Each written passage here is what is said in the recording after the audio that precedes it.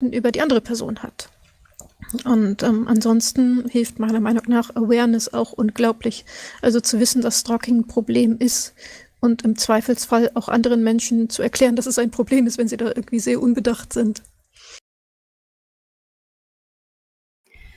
Genau, also grundsätzlich kann man sich mal mit eurer Webseite auseinandersetzen und wenn etwas auffällt, euch einfach kontaktieren über eure E-Mail-Adresse ist dann wahrscheinlich der beste Weg, euch zu kontaktieren.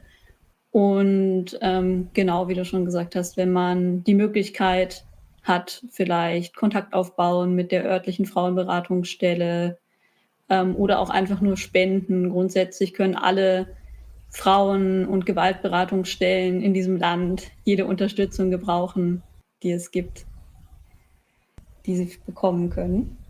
Genau, also die Frage, die ich jetzt schon gestellt habe, war auch eine, die jetzt schon reinkam über die sozialen Medien. Vielleicht, du hast ja viele, sagen wir mal, viel von der traurigen Realität erzählt, die Stalking-Betroffene hier in Deutschland haben. Gab es vielleicht auch positive Überraschungen, die ihr hattet bei eurer Recherche und eurer Arbeit? Also was mich positiv überrascht hat, waren die Reaktionen der Hacker-Community. Das gab erstaunlich viel Lob. Ich kenne das so, dass Hacker zwar manche Dinge gut finden und Hackerinnen, aber dass es auch sehr, sehr viele gibt, die erklären, dass sie es alles ganz anders gemacht hätten, wenn sie es selbst gemacht hätten, was natürlich legitim ist, aber was dann für diejenigen, die viel Arbeit reingesteckt hat, erstmal relativ hart ist. Und eine Sache, die ich sehr schön fand, war das überwiegend positive Feedback, auch besonders das Feedback von mittlerweile 2 Beratungsstellen, die gesagt haben, ja, das benutzen wir auf der Arbeit und das hilft. Das hat mich echt gefreut. Ja, das kann ich mir vorstellen. Es ist schon schön, wenn man das Gefühl hat, dass bei den Leuten, die damit arbeiten, das dann auch Anklang findet. Also außerdem, was du meintest, die Frauenhäuser wünschen sich natürlich mehr, dass Leute vorbeikommen und sie technisch unterstützen. Aber gab es auch schon Anfragen für mehr Anleitungen zu einem spezifischen Thema, was ihr vielleicht noch gar nicht so gesehen habt, aber was die Menschen, die direkt mit den Betroffenen arbeiten, gesehen haben, dass da noch mehr Bedarf ist? Also da kommt immer mal wieder was rein. Jetzt gerade zum Beispiel wird an einer Anleitung zu Teamviewer gearbeitet, weil mit Teamviewer hat man ja auch per Remote Zugriff auf ein Gerät zum gewissen Grad und das heißt, wir schreiben ein bisschen was dazu, woran man erkennt, ob ein Teamviewer-Session jetzt aktiv ist und ähnliche Dinge. Mhm. Hier haben wir, genau. Also es gab jetzt hier auch noch mal eine Frage zu der Reaktion auf eure Aktivitäten und du hast ja jetzt auch viel über unterstützende und positive Erfahrungen gesprochen. Gab es auch negative Erfahrungen? Also bisher erstaunlicherweise wenig. Also klar kriegen wir ab und zu Spam auf unserer Kontakt-Mailing-Liste, das ist absolut normal. Aber das kann man echt nicht als negative Erfahrung nennen. Nein.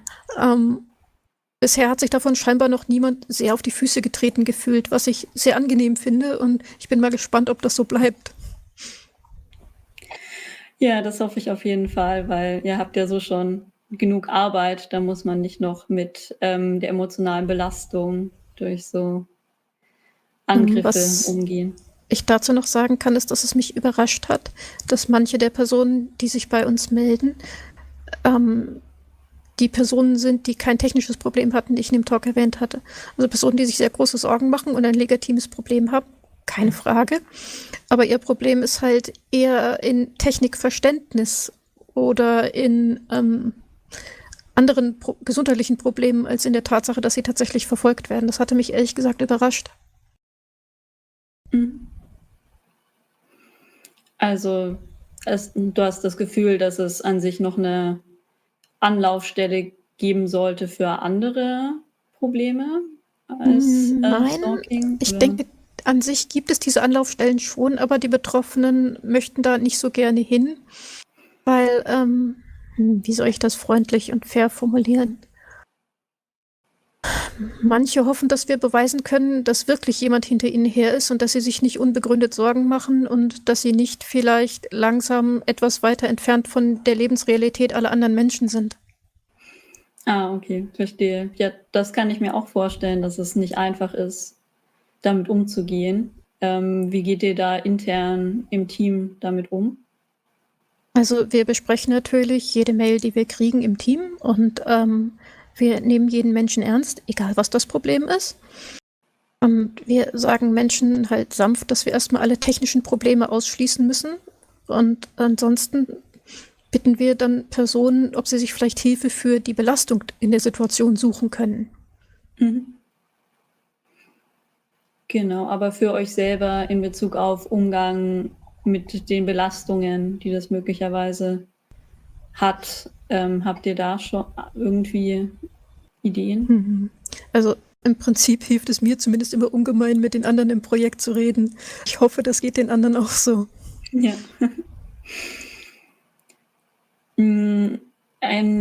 Vielleicht noch eine Frage, wenn man so in die Zukunft guckt, wohin sich das Projekt entwickeln könnte. Habt ihr irgendwelche, sagen wir mal, eine Utopie, wo ihr all die People Power habt, die ihr wollt? Was würdet ihr dann erreichen wollen mit dem Anti-Stalking-Projekt? Also, wenn wir all die People Power hätten, die wir wollten und das als Hauptjob und nicht als Ehrenamt machen würden, dann würden wir natürlich sehr viele Workshops überall im deutschsprachigen Raum machen. Wir würden dafür sorgen, dass es schöne kleine Raspberry Pis gibt, die Traffic von dem Handy analysieren können und gucken, ob das irgendwie erstaunlich viel Traffic ist, die zu sehr obskuren Servern geht, was entweder ein Virus sein kann oder Stalkware. Oder halt sehr datenhungrige Apps, aber es wäre sehr schön, wenn wir Betroffenen direkt helfen könnten. Aber wir sind einfach nicht genug Leute dazu. Also, das heißt, es sind nur die sich per Mail an uns melden. Ja, definitiv. Es geht raus an alle zu schauen, inwiefern sie vielleicht für dieses wichtige Thema auch noch Platz machen können. Ich habe hier auch noch mal eine Frage bekommen. Anscheinend ist diese Frage mit, wie achtet ihr auf euch selbst bei diesem Thema und auf eure mentale Gesundheit, wohl eine, die auch die Zuschauenden beschäftigt. Also wenn du vielleicht noch was dazu teilen möchtest. Also das ist tatsächlich nicht immer einfach. Wir haben noch keine perfekte Lösung dafür. Eine Sache, die viele von uns machen, ist tatsächlich während Meetings irgendwie Handarbeit und Co., weil das unglaublich stabilisierend für manche von uns ist. Und wenn wir eine Gruppe von Frauen sind, die sich irgendwie nach Feierabend trifft, dann können wir es uns auch bequem machen und das tun, was uns gut tut. Eine andere wichtige Sache, die wir machen, ist natürlich intern jedem und jeder zu sagen, nein, nicht schuldig fühlen, wenn du weniger geschafft hast, als du vorhattest. Das ist Ehrenamt, das ist ein hartes Thema. Jede macht das, was sie kann und das, was sie nicht zu sehr belastet. Das ist relativ wichtig.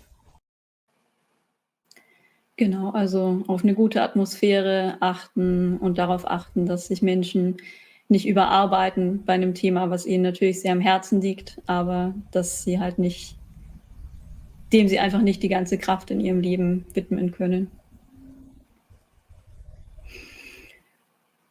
Genau, dann gibt es vielleicht noch etwas, was du ergänzen möchtest oder vielleicht Dinge, die du denkst, dass sich Leute mehr fragen sollten, worauf sie mehr achten sollten in ihrem Alltag?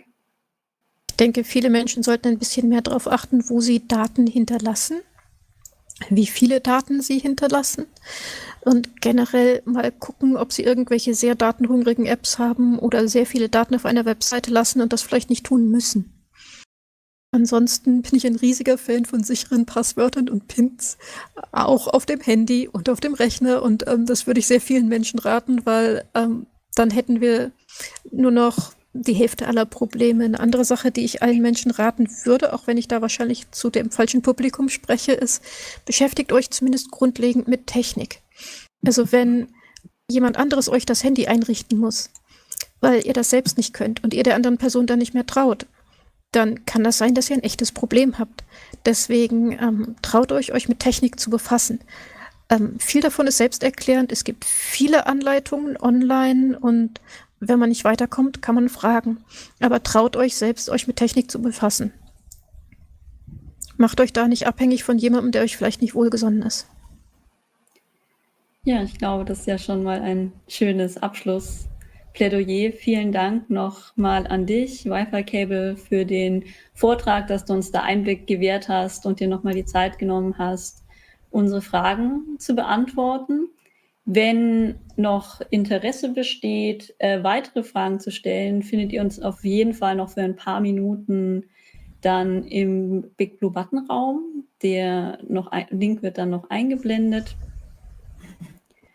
Und an dieser Stelle möchte ich mich jetzt nicht nur bei Wi-Fi-Cable bedanken, sondern auch bei allen anderen, die diese Veranstaltung heute möglich gemacht haben, die Technik, die Menschen, die sich um die Aufzeichnung gekümmert haben, alle Signal, Engel und andere ÜbersetzerInnen für heute. Und ja, hoffe, dass ihr euch alle gut auf euch achtet und noch viel Spaß habt bei dieser Veranstaltung. Genau. Dann geht es dann hier weiter um 17:35 Uhr mit dem Laser Cutting Talk. Das habt ihr bestimmt auch alle. Ganz viel Spaß, habt jetzt eine schöne Pause und dann bis zum nächsten Mal.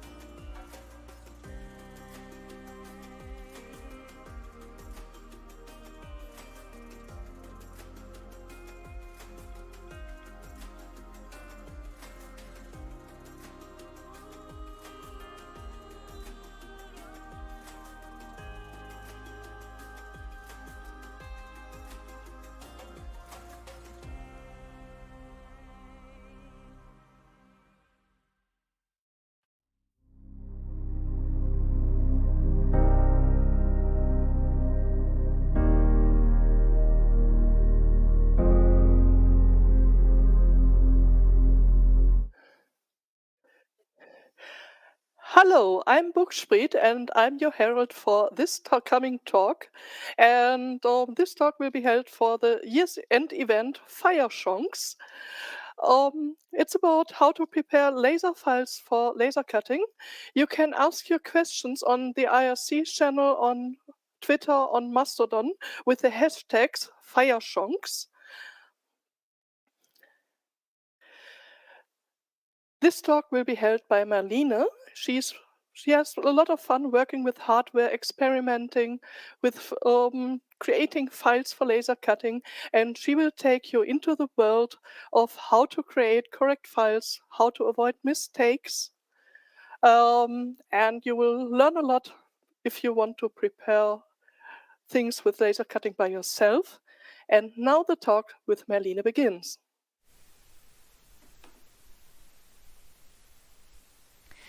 Hello everyone, my name is Marlene and we're going to talk today about laser cutting and how to prepare files for a laser cutting job. Now this talk is mostly intended for beginners, so if you've never done any laser cutting before, maybe you've seen a laser cutter in action but you've never really done it yourself, then this is basically the talk for you. If you already know your way around laser cutters, you're probably going to be a little bit bored by this. Anyway, but in order to know how to prepare files for laser cutting, first of all, we need to understand what it is that we're doing, how the laser operates, and what kind of jobs it can do, and we also need to understand a little bit about the materials that we are using. Now, of course, this is not a complete guide to laser cutting, and it does not replace a personal training or introduction on how to use your specific laser cutter at your local hackspace. So always make sure that you have someone to show you how to operate your machine that you are intending to use for your laser cutting job. Okay, so first of all, some basics on the optics. How does a laser cutter actually work, or how does a laser work? Well, we're not going to look at how the laser works, but what it does is it produces light, shown by the red arrows on the screen. So basically these come out fairly collimated. Like if it's a good laser, it should be fairly collimated. Collimated means these lines come out in parallel, so the light doesn't actually spread out. It doesn't diverge much. And this light is basically positioned inside of the laser cutter on a horizontal plane. So the first thing that we need to do is deflect it downwards onto the material that we are actually going to work on. So that's this 45-degree angle mirror up here. And then what we also want to do is send it through a lens that will basically bundle up the individual beams of light together to kind of focus it onto the so-called focal point, because we're basically bundling the energy together. So this is where the energy will be the strongest, because we have a lot of light, a lot of energy being put into a single point on to the surface of the material that we are working on. So that's what we want to do. Now let's just say, for the sake of argument, that somebody had been using the laser cutter before you and they were working with 4mm thick material. Now you come along with your material and this is only 3mm wide, and what you can immediately see is that the focal point is completely off, meaning that the light that is hitting the surface is spreading out over a wider area onto the actual surface, meaning that the energy per individual spot that you might look at on your surface of the material will see less energy being induced into it, or less thermal energy in this case. So this isn't great, because we would like to have a maximum power or energy being introduced in the material. So what we can do is, I guess the most intuitive thing would be to move the lens, but that's not actually what we're going to do, because it turns out this mirror and this lens is one optical component inside the laser cutter. In fact, this is the optical component that actually moves about on the horizontal axis and in and out of this page. So what we do instead is we move the bed, the grid that the material rests on, we move this up, because this can actually be controlled. So what we want to do is basically move it up. So I left this line just for reference. This is the top of the grid that the material rests on. So if we shift this up just enough so that the surface actually coincides with the focal point, then we're exactly at the sweet spot where we want this material to be. Now, this is what it looks like in real life. I'm sorry the image is a little bit dark. I hope you can still see the details. So here we have a neon yellow piece of material, acrylic material, or some leftovers in fact, resting on a metallic grid, which is the bed of the laser cutter. And this is the part that can be moved up and down. Now, this black metal bar at the top that you can see, this is basically the rail where the optical component, so this part, the mirror and the lens, will be moving left and right on this rail. Now this rail itself can actually move forwards and backwards. So with forwards and backwards and left and right motion, we basically cover this whole 2D area of the laser cutting workspace. Now, as you can see here, this tiny little metallic thing, if we zoom in, this is what it looks like. You can flip this down. All it is kind of a measurement tool that kind of helps you measure the correct distance.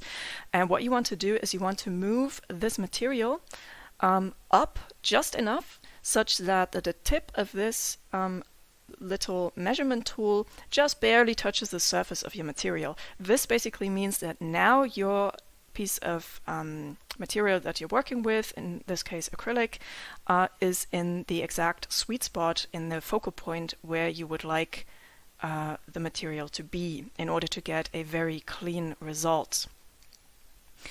So what can we actually do with a laser cutter? There are basically two tasks that are relevant.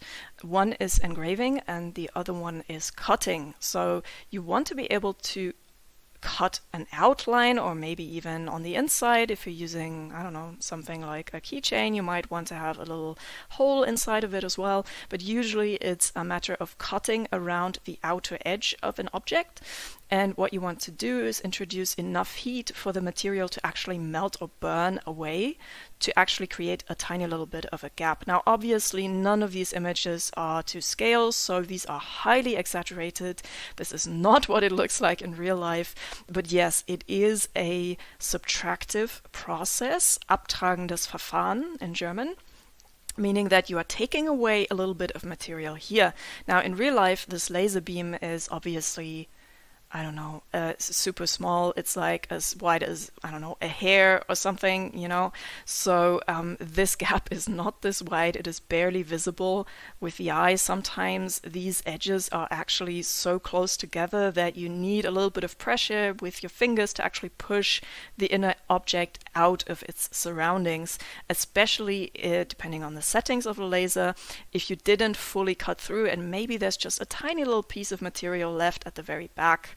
Now, this really heavily depends on the settings of your laser cutter. This is nothing you should really be worrying about as a beginner. So let me just say that if you have trouble with that, always check in with whoever owns or is in charge of the laser cutter and can help you out with tweaking the settings a little bit. The settings that you can play around with is the power of the laser. So this can be attenuated. You don't have to work with 100% power. And the speed at which the laser, the optical, so these components move about, that speed can also be adjusted. Of course, the faster you move, the less energy will be introduced into the material per section, right? And the slower you move, the more thermal energy will be introduced. And you want to introduce just enough energy in order to be able to cut through, but you don't really want to introduce more energy than necessary, because this will damage the surroundings and can even lead to the edges melting away and looking rugged or something. Like you don't want to do that. So that's very specific, but usually you don't need to worry about that because you get presets from the software that controls or talks to the laser cutter, where you basically upload your files into. These should be stored in the presets that you're using, so you shouldn't really be worrying about that. Now, the other mode of operation or task that a laser cutter can do is engraving. Now, what you want to do with engraving is just damage the surface just a tiny little bit. So yes, you're basically burning away a tiny little bit of material here, but if you only touch the surface just a bit, it's enough to be visually, visible, but it's not going to, so this again is extremely exaggerated. Of course, it doesn't go in this deep, but again, this also depends on the specific settings. Now, here is an example of a acrylic keychain. This is a very small piece, only a few centimeters.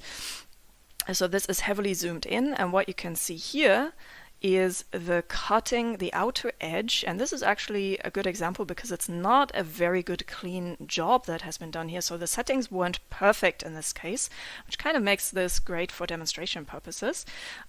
So two things you can see. First of all, if you look at these little things sticking out here, I hope you can see it well enough on your screen. That's a little bit of leftover material, basically meaning that the laser hasn't fully cut through the material. So there at the bottom here, there was just a tiny little bit of connection, which was thin enough to be able to break out or break through. But this can also cause edges to chip off. So in this case, we were lucky because it was extra material that was left over on the piece that we were actually, that was the good part, not the extra pieces around it. So this would be easy to just simply clean it up with a little bit of a cutter knife, and then you'd be good to go and hand this out to someone as a present or whatever. So yeah, this is okay. But the other thing that you can see, which is also fine because you're always going to be able to see it just a little bit, is these lines. These tiny little lines, and what that is the individual laser positions. So as this laser beam moves across this line to cut it through, what is basically happening, if we go back to this image here, this bar, this rail, is slowly moving backwards, while the optical component mounted on this rail is slowly moving to the right. So basically the bar is moving this way, the optical components are moving that way, and the little like steps you can see here, that is the step size of the motors actually. So this isn't the laser, this is the motors, that's the step size of the motors. So this is why you can see little individual lines here. Now if we take a closer look at the engraved area at the top, you can also tell, first of all, I can tell that this is not the position this piece has been processed in. In fact, this has been flipped around by 90 degrees, so it's been lying this way instead of this way. And the reason I can tell is because the laser engraves on the horizontal axis. So basically, the optical component on this rail is moving back and forth, left and right. And those are the lines that you can see up and down on this image here. So because how do you actually create an area with a single spot of light? Of course, you have to draw a line and then move over just a bit and draw another line and then move over just a bit and draw another line. Of course, this would be on the horizontal axis. And this is how you create an area. So you can think of it a little bit like an old school TV. You know, those vacuum chamber, electron beam, really heavy, clunky things with a screen at the front where the electron beam would be converted into visible light. Basically, it's a tiny little spot of light making its way across the screen in lines, and because our human eyes are slow enough, we don't actually have the enough time resolution to be able to see that it's actually just one spot of light kind of moving across the screen, so it actually looks like a complete picture. And this is kind of similar like that, except that we are damaging the surface of the material. And this way, you can actually see the individual lines here from the movement of the laser cutter. Okay, so we've seen what acrylics look like, but what other kind of materials are there? Of course, there's also wood. Now, I always recommend starting with an acrylics project because acrylics are in my opinion, the most beginner-friendly of all of the materials, because there's not really much you can do wrong with the material itself. There's a lot of stuff that can go wrong with the laser cutting and the processes or the settings, but the material itself is not very problematic. It's pretty easy to handle. Wood can be a little bit more difficult to handle, so if you have proper expensive wood that is basically being marketed as wood that can be used in a laser cutter, it will be expensive wood, but you will probably not have any issues with it. So there's mostly two things to look out for with wood is, first of all, it needs to be perfectly plain, so the surface needs to be perfectly even and not be slightly curved and bent, which, knowing wood, especially if it draws a little bit of moisture, something like this can easily happen. So make sure that the wood that you're working with is perfectly level, because if it isn't, if we go back to one of these images, basically if you imagine this material kind of curving up in the middle, what you get is basically this situation where you're spreading out the energy over a larger surface area, which is not what you want. You're not going to get a clean result. You might get a very rugged result for the engraving job, or you might not be able to cut through the whole material if it's a cutting job in that particular position. So yeah, that is definitely something to look out for. All of the materials that you're using have to be perfectly flat and even. The other thing to look out for with wood is that not every wood is laser cuttable, or to be more precise, not the wood itself, but the glue that has been used to keep the wooden layers together. So usually, for the most part, you will most likely be using plywood. Plywood means it's been glued together. Not all types of glues that are being used are actually laser cuttable. So if you walk into a hardware store and don't pay attention to, if you go into a crafting store, buy expensive material that is meant for laser cutting, you're not going to have any issues. But if you walk into a hardware store instead and buy cheaper woods, it can easily happen that the wood is not actually processable by the laser cutter, and in fact, it's not the wood, it's the glue inside. Another thing to look out for is that the wood needs to be perfectly dry and clean. So no oils, no resin stains, and neither natural resins nor epoxy resin or any other kind of stuff on it. Like, all of the material must be absolutely clean. Okay, so these types of materials are the most common and the easiest to use. And then there's a bunch of other things, and this is, again, not a complete list. There's paper, there's cardboard. You can use fabric. It's highly recommended to use 100% cotton, because as soon as there is any other kind of material in there, you'd have to do research on that particular material, whether or not it is actually, can be used in a laser cutter. Because especially synthetics can easily catch fire or melt away and basically not be processable by a laser cutter. You can stack several layers of cotton. I've done it before. We did that for our mask project in the beginning of the pandemic. We created a lot of hand-sewn or machine-sewn, handcrafted masks, and we got tired of cutting out the fabric ourselves by hand, so we decided to use a laser cutter instead. So it can be done, but it's very easy to catch fire. So again, not the easiest thing to start out working with. You can also do leather, as long as you make sure that it hasn't been processed with any chemicals or oils or anything like that. If it's clean leather, you can use that as well. Cork I've used before. That is also fun to do. Basically works the same like wood, more or less.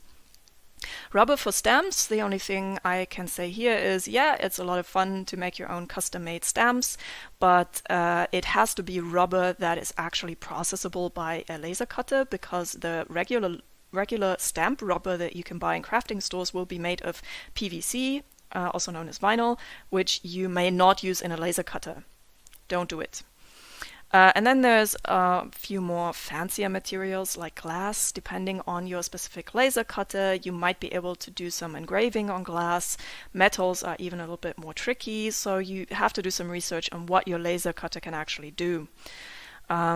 Also, not every laser cutter can do every depth of the material or the thickness of the material. So, maybe 5 or 6 millimeters is already a lot. So if you have 7 millimeters to process, maybe your laser cutter won't be able to actually process the material, but it highly depends on the material itself. So, and the other thing to look out for is the maximum size of material that you can even fit into the laser cutter. So if you have a 40 by 40 centimeter square piece of acrylic, but the laser cutter can only handle up to 30 centimeters in one dimension, you are not going to be able to fit that piece into the laser cutter. So it won't work. So make sure that your raw material that you're using, it will actually be compatible with the specific machine that you are going to work with.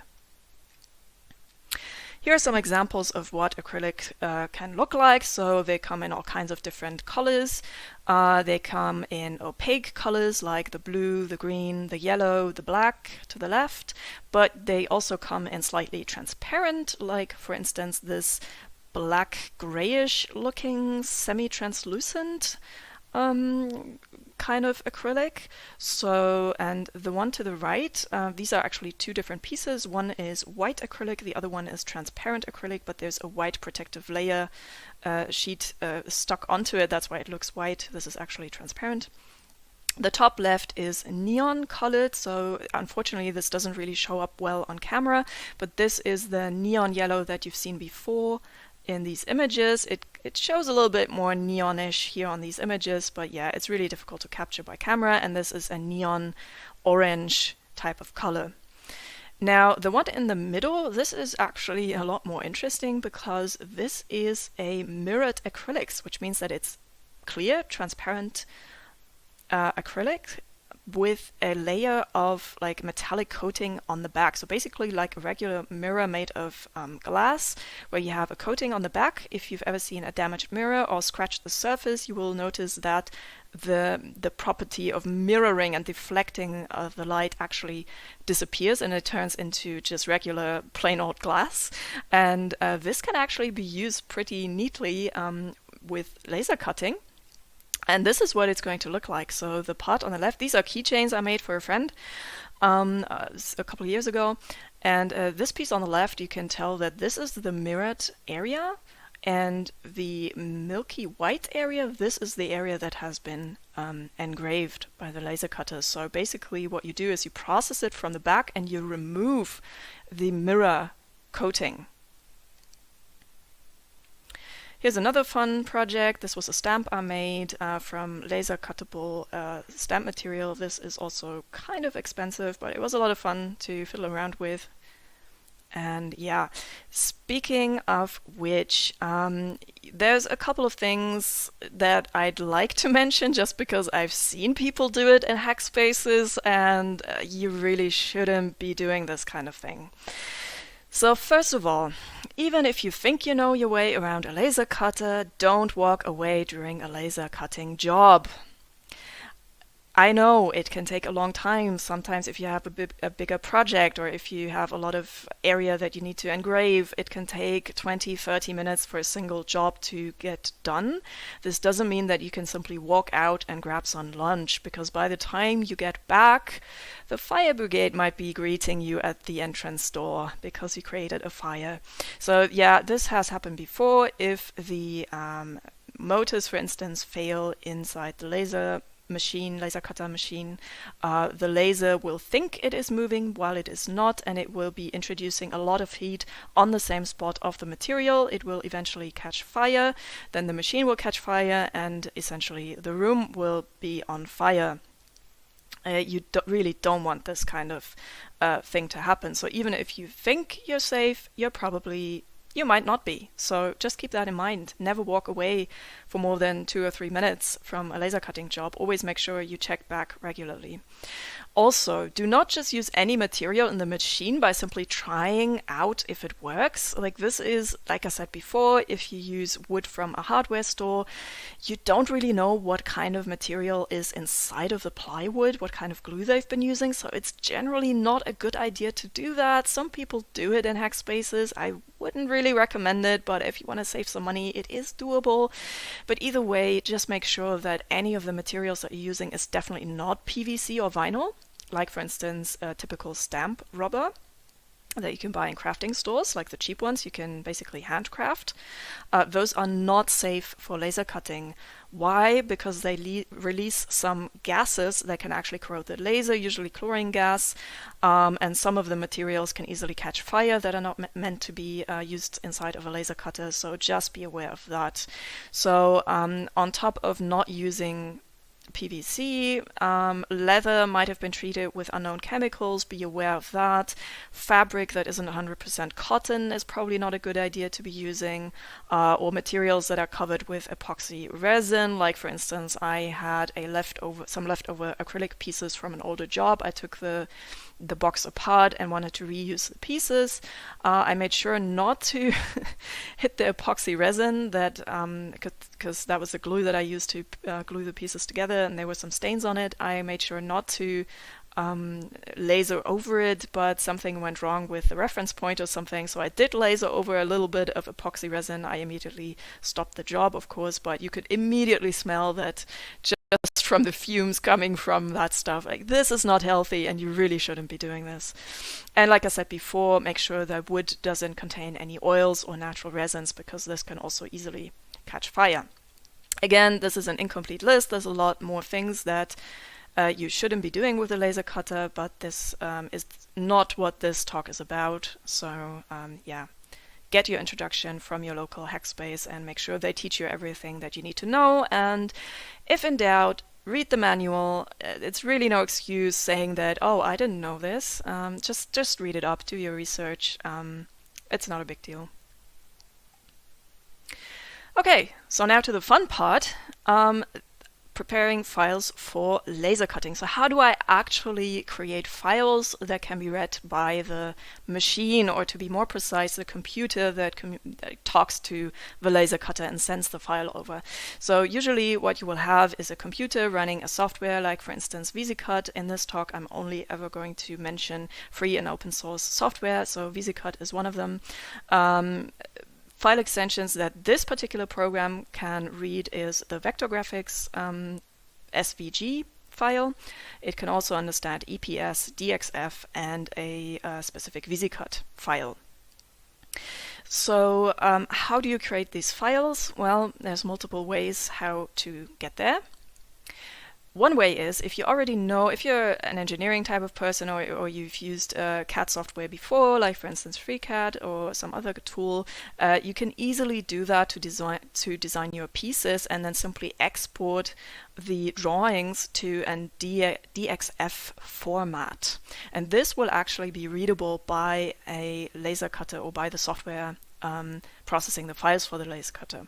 So this is not an issue. If you already know your way around CAD software, this is one way to go. Now, of course, using 3D software, or CAD software that is intended for 3D design, is not necessarily the best tool for the job if we're talking about a 2D process, because laser cutting really is a 2D job. But if you have a very extensive, complicated project, like, I don't know, some kind of 3D puzzle, or I remember as a kid I used to have these wooden pieces, like laser cut pieces, that kind of were able, like a 3D puzzle, you could put it together and it would end up being a skeleton of a dinosaur or something like that. It was just some toy thing. But if you want to create something that can be put together to create a 3D object, it might make sense to use a CAD software. But personally, I've never really done that. I mean, I did it once. I exported a file to DXF just to try it out and see if it works, and it works perfectly fine. There's not much you need to worry about. So if you already know how to use CAD software, then go for it. But if you are new to it, this is kind of maybe a little bit overpowered for the job, so you don't really need to do that. A much easier way to get started is actually some online helper tools, like for instance makeacase.com, and I'm going to switch over to the website. So if you open up makeacase.com, you will get a selection of different types of boxes that you can generate using the software. I usually go with the most simple basic box to the left. So I'm just going to click on that. And here you can see a preview of the box that we are generating here. Now, the first thing you should do is switch to some proper units, which is millimeters, because we're in Germany here, so we want to be working in millimeters and not in inches. And then we can define the size of the box. We can also define, are these the outside or the inside measurements. And another thing you need to look out for is the material thickness. So 3 millimeter is good. Most material that I work with, most acrylics and most wood materials are either 3 or 4 millimeters. 6, 9, and 12 is way too much, but you can also enter a custom thickness and go with, I don't know, 4 millimeters or something like that. We're going to stick with 3 for now, and let's define the height to be maybe 3 centimeters. Well, let's make it 5 centimeters. So let's say I want to create a little box for my electronics project, and maybe it's a long-ish PVC. So let's make this 10 centimeters wide and maybe also 5 centimeters. Yeah, tiny little box, why not? Okay, so is the box open or closed? Of course, we can make it an open box, like for instance, I don't know, maybe I want to have a decorative box in my bathroom to collect my hairpins and needles and ribbons and stuff, and personalize it a little bit and maybe write my name on it or put a logo or something pretty on it. I could do that, but for the most part, if I'm designing something to put my electronics into it, I probably want this box to be closed and have a lid. Scrolling down, we can also see the option here called edge joints. We want to set this to fingers. And these are pretty big fingers, so I actually want these to be a little bit smaller. So let's just, maybe like this, looks good. The reason being, I'm zooming in with my mouse wheel, and I'm dragging around just with my mouse to change the view here. So what we want to do is we want to have these little fingers sticking out, because this makes it a lot easier to glue the pieces together. In some cases you might not even need glue, like especially for wood, sometimes the pieces just simply stick together. They also fall apart very easily, so it always makes sense to use some glue to keep it together. If you're using acrylic, you need to keep in mind that you need to use special glue that is actually capable of gluing flat acrylic surfaces together. So that might be special epoxy resin that is, and there's different types of epoxy resin, so you need to make sure that the type you're using can actually be used for plastics as well. But in case of wood, you can simply use like quick dry glue or a hot glue gun, something like that. Now, if you don't have that, if you have the flat surfaces, like this is not a very stable construction, so you always want to use the fingers instead. And when you're done and happy, and maybe you want to define the outer or inner dimensions depending on do you want to optimize it for the electronics inside, or do you want to optimize the outer dimensions? So yeah, some decisions that you can make. When you're done, you can click on Download Box Plans, and again you have at the bottom, I actually never fiddle around with these settings here, I never took a closer look at it. Basically all I care about is download SVG. You can also use the DXF format, but since we'll be using Inkscape for the vector graphics, we are going to download the SVG and then work with that, which I have actually already done. So this is what it looks like when you open it up. Now, I don't know if you can see it because I'm going to ungroup the objects and I'm going to increase the stroke style just so that I hope you can see it a little bit better on screen. The stroke size actually doesn't really matter, as we will learn in a bit, but just so you can better see what we are working with here, this is what this file looks like. So this is a vector graphics file that has been generated by this website. And I open it up with a program called Inkscape. You can download it at inkscape.org, I believe, /download. So yeah, so what you see here is the individual the individual parts of this box with the fingers and the cutouts. And there's also some labels to tell you what is what. So that's kind of useful, and this is a nice box. But now, first of all, I might want to have a label, I don't know, at the top. So I might want to add something like, this is my project. And maybe I want to use a nicer font. Something like this, maybe. And now I have customized my box a little bit. Also, if I'm handling electronics, I probably have some wires going in and out, unless I'm using a battery inside of it. So I probably will want, if this is, well, these labels aren't right. So if this is the back, maybe I have a hole and I can hold Control actually to make it symmetrical. And I don't actually want a filling, but I do want an outline.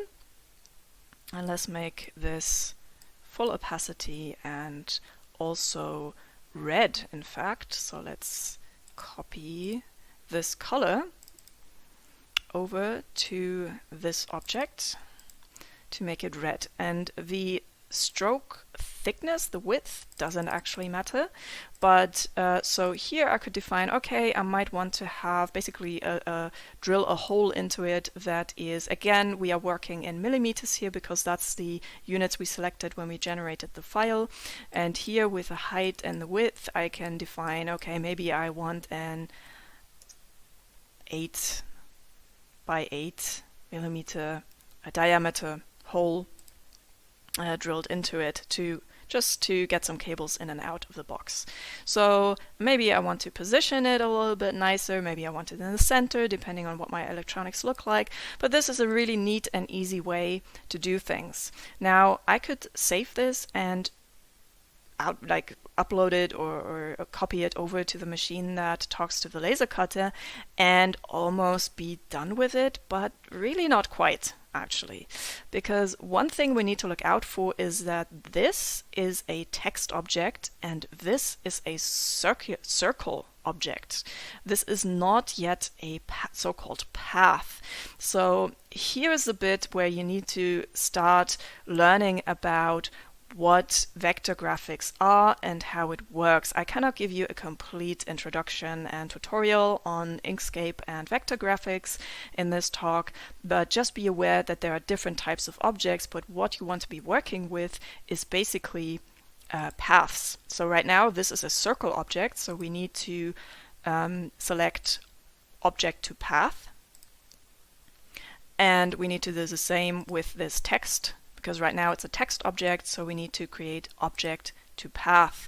And now if we take a look at the nodes, we can actually tell this is not text anymore. I can actually edit the graphics of the text, but I cannot edit the text itself. Like I cannot add or remove. I mean, I can always delete parts of it, but it's not like I can click with the text tool and then this just creates another layer of text on top of it. I cannot edit it anymore. So now I cannot edit my text anymore, but now it will be understandable for the laser cutter because it is in the correct format. So now I could save this simple box SVG and transfer it to the laser cutter, and it would actually work. Now, that was a little bit of demonstration here, but when we're dealing with laser cutters, we need to have a couple of things in mind when creating vector graphics files. So preparing vector graphic files, a couple of things you should keep in mind. Well, first of all, you need to plan your project, obviously, and select the materials. This step always goes. So what you see here on screen is an older project of mine. This is an 8x8x8 LED cube with 5mm simple LEDs. And of course, the whole setup of this cube is it's a bunch of wires connected with a bunch of LEDs. So if you really heavily bump into it, it will bend, it will break, it will not look nice anymore. So I need to protect it from people bumping into it, from the project from falling down or whatever. So, but I still want to be able to see the cube. So what I need is an acrylic clear transparent box around it. So that is what I created here, and I basically used that makercase.com online tool to create this box, and then I modified it just a tiny little bit to match my needs, but that's all I needed, because actually if we go back into this file, you can see that this height, like if I zoom in here, the distance between here and there,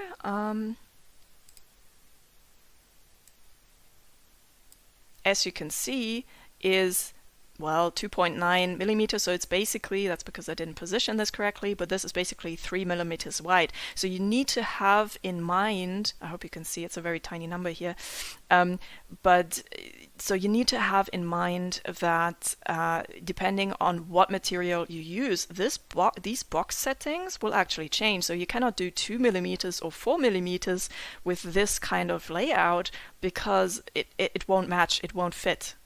The fingers of this part won't fit perfectly into these openings. And if it's thicker, it won't fit at all. So you need to keep that in mind. So before you even start designing your files, you need to know what kind of material are you working with. In this case, I actually used 2 millimeter clear clear acrylic for the LED cube, and then this black acrylic is back to 3 millimeter LED. So the black and shiny acrylic is meant to hide the electronic box. And just for reference, this was the test setup to test the electronics, but this is what it looks like when it's powered on. Also, what you can see here to the right is an example of these are wooden drink holders that you can simply screw onto the wall. This has also been created with the makercase.com tool, and then I basically edited and customized the files a little bit in Inkscape, because it's a pretty simple job, so it wasn't too much hassle. But yeah, the more complicated your jobs will be, the more likely it might be that, it might be more useful to actually use a 3D CAD design program instead of vector graphics. But this was still simple enough to be able to do.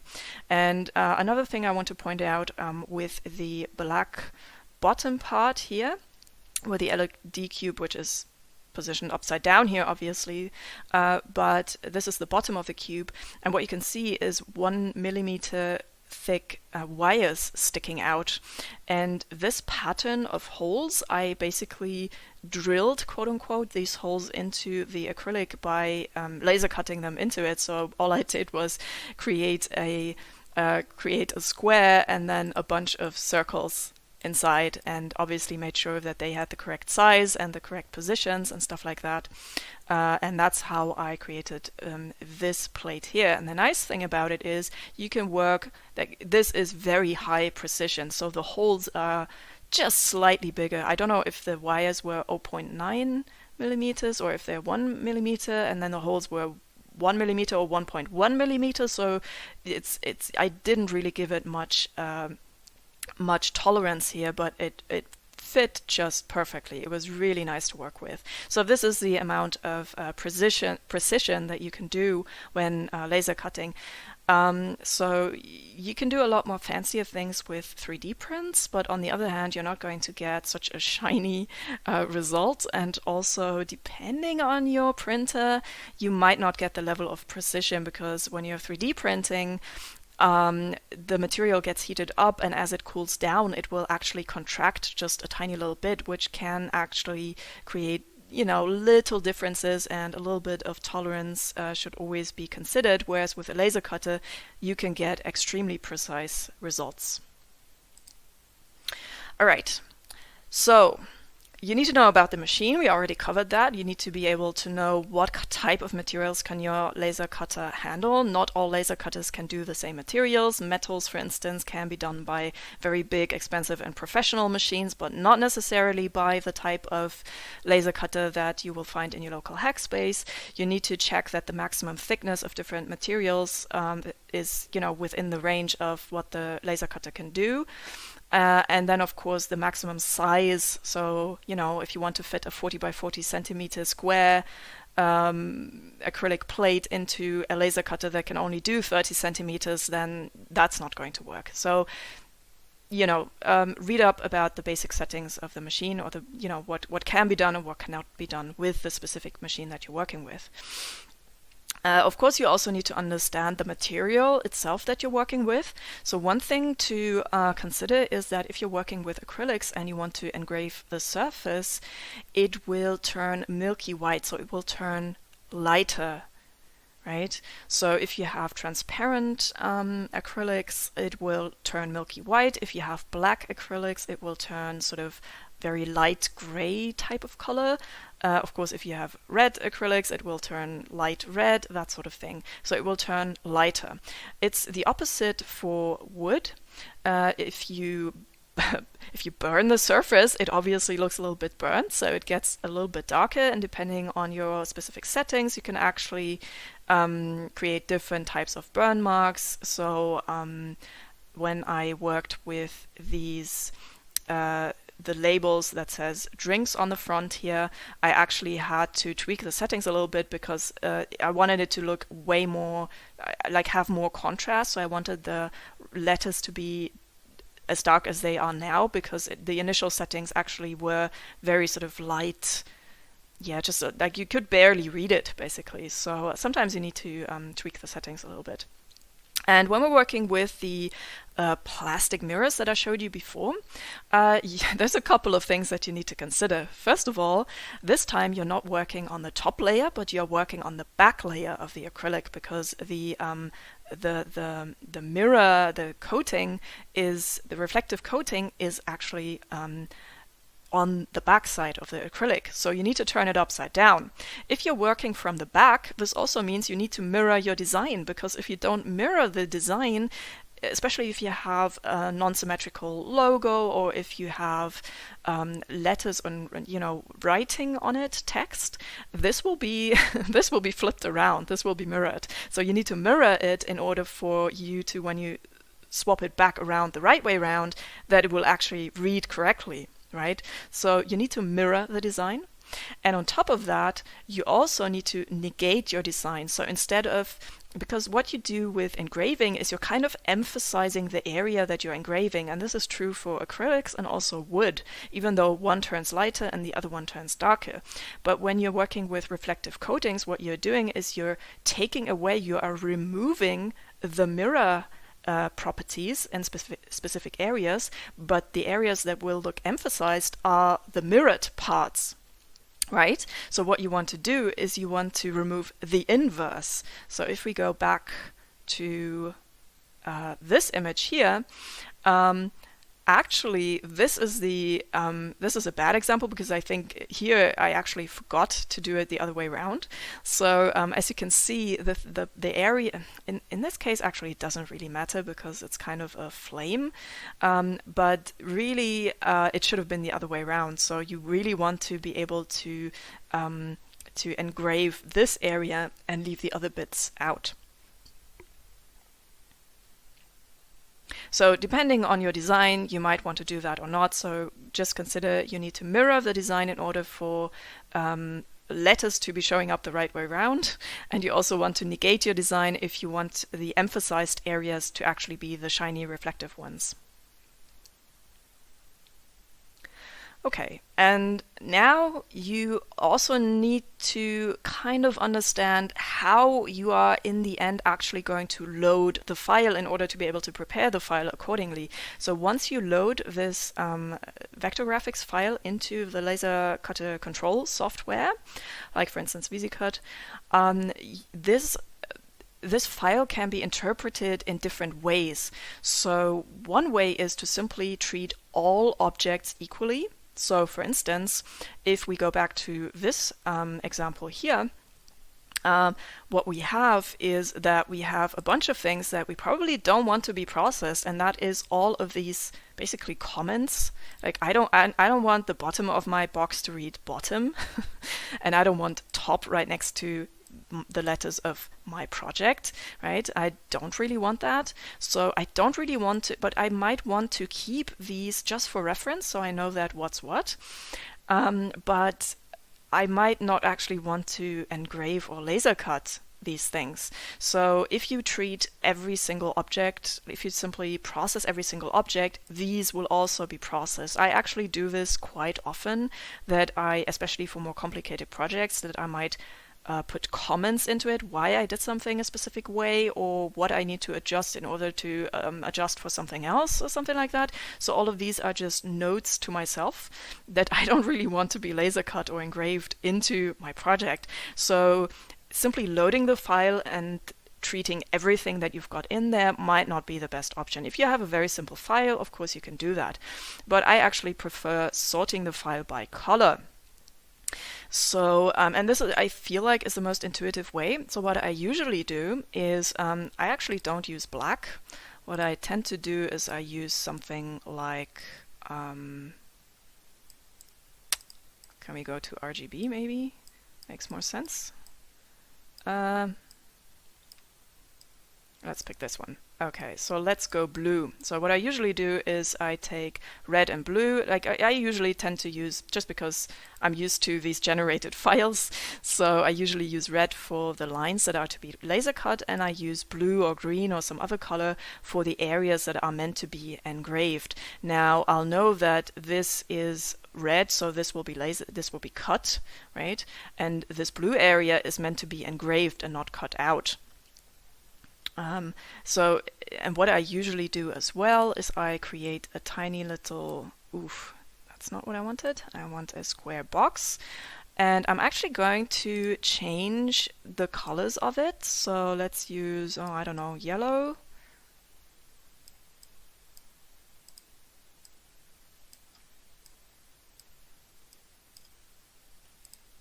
This interface has changed. I'm not really, let's use green.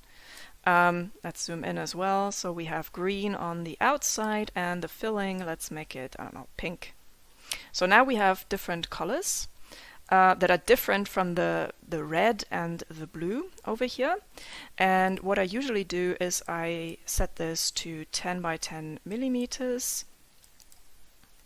And I usually position it at the very top left corner.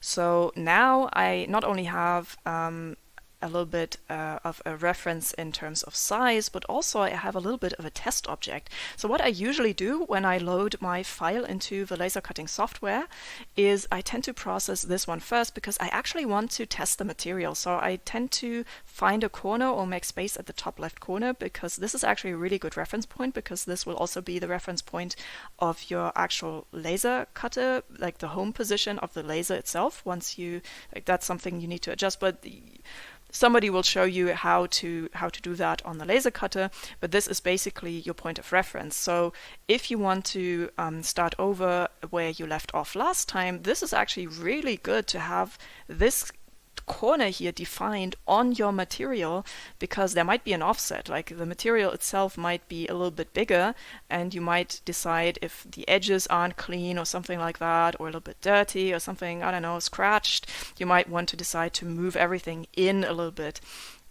So this might not correspond to the actual outer edge of your material, but this corresponds to the reference point of your laser beam. So what I usually do is I would open up this file in VisiCut and then select cut everything that's green and engrave everything that's pink and ignore everything else. So I'm basically ignoring the rest of the project. And what I really want to find out is, for that specific material that I'm using, are the laser cutting settings correct, and does everything work the way I want it? So this is both a reference point and a bit of a material test. Now, if you're repeating the same project with the same kind of material over and over again, of course you don't need to do this every time. So if I actually already, if there's multiple boxes like we had before, like the, here I have a whole stack of 4 drink holder boxes that are all pretty much identical. I don't need to have this point of reference every single time. So next time I actually want to process the job, I will open up this file and simply tell VisiCut, please cut everything that is red and please engrave everything that is blue and ignore the rest, which means both ignoring this reference point at the top, but also ignoring these comments or labels that we have in the file that we don't actually want processed. So that's why I recommend using color, because it's the most intuitive to deal with. Yeah. And then you also need to understand how the laser cutter, or how actually the software of the laser cutter, interprets the file, the objects in your file.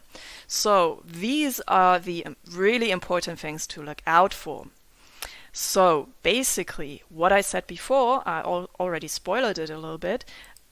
This as a text object will not be, depending on the software, might be processable, but might not be, especially if you're using custom fonts. This will change if you open up on a different computer where the font isn't installed, so you really don't want to be using fonts. You want to always convert fonts into vector paths.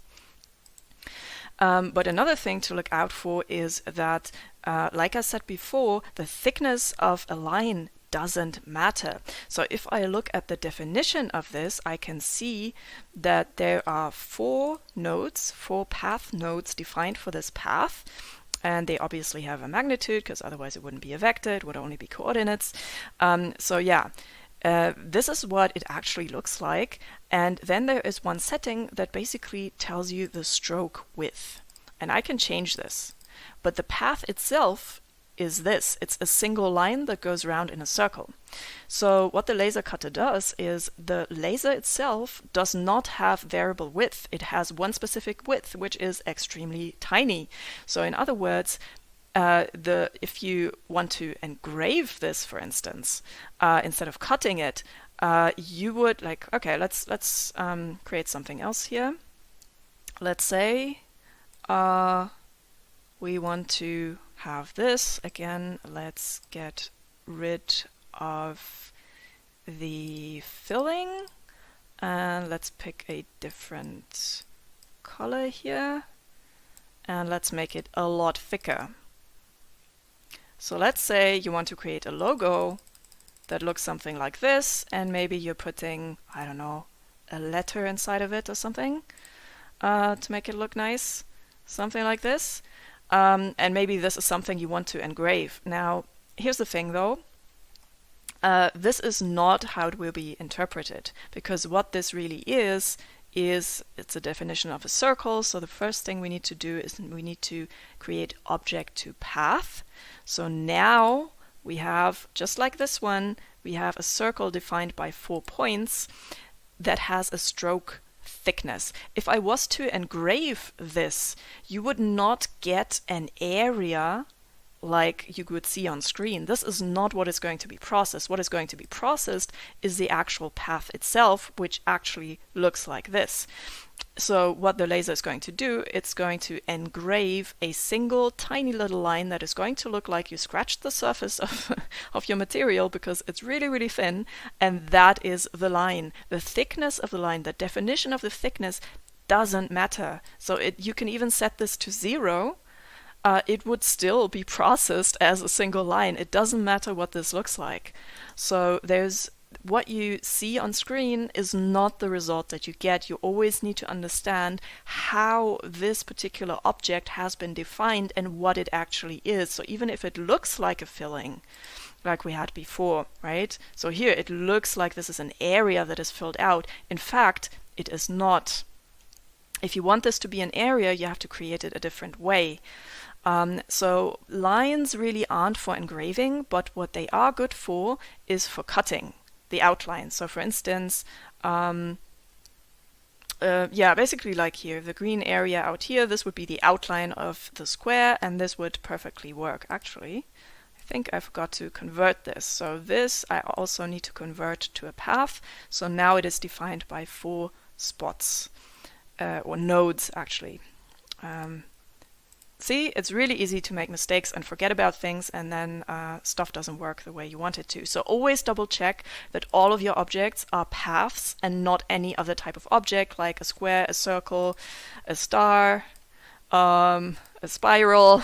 There's a lot of fancy stuff you can do, but you always need to make sure you always do either stroke to path or object to path. In the end, everything needs to be a path as an object.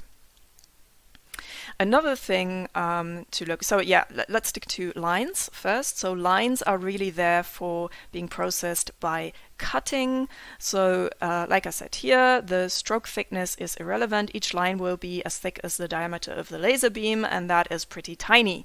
So lines can be cut. Lines can technically also be engraved, but you don't really want to do it. It's going to look like you scratched the surface and it will basically be invisible. So unless you just want to have some almost invisible markings for later reference, you can maybe do it, but it's just going to mess up the result. It's usually not what you want. But on the other hand, areas which are fillings can not be cut, but can be engraved. So areas are for engraving, but not cutting. So going back to this is not a filling. This is a filling.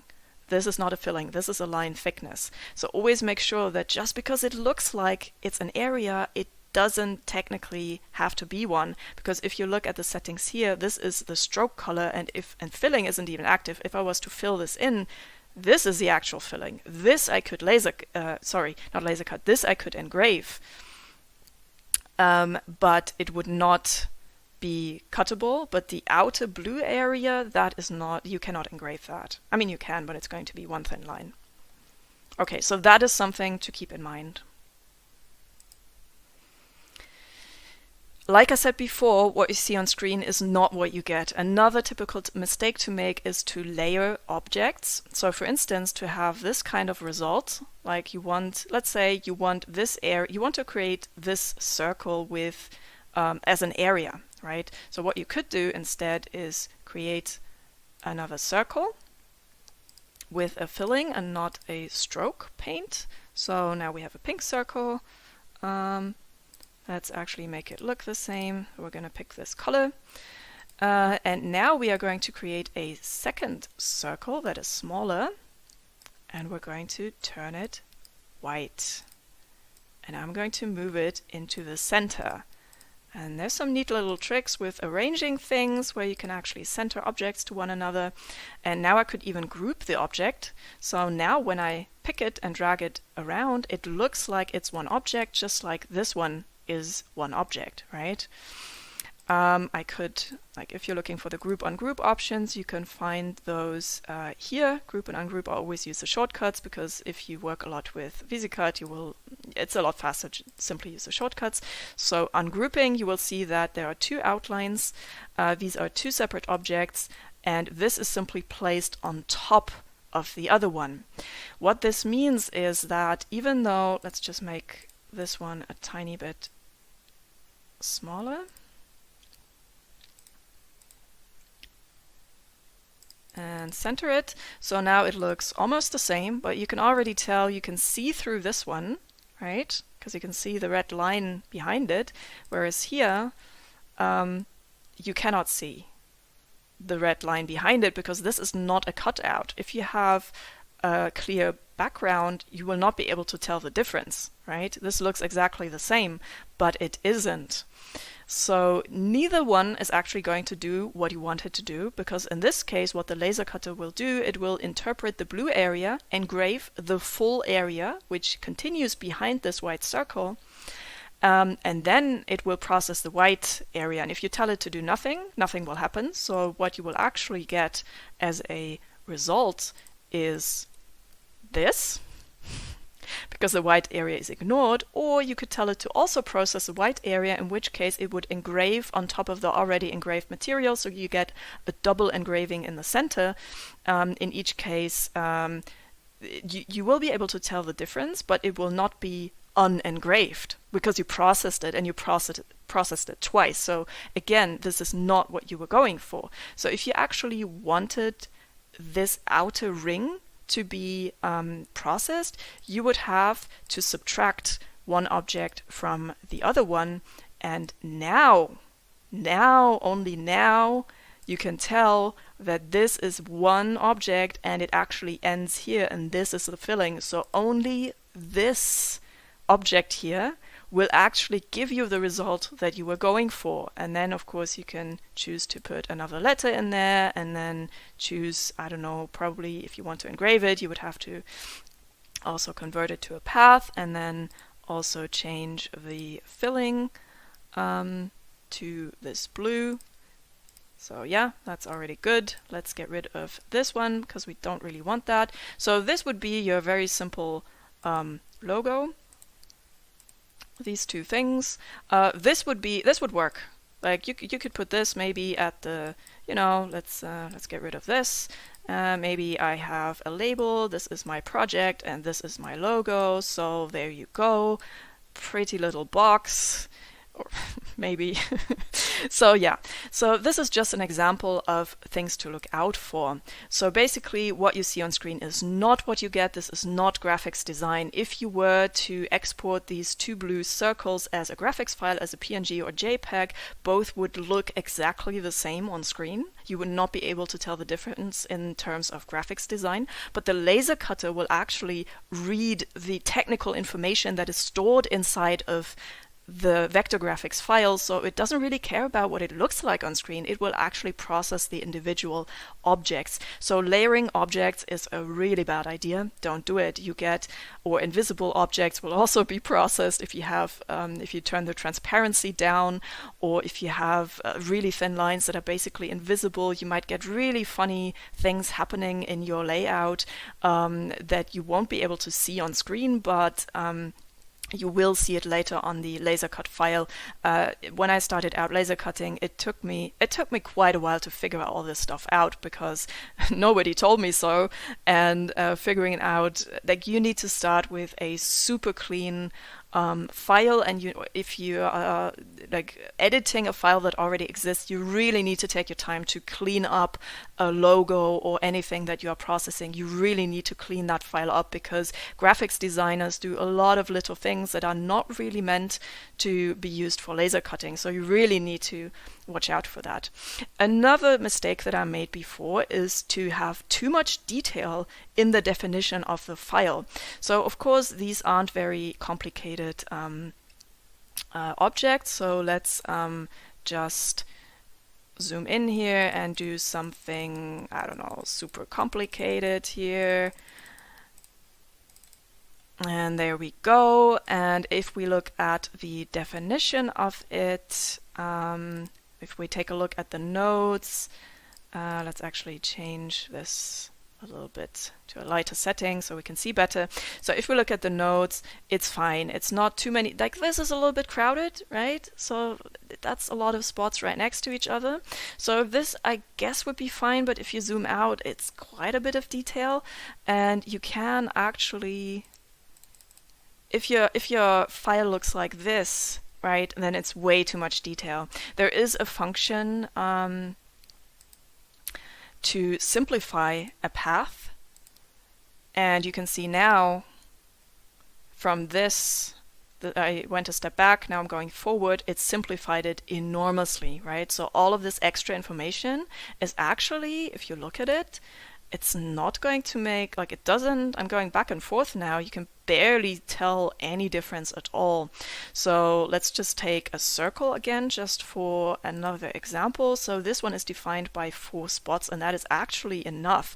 I can, of course, just simply add more information, but this is not going to change anything about what it looks like. But what it will do, again, if I had this kind of situation, I would go to path and then simplify, and you can see it hasn't simplified the same way like it was before. It's a few nodes more than it was before, but that's fine. I can maybe simplify even further and further, and you can actually repeat this step quite a number of times. And most of the time, yeah, it's not really doing much anymore at this point. So you can play around with this setting at the very end, because if you have something very crowded with a lot of nodes, basically what the laser cutter does is it tries to process each individual node, right? And then especially in this kind of corner, you will have a lot of heat introduction in these kinds of, especially this one here and this area here. Basically, it would completely burn or melt the material. Believe me, it happened to me before because I had way too much graphical information inside the file that wasn't even necessary for the result that I was going for. So if you have something more complicated, always check and see if you cannot simplify the path just a tiny little bit. If you notice that you are losing information, you can always step back and undo the last simplification process. Sometimes there's too much simplification happening, but if that's the case, yeah, simply undo the last step and then you're good, and that should be fine, because otherwise you might actually be burning holes into your into the details. And actually, to start out with, we already had the setting before when we created this little box file. So it was already set to millimeter units because that's what we selected here on the website. We set it to millimeters. But if you're creating a new file, then you should always check the page settings. That's the wrong software. Here it is, document properties. Always check this one here, and you should have a format for the page and also the display unit. So make sure that both of them are set to millimeters and not pixels, because that's usually what graphics designers will work with. But make sure you always switch it to millimeters to have an accurate representation of the size that you're working with. You can always resize the file later on inside of the laser cutter software, but I don't really like doing that, especially if you're trying to work on something with a lot of precision, like we had with, where was it? The LED cube and these tiny little holes. I don't really want there to be any offset because it will not be compatible with what I've been doing here. So I want this to be absolutely precise. So what I do instead is I make sure the file is absolutely correct.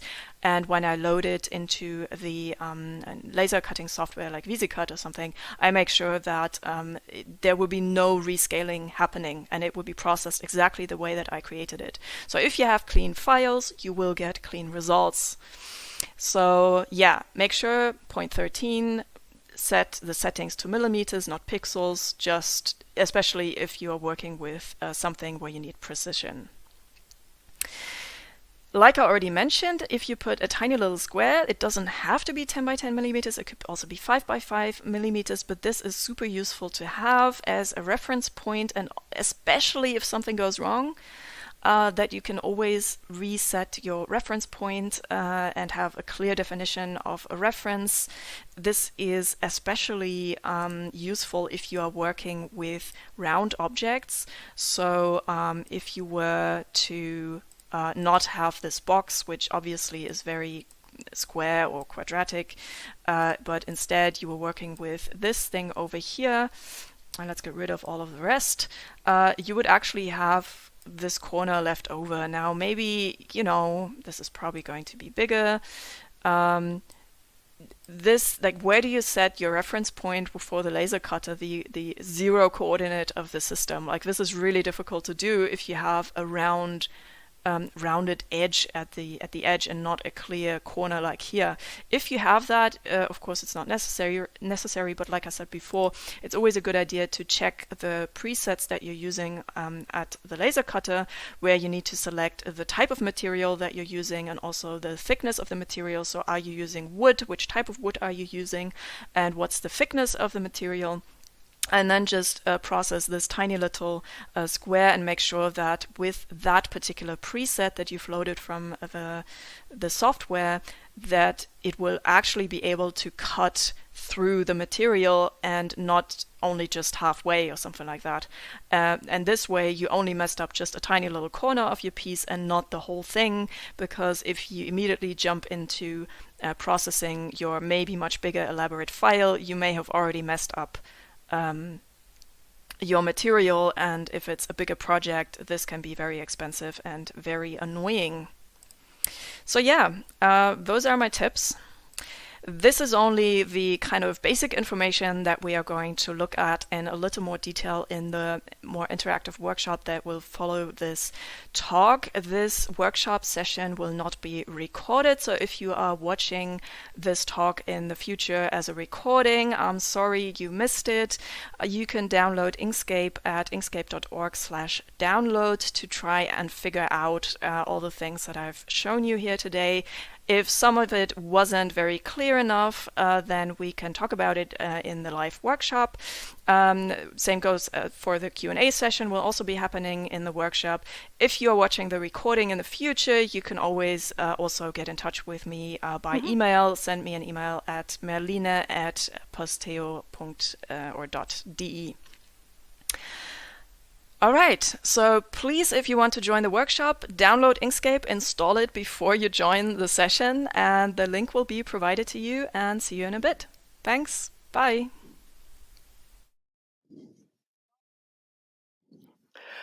So you're all experts in laser cutting now. This talk was a recording from yesterday, so we will have a question and answer following in the big blue button. You can find the link in the pre-talks. And the next talk after that one will be Kein Perso ohne Fingerabdrücke, which will be held in German. No. Moment. Yeah, there will be a Q&A following in the big blue button. You will. Okay. So the first question is, why not move the focal point to the mid of material thickness, but to the top? Yes, thank you, Buchspriet. Just to clear up the confusion a little bit, we streamed this talk yesterday, and there was a workshop following this talk. So that's what I said in the recording. But now we are having a Q&A here. If there's any more questions, we can have an extended Q&A following the stream in the big blue button link that you will find in the pre-talks description. Sorry about that confusion. So to get back to the question, if we could maybe show my slides, I will scroll back to, there was a question concerning slide number 5, I believe. Yes. And so the question is, why is the focal point on the top of the material?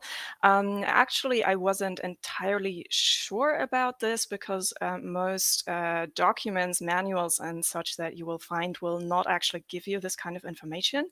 Yesterday in the workshop, I learned that the focal point is actually within the material, like 1/3 down or something like that, which totally makes sense. What I was explaining here on this slide was that if the focal point is too far off, that the light actually spreads out, and that's why you will not receive enough energy in the material. So the exact position of the focal point, doesn't have to be on the surface. It is in fact within the material, but if it isn't specifically adjusted to that material, it could be so far off that the process, the actual engraving or cutting, will not work anymore. So I hope that cleared up the confusion about this question.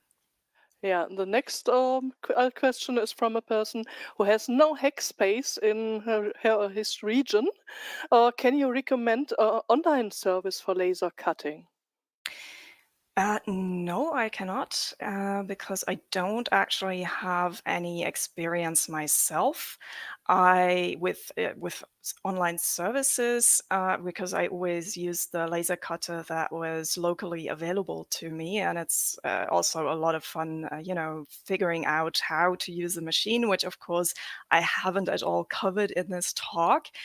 But yeah, so basically, if you have clean files and you know what kind of materials you are working with, all of the, getting the adjustment right is the job and the task of the service that will be provided to you. So at least that part is going to be easier and should be no problem for you. So it's actually easier to do that, but of course it's a little bit less fun. But I suppose the major difference is quality and prices there. So yeah.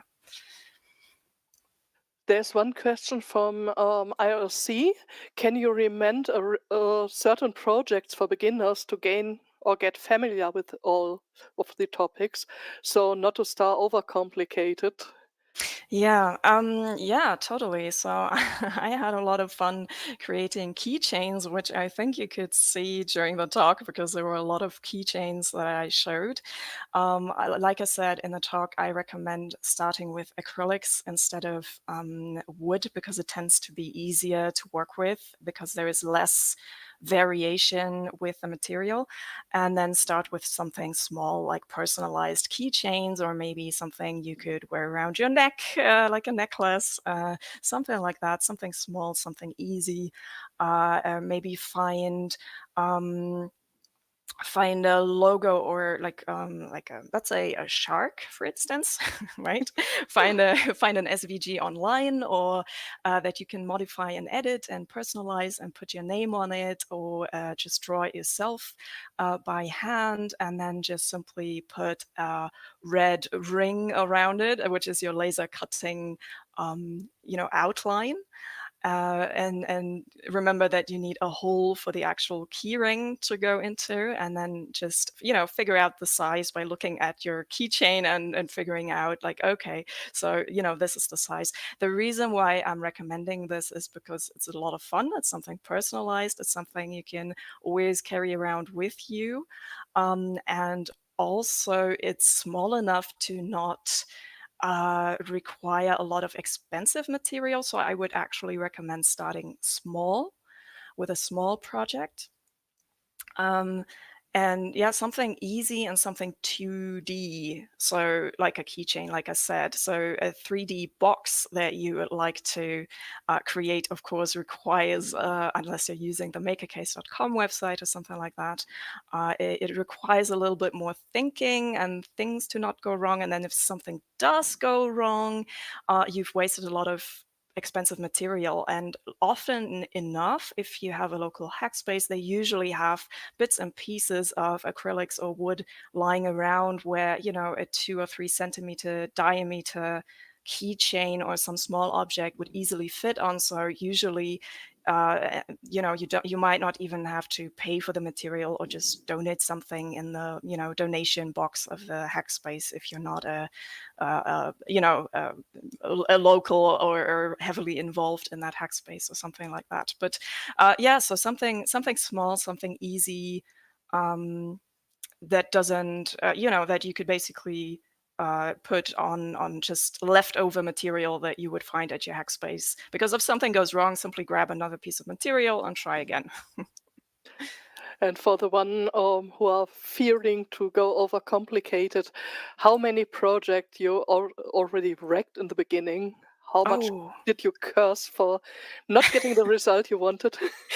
Oh, so many. I mean, I mentioned a few in the talk, like for instance, having too much detail and cutting around too much detail. So if you're engraving, you can have a lot of fine details in your files, but if you have a lot of information in tight corners, your material will basically melt. Another common mistake is not setting the focal point correctly, which is why I talked about that a lot as well, because it happens so easily if you have a routine working with the machines. You kind of forget that checklist in your head, right? So you end up being like, oh yeah, I already know what I'm doing, and then you're like, the result is really off. What is happening here? And then I realized, I used 4mm material before, and now I'm working with 3mm material, and I forgot to adjust the distance, the height, the focal point. Yeah, these are the most common mistakes. I have wrecked so many things, and also mechanically redesigned stuff. So usually it's an iteration process. But all of the information here in the talk is learning by doing. So this is what I learned by making a lot of mistakes. So thank you there. We will have a extended Q&A, and I hope you did not hear the emergency car in the outside. Following, you will find the link to that in the pre-talks in the program. The next talk following to this will be at 7:30 in the evening from Digitalcourage. It will be held in German. Kein Perso ohne Fingerabdrücke. No Passport Without Fingerprints by Konstantin Macher. And see you there. Thank you. Thank you.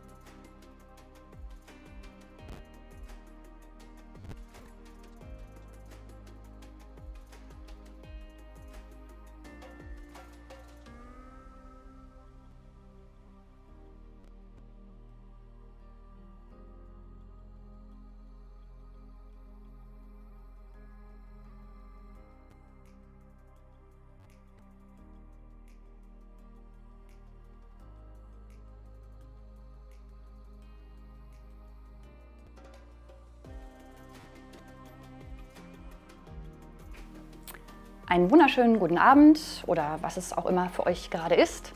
Bevor ich irgendwas anderes erzähle, erstmal die Ankündigung auf Englisch. Good evening, or whatever it is in your time zone. Thanks to our fantastic interpreters, this talk will also be simultaneously translated into English. You can change language by going to the bottom right of your window and change from native to language, no, to translated. Mein Name ist Sapi. Ich heralde diesen Talk zum Perso ohne Finger, wie wir ihn nennen. Seit August 2021 müssen beim Beantragen eines Personalausweises die Fingerabdrücke hinterlegt werden. Die Fingerabdruckpflicht halten Leute von Digitalcourage, wir von Digitalcourage, für gefährlich. Warum wir denken, dass es gefährlich ist, was wir dagegen tun und wie es weitergeht, ob wir diese Pflicht vielleicht noch kippen können, dazu erzählt Konstantin Macher von Digitalcourage gleich etwas. Anschließend an diesen Talk gibt es die Möglichkeit, Fragen zu stellen. Das könnt ihr am besten auf Mastodon und Twitter mit dem Hashtag Fireshonks, über den IRC auf media.ccc mit Hashtag Fireshonks22. Fragen auf anderen Kanälen wie YouTube oder Twitch oder was es da noch gibt, sehen wir nicht. Deswegen, wenn ihr Fragen habt, bitte am besten bei Mastodon mit dem Hashtag. Und damit gebe ich weiter an Konstantin Macher. Danke, Sabi. So, ja, ich darf jetzt euch ein bisschen was erzählen zur Kampagne Perso ohne Finger, was wir versuchen zu tun. Und schon bevor eigentlich die Speicherung von Fingerabdrücken in Personalausweisen verpflichtend ist, seit August letzten Jahres, wie wir versuchen, diese Pflicht zu kippen und was ihr jetzt auch tun könnt in diesem Moment. Schreibt mir gerne entweder unter Hashtag Fireshonks, Hashtag Perso ohne Finger, werde ich auch drauf schauen. Und mein Fediverse-Handle ist ja auch eingeblendet. Das heißt, heute Abend oder die nächsten Tage, falls ihr es als Aufzeichnung gesehen habt, könnt ihr euch immer gerne noch an uns wenden. Ich werde euch erstmal erzählen, was dann jetzt der aktuelle Stand ist und was gilt jetzt. Und dann, wie es weitergeht und was wir dann tun können als nächstes. Ich denke mal, wir kommen da mit der Zeit ganz gut durch und haben dann am Ende auch noch Zeit für Fragen. Was ist erstmal das Problem mit der Fingerabdruckspflicht? Du wirst jetzt, wenn du einen neuen Personalausweis brauchst, genauso wie es schon beim Reisepass ist, verpflichtet, bei der Beantragung 2 Fingerabdrücke speichern zu lassen. Die werden dann auf dem Chip hinterlegt. Dafür werden sie bei der Produktion erstmal an die Bundesdruckerei übermittelt von der Behörde, das meistens dann das Bürgerinnenamt. Und auf diesem Weg könnte schon mal einiges passieren. Aber überhaupt, dass man diese Grundannahme hat, dass man Menschen wie Kriminelle behandelt oder potenzielle Kriminelle und sagt, hier, wir stellen euch alle unter einen Generalverdacht, das ist schon mal so ein Angriff auf unsere Würde. Und da sagen wir, das ist, das Pop-up ist gerade nicht bei euch im Stream aufgetaucht, sondern nur bei mir. Das ist etwas, das greift unsere Würde persönlich an, das behandelt uns wie Kriminelle und so sollten demokratische Rechtsstaaten überhaupt gar nicht handeln. Denn in einer Demokratie, in einem Rechtsstaat, da gehen wir erstmal von einer Unschuldsvermutung für alle Menschen aus. Und sowas kennt man eher aus Polizeistaaten, die da eine Kontrollsucht haben. Das weitere Problem ist, bei Fingerabdrücken handelt es sich um biometrische Merkmale. Und biometrische Merkmale haben eine lebenslange Kontrollfunktion. Das heißt, stell dir vor, du verlierst dein Passwort, du verlierst vielleicht oder irgendwelche gefährlichen Leute bekommen deine Wohnadresse geleakt und du musst dich dort einer Verfolgung oder Bedrohung entziehen. Das ist alles möglich, aber bei einem Fingerabdruck geht das nicht. Einen Finger können wir nicht wechseln, können ihn schlimmstenfalls verlieren, aber das war es dann auch. Das heißt, biometrische Daten, die einmal erhoben werden und irgendwo in der Welt landen, sind potenziell ein lebenslanges Problem. Und wir haben ja jetzt gerade erst, vielleicht habt ihr schon den Vortrag von Cantorkel, Snoopy und Starbuck gesehen, gestern zum Thema, wie biometrische Hardware aus Afghanistan abhanden gekommen ist. Und da waren auch biometrische Merkmale gespeichert. Das heißt, all diese Menschen, die jetzt von so einem Leak dadurch betroffen sind, die könnten nie wieder diese Daten wieder einholen. Ne? Dann, das führt direkt zum nächsten Punkt, staatliche Stellen, die unsere Daten erheben, die müssen für die Sicherheit dieser Daten garantieren. Aber je häufiger wir Daten erheben, desto größer auch die Gefahr, dass sie beim Erheben vielleicht weitergeleitet oder ausgelesen werden an eine Stelle, wo sie nicht landen sollen. Jetzt stellen wir sich vor, das Bürgerinnenamt, bei dem wir den Personalausweis beantragen, hat vielleicht noch Windows 95 installiert oder aus irgendeinem anderen Grund ist dort eine unsichere IT. Vielleicht passiert etwas auf dem Übermittlungsweg zur Bundesdruckerei, die diese Personalausweise überhaupt herstellen muss. Oder in dem Moment, wo der Fingerabdruck auf dem Personalausweis gespeichert ist, wird an immer mehr Stellen abgefragt und immer häufiger findet quasi eine Datenabfrage statt. Und je häufiger das passiert, desto höher ist auch die Wahrscheinlichkeit, dass ein Unternehmen oder wie auch immer mit diesen Daten dann hantiert, damit dass die Daten verliert. Dann gibt es noch den größeren historischen Aspekt. Ich habe vorhin schon das Thema Afghanistan angesprochen. Da gab es innerhalb kürzester Zeit einen Regimewechsel, bei dem jetzt die Taliban an der Macht sind. Geschichte kennen das eben ja auch, dass in großem Maßstab Informationen gesammelt wurden von Menschen und dann die gegen die Bevölkerung genutzt wurden. Und was ist also, vertrauen wir dann allen potenziellen zukünftigen Regierungen, die irgendwann einmal unser Land regieren könnten? Und was ist vielleicht auch mit anderen Ländern im europäischen Raum, die vielleicht Zugriff auf die Daten aus dem Personalausweis bekommen, wenn man dort einreist? Vertraut man auch all diesen Ländern das mit seinen lebenslangen Daten? Das sind alles so potenzielle Problemherde, die aus der Speicherung der Fingerabdrücke im Personalausweis hervorgehen. Und das aus einer erstmal fragwürdigen Notwendigkeit. Da komme ich sicher gleich noch zu. Was ist jetzt bisher passiert? Wir haben schon mal beim RC3 2020 berichtet. Das war noch mein Vorgänger Friedemann Ebelt. Da gibt es einen ganz spannenden Vortrag, den man auch bei mediaccc.de oder bei uns in der PeerTube nachschauen oder nachhören kann. Und dort hat er zum Beispiel auch schon berichtet, wie er für Digitalcourage im Innenausschuss des Bundestages vor dieser Fingerabdruckspflicht gewarnt hat und wie wir schon lange versucht haben aufzuklären vor den Gefahren, die damit hervorgehen. Und das andere ist, wir haben, nachdem PolitikerInnen, die darüber hätten entscheiden können, nicht entschieden haben, diese Fingerabdruckspflicht darauf zu verzichten, haben wir eine Kampagne gefahren, um möglichst viele Menschen darüber zu informieren, dass diese Pflicht im Sommer letzten Jahres, also August 2021, in Kraft tritt. Und euch dazu aufgerufen, einen Personalausweis ohne Finger zu machen, deswegen Perso ohne Finger. Und das haben wir auch sehr viel Feedback von vielen Leuten bekommen, die gesagt haben, ja, das habe ich jetzt nochmal gemacht, das gibt mir 10 Jahre Zeit. Und bis so eine Klage, die wir ja jetzt anstrengen gegen diese Fingerabdruckspflicht, bis die mal vor den ganzen Gerichten verhandelt ist und mal bis zum endgültigen Ergebnis kommt, vergeht halt sehr viel Zeit.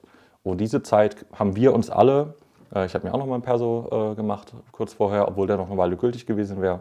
Diese Zeit haben wir uns dann gekauft und können so hoffen, dass, wenn wir vor Gericht Erfolg haben, die Pflicht rechtzeitig gekippt wird. Dann habe ich noch so eine kleine Anekdote basierend auf dem Aufruf, den wir gestartet haben. Und zwar gibt es bei uns seit Herbst den Jakob, der macht da seinen Bundesfreiwilligendienst. Und ich habe erst nach ein bisschen längerer Zeit festgestellt, dass ich schon mal von ihm gehört habe, bevor ich ihn kennengelernt habe. Und zwar hat er IFG-Anfragen, wie er fragt den Staat, an das Bundesinnenministerium gestellt. Und das könnt ihr jetzt hier sehen, vielleicht auch einmal im Vollbild. Da kann man als lilane Kurve erkennen, dass tatsächlich die Beantragung von Personalausweisen kurz vor der Pflicht im August hochgegangen ist. Und das ist jetzt natürlich keine vollumfängliche Untersuchung, aber ist für uns ein Indiz, dass nicht nur die anekdotische Evidenz, dass sehr viele Leute auf uns zugekommen sind und gesagt haben, ja, wir sehen genau die gleichen Probleme mit der Fingerabdruckspflicht und haben deswegen jetzt einen Personalausweis beantragt, bevor die Pflicht eintritt, sondern dass sich das hier auch ganz konkreten Zahlen äußert. Also da danke nochmal Jakob schon, bevor er hier war, uns nochmal mit einer spannenden IFG-Anfrage bereichert.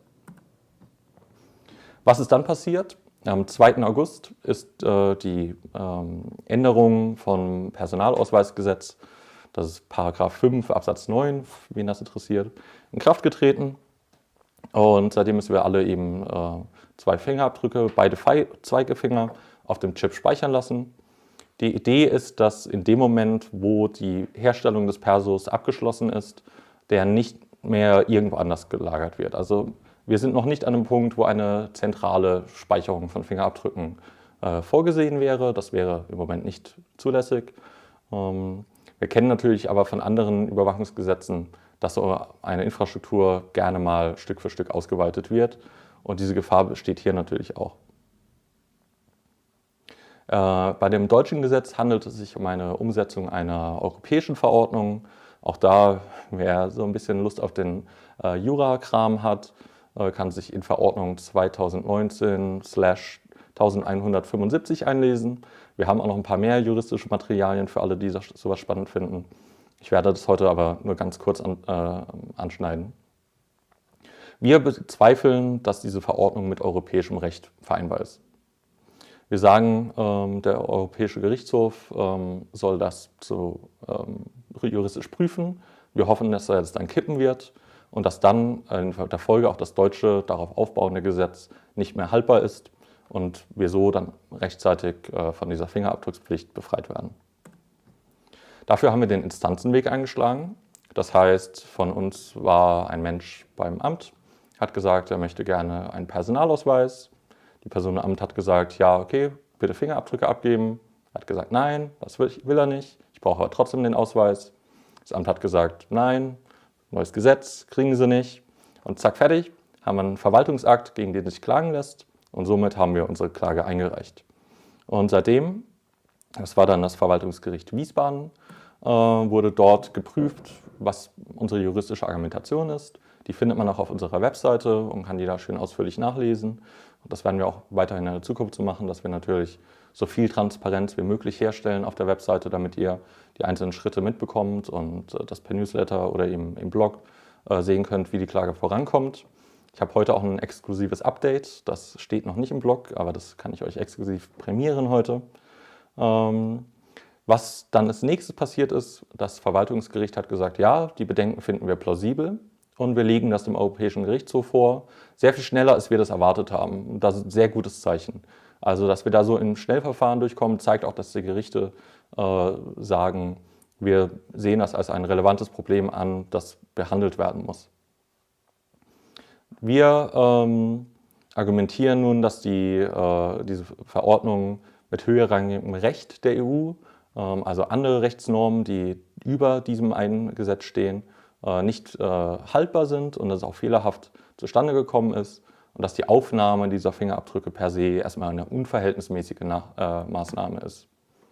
Man muss sich das so vorstellen, das greift erstmal in unsere Grundrechte auf Privatleben, auf den Schutz unserer personenbezogenen Daten ein. Und es gibt aber im europäischen Recht seit der DSGVO den Grundsatz der Datensparsamkeit und der Datenminimierung. Und die Idee dort ist, dass Daten nicht einfach nur erhoben werden dürfen, weil man es kann, sondern es muss verhältnismäßig sein, es muss notwendig sein und es muss zielführend sein. Und wir legen in dieser Argumentation sehr gut, also das war unser Anwalt und ich glaube, der hat das sehr gut dargelegt, warum das eben nicht verhältnismäßig ist. Und das fängt schon damit an, dass es ja ganz andere Sicherheitsmerkmale auf dem Personalausweis gibt. Und das sagt übrigens auch das Bundesamt für Sicherheit in der Informationstechnik. Das sagt nämlich, selbst wenn euer Chip kaputt sein sollte, dann ist der Ausweis immer noch gültig. Denn die Sicherheit sei alleine schon durch die physischen Sicherheitsmerkmale gegeben. Das sind sowas wie die Hologramme, Wasserzeichen und so Kram. Ne? Wenn man da ein bisschen den Perso herum bewegt, daran lässt sich das ja erkennen, ob es sich das um eine Fälschung handelt oder nicht. Zumindest können Grenzbeamte das daran sehr gut erkennen und deswegen brauchen sie eigentlich diesen Fingerabdruck auch gar nicht. Gleichzeitig wird dadurch natürlich ein Risiko geschaffen. Das heißt, es ist ein Grundrechtseingriff. Das kennen wir auch schon aus dem Urteil zum Reisepass.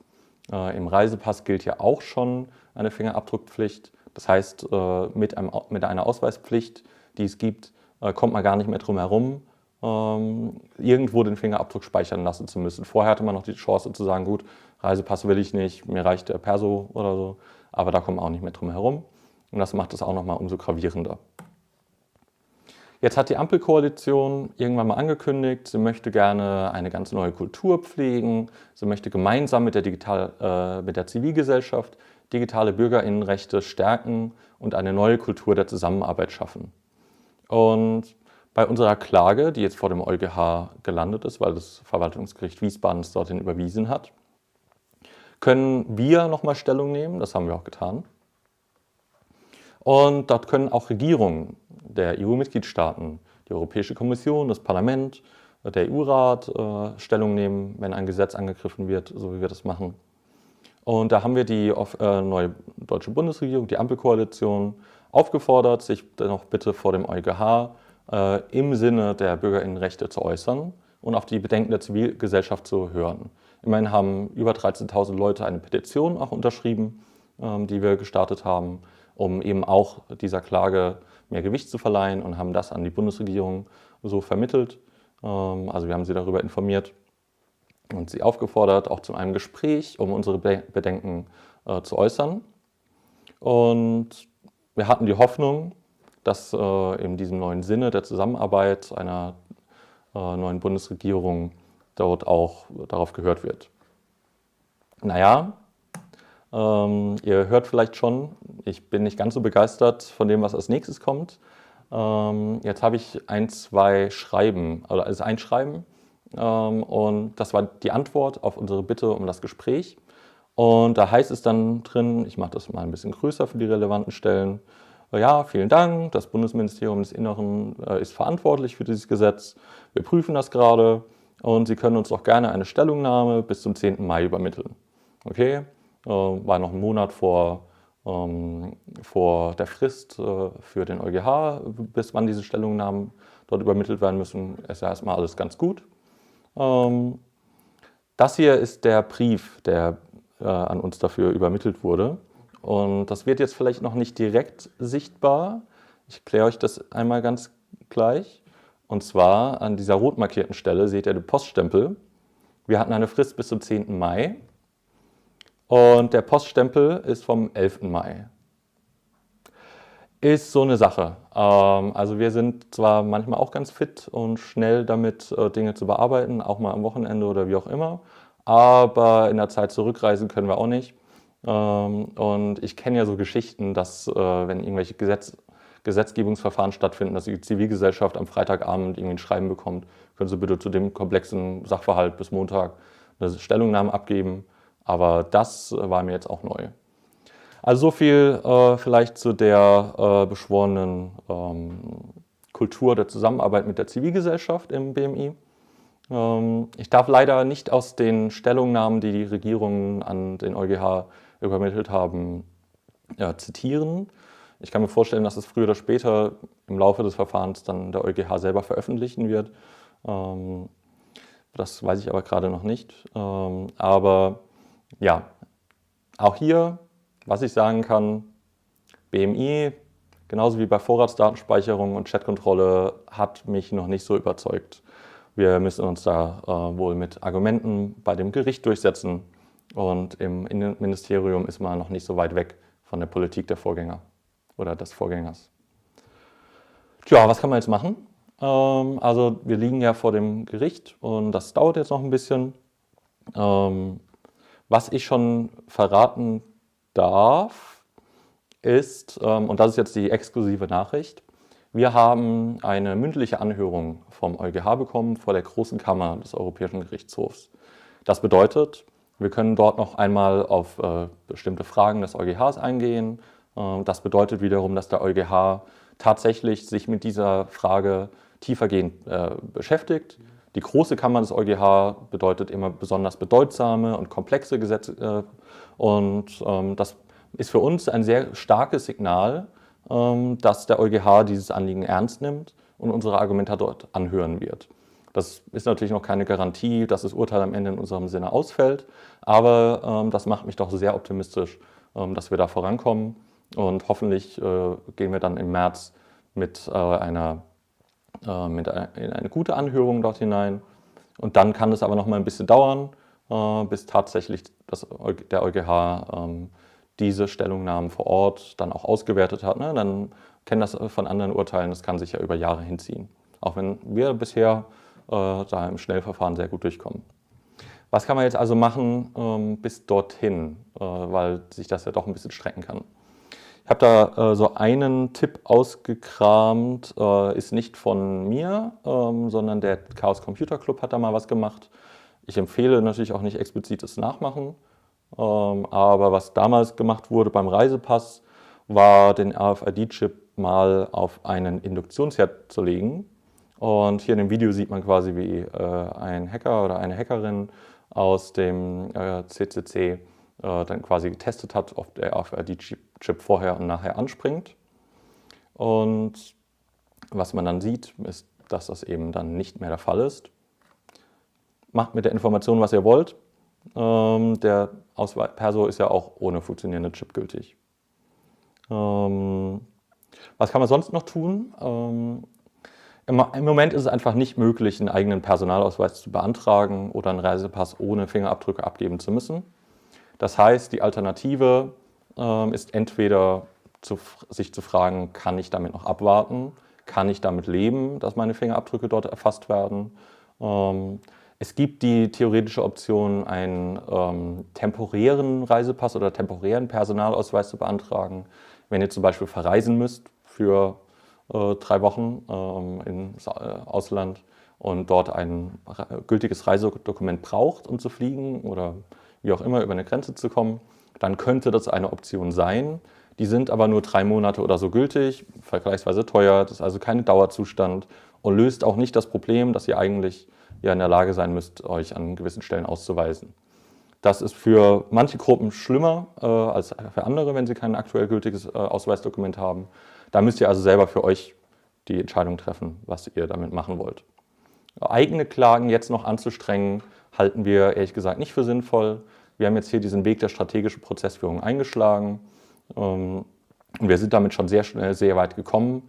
Es gibt keinen Grund davon auszugehen, dass der EuGH anders entscheiden würde, wenn das jetzt 2-mal, 3-mal oder 4-mal oder auch noch häufiger dort liegt.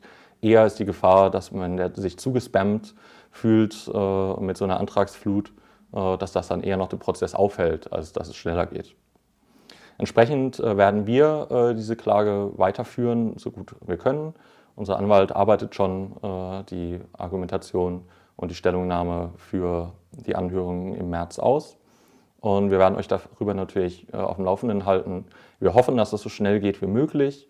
Ja, das wäre es eigentlich von mir soweit erstmal. Und ich freue mich jetzt gleich gerne noch auf eure Fragen. Entweder jetzt gleich über den IRC, was so reingekommen ist, und alternativ natürlich auch in den nächsten Tagen noch. Dankeschön. Hey. Ja, hallo. Interessant und alarmierend natürlich. Ja. Ich habe tatsächlich eine Frage. Und zwar fragt jemand, ob man darauf vertrauen kann, dass ein Schengen-Land wie Ungarn den Zugriff nicht in einer Weise einsetzt, die Nachteile bereiten würde, ohne dass ich jemals dorthin fahre, weil solche Verstöße vielleicht gar nicht sanktionierbar wären. Ich bin mir nicht sicher, ob das heißt, ist die Frage dann, dass Länder Zugriff auf meine Perso oder auf meine Fingerabdrücke hätten, ohne dass ich jemals da gewesen bin? Also das kann ich nicht mit Sicherheit sagen. Was ich sagen kann, ist natürlich, kann man sich vorstellen, dass ein Land, in das man einreist, bei der Erhebung dort vor Ort in der Grenzkontrolle Daten so erhebt, dass sie nicht nur für den unmittelbaren Moment des Grenzübertritts erfasst, sondern vielleicht auch dokumentiert und gespeichert werden. In dem Moment, wo das dort ausgelesen würde, wäre das ein denkbares Problem. Ob jetzt Ungarn auf Geräte aus Deutschland zugreifen könnte, das weiß ich nicht, glaube ich gerade nicht. Vielleicht gibt es aber auch Fälle von Also weiß ich nicht, wüsste ich keinen konkreten Fall, in dem das möglich ist. Und da gibt es noch eine Nachfrage. Was ist mit organisierter Kriminalität in anderen Schengen-Ländern? Bin mir auch nicht sicher, ob sich das wieder auf den Handel mit Fingerabdrücken bezieht, oder? Tja, vielleicht könnt ihr das ja nochmal ergänzen, wie genau die Frage zu verstehen ist. Genau. Dann war noch eine Frage, vorhin kam ja schon mal so dieser Sicherheitsaspekt raus, dass es ein Argument war, dass der Fingerabdruck in den Personalausweisen dazu führt, dass diese fälschungssicherer sind. Ist denn da was dran? Naja, es ist halt ein weiteres Merkmal, was da in die Waagschale geworfen wird. Das heißt, du machst natürlich mit jeder technischen Komplexität, die auf so einen Personalausweis draufkommt, machst es natürlich ein bisschen schwieriger, den zu fälschen. Aber das ist bei Fälschungen und Sicherheitsbehörden eigentlich immer so ein Katz-und-Maus-Spiel.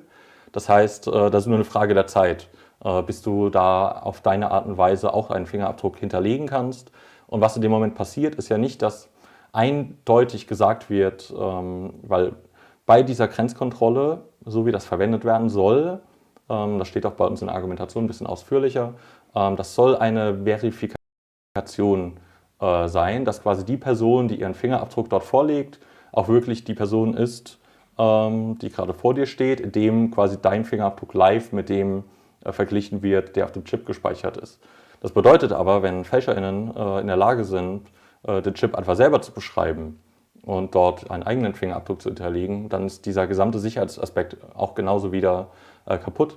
Das heißt, dieses ganze Katz-und-Maus-Spiel trifft auch dort genauso zu. Also wenn FälscherInnen besser werden, Persos zu fälschen, dann hilft das auch dafür nicht mehr. Und gleichzeitig wird aber der Fingerabdruck dafür ins Risiko gebracht. Ne? Also ich habe ja vorhin versucht darzustellen, biometrische Merkmale, die begleiten ein Leben lang. Das heißt, wenn die Technik sich so entwickelt, dass in ein paar Jahren ein alter Perso ausgelesen werden kann, dann reicht es nicht mehr, das nachzurüsten und zu sagen, gut, jetzt haben wir eine neue Generation, weil in dem Moment sind die Fingerabdrücke ja schon gespeichert und können schon da rausgelesen werden und die kannst du ja dein Leben lang nicht mehr ändern.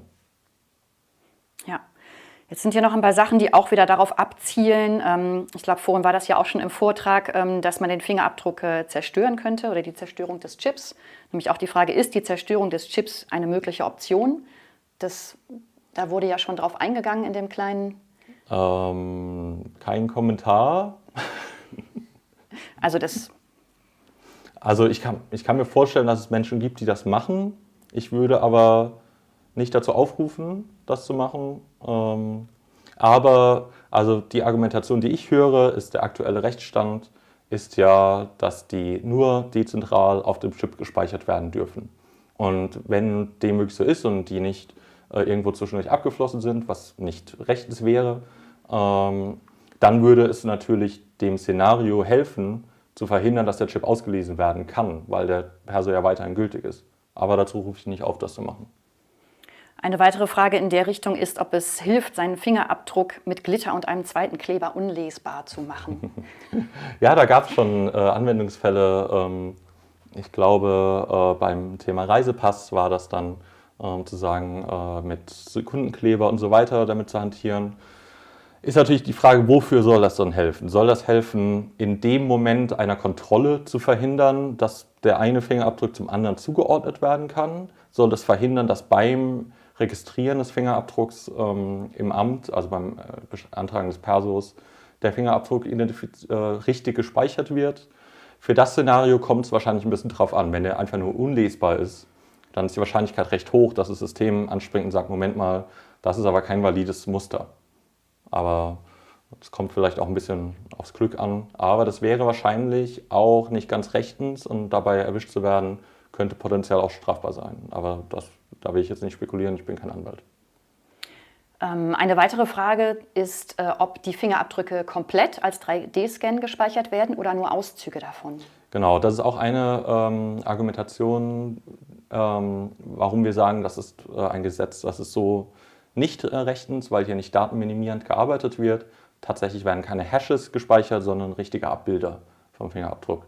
Und wenn man schon der Meinung ist, man müsste so einen Fingerabdruck dort speichern, dann könnte man ja wenigstens ein Muster daraus erstellen.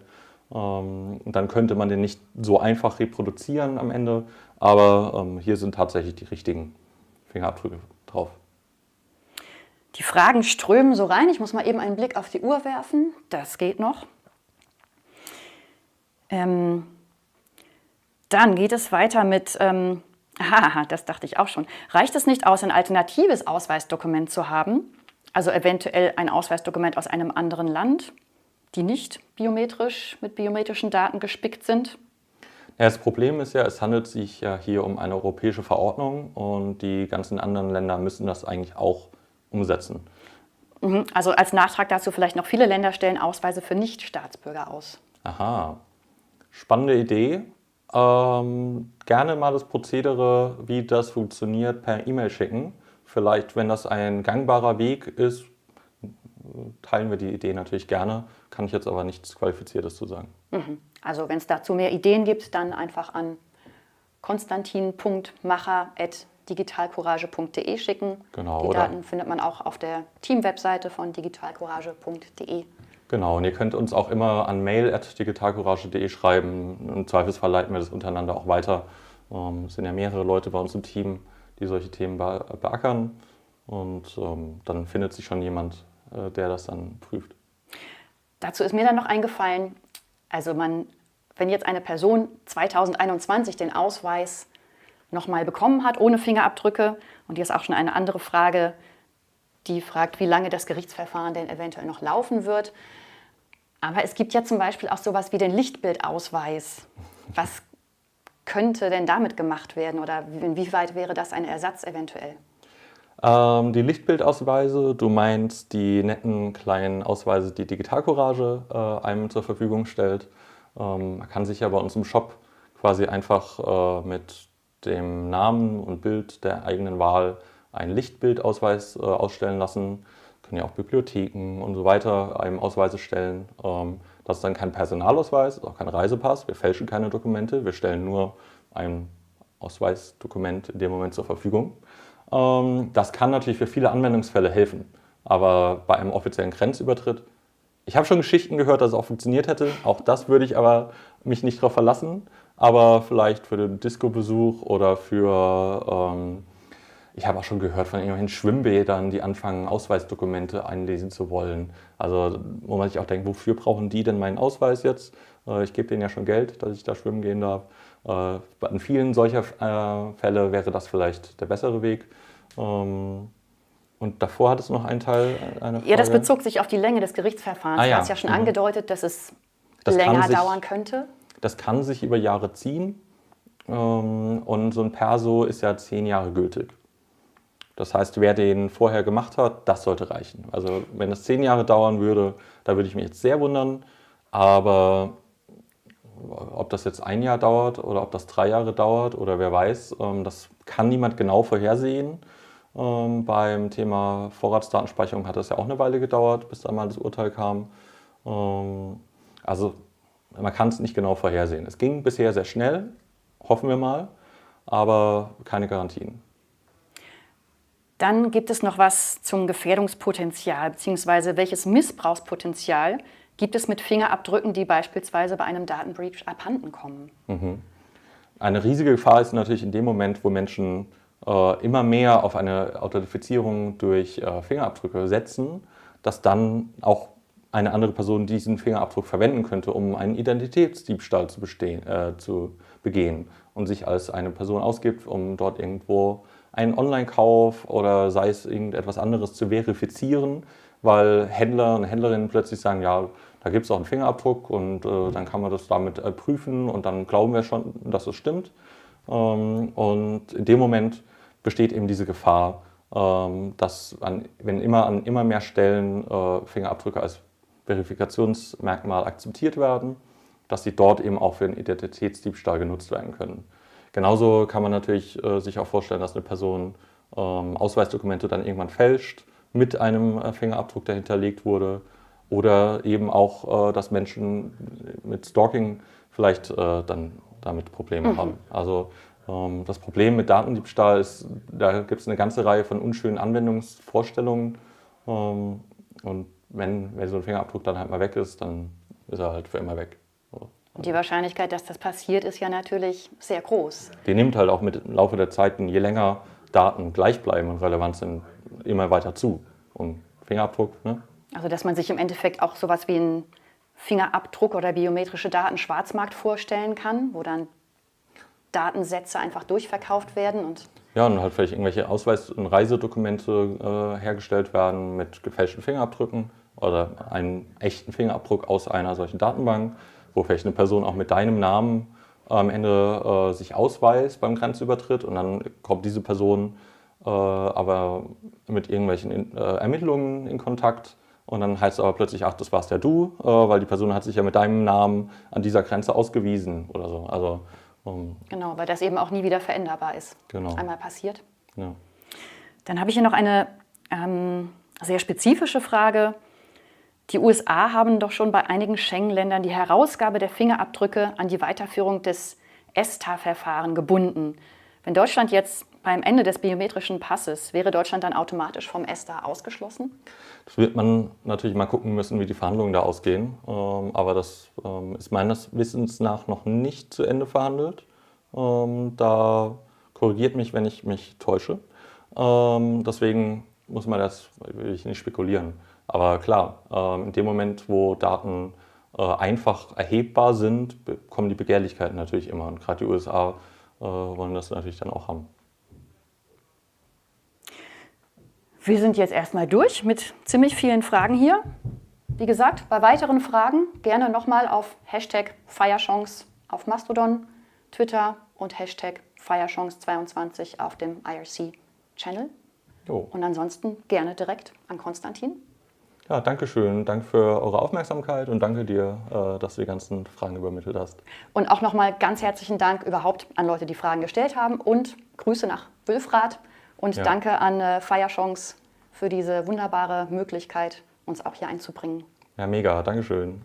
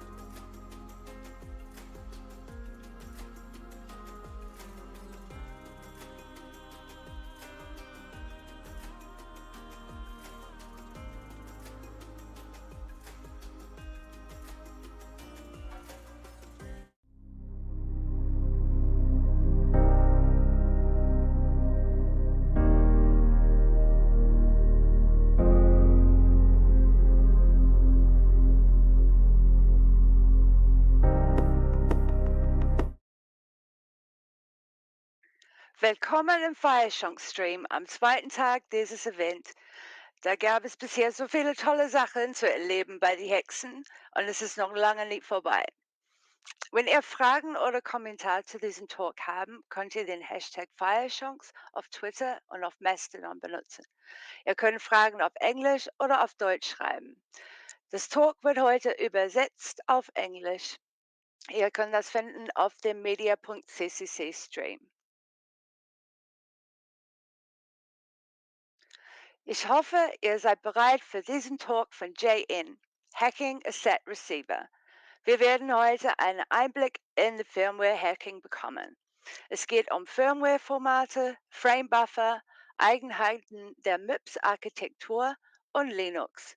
Viel Spaß! Ja, genau. Ich habe hier dieses kleine Gerät, ein SAT-Receiver. Der hat auch ein paar Anschlüsse dran, irgendwie was für die Antenne, USB, HDMI, noch was anderes, SCART und einen seriellen Port. Immer sehr nützlich, wenn man Sachen hacken will. Und ein paar Buttons, auch sehr schön.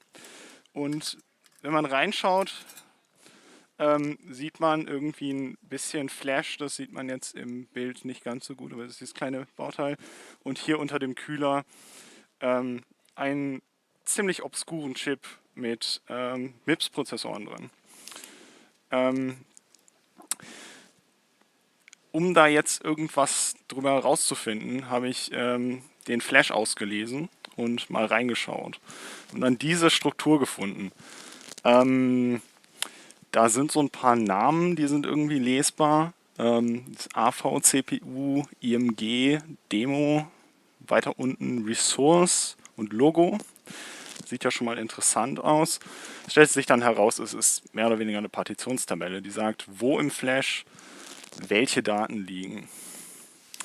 Also habe ich die extrahiert und dann mal geschaut. Und das ist schon mal interessant. Ein paar davon sind komprimiert mit LZMA. Das ist ein übliches Kompressionsverfahren. Und da in der Mitte ist dieses JPEG, das Logo. Das ist eigentlich das Herstellerlogo, aber das habe ich ersetzt.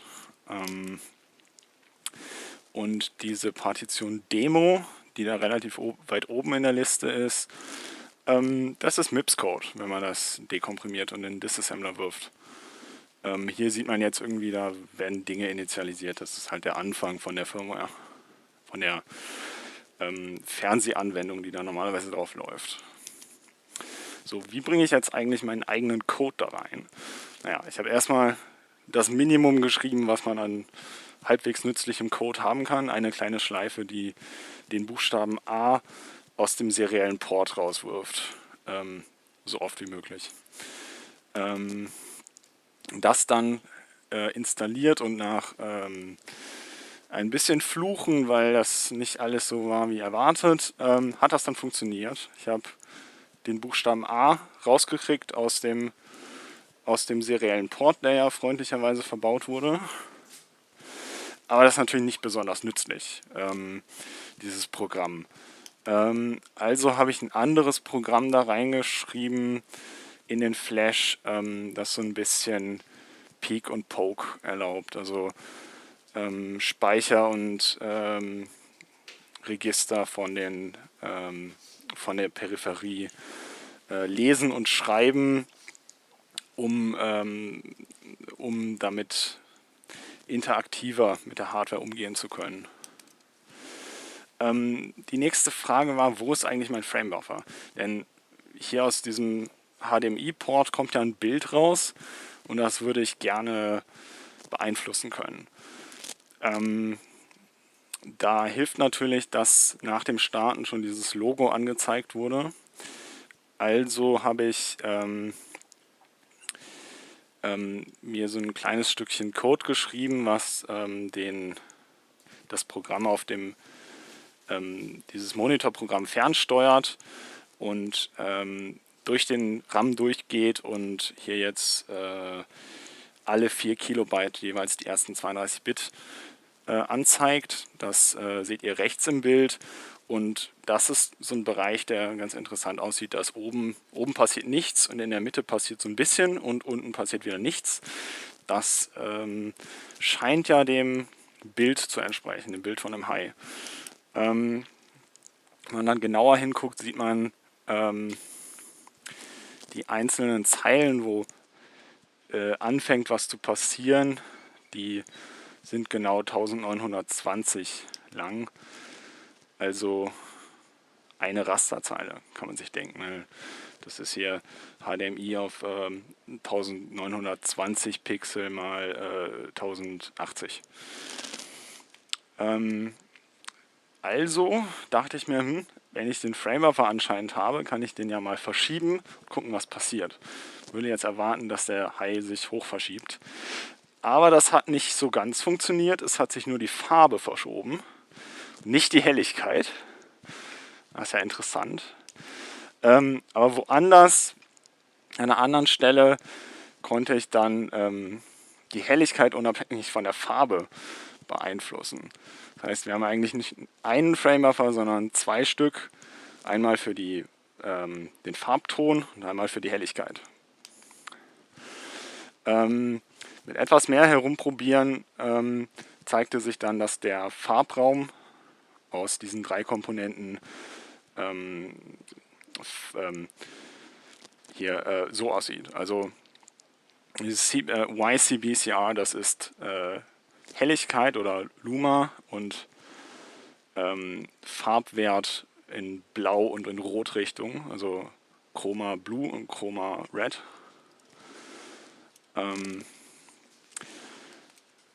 Und das nächste ist eigentlich, kann man da Linux drauf tun. Der Hersteller hat kein Linux verwendet, sondern irgendwas Eigenes. Also musste ich mir das selber basteln. Aber ja, darauf kann Linux laufen. Noch nicht so komplett, aber gut. Verbessern geht immer. Ja, wie portiert man jetzt eigentlich Linux? Das Erste, was man eigentlich braucht, ist irgendwie dem Linux die Möglichkeit zu geben, irgendwas auszugeben, damit man sieht, was passiert. Einmal für den Code, der den Kernel nimmt und dekomprimiert, weil der eben, um Platz zu sparen, komprimiert abgespeichert ist und dann geladen wird und dekomprimiert wird. Das ist unter MIPS, unter der MIPS-Architektur die Komponente zboot. Und das Early Print K tut eigentlich das Gleiche, aber für den Kernel, wenn er schon geladen ist. Und der Treiber an der Stelle ist auch relativ kurz. Der muss halt nur wissen, wie man ein Zeichen ausgibt. Von daher war das noch relativ schnell zu machen. Unter MIPS ist es dann so, wenn man Linux auf einen MIPS-Chip portiert, da muss man dann irgendwie ein bisschen einmal angeben, was ist das eigentlich? Also wie heißt meine Chipfamilie und was kann die eigentlich? Also hier zum Beispiel habe ich angegeben, es ist irgendwie 32-Bit Little Endian, es hat zboot, es hat Early Print K, die Features, die eben schon erwähnt wurden. Und dann muss man noch irgendwie ein paar Funktionen schreiben, die irgendwie sagen, ja, wie heißt dieses Gerät, das ist ja dieses Get System Type. Und was mache ich, um festzustellen, wo mein RAM liegt? Den lese ich hier aus dem Device Tree. Interrupts sind auch sehr wichtig, wenn irgendwie ein Linux laufen soll. Hier dieser Chip hat einen eigenen Interrupt-Controller, der sorgt dafür, dass die Interrupts von den verschiedenen Peripheriegeräten in geordneter Weise bei der CPU ankommen.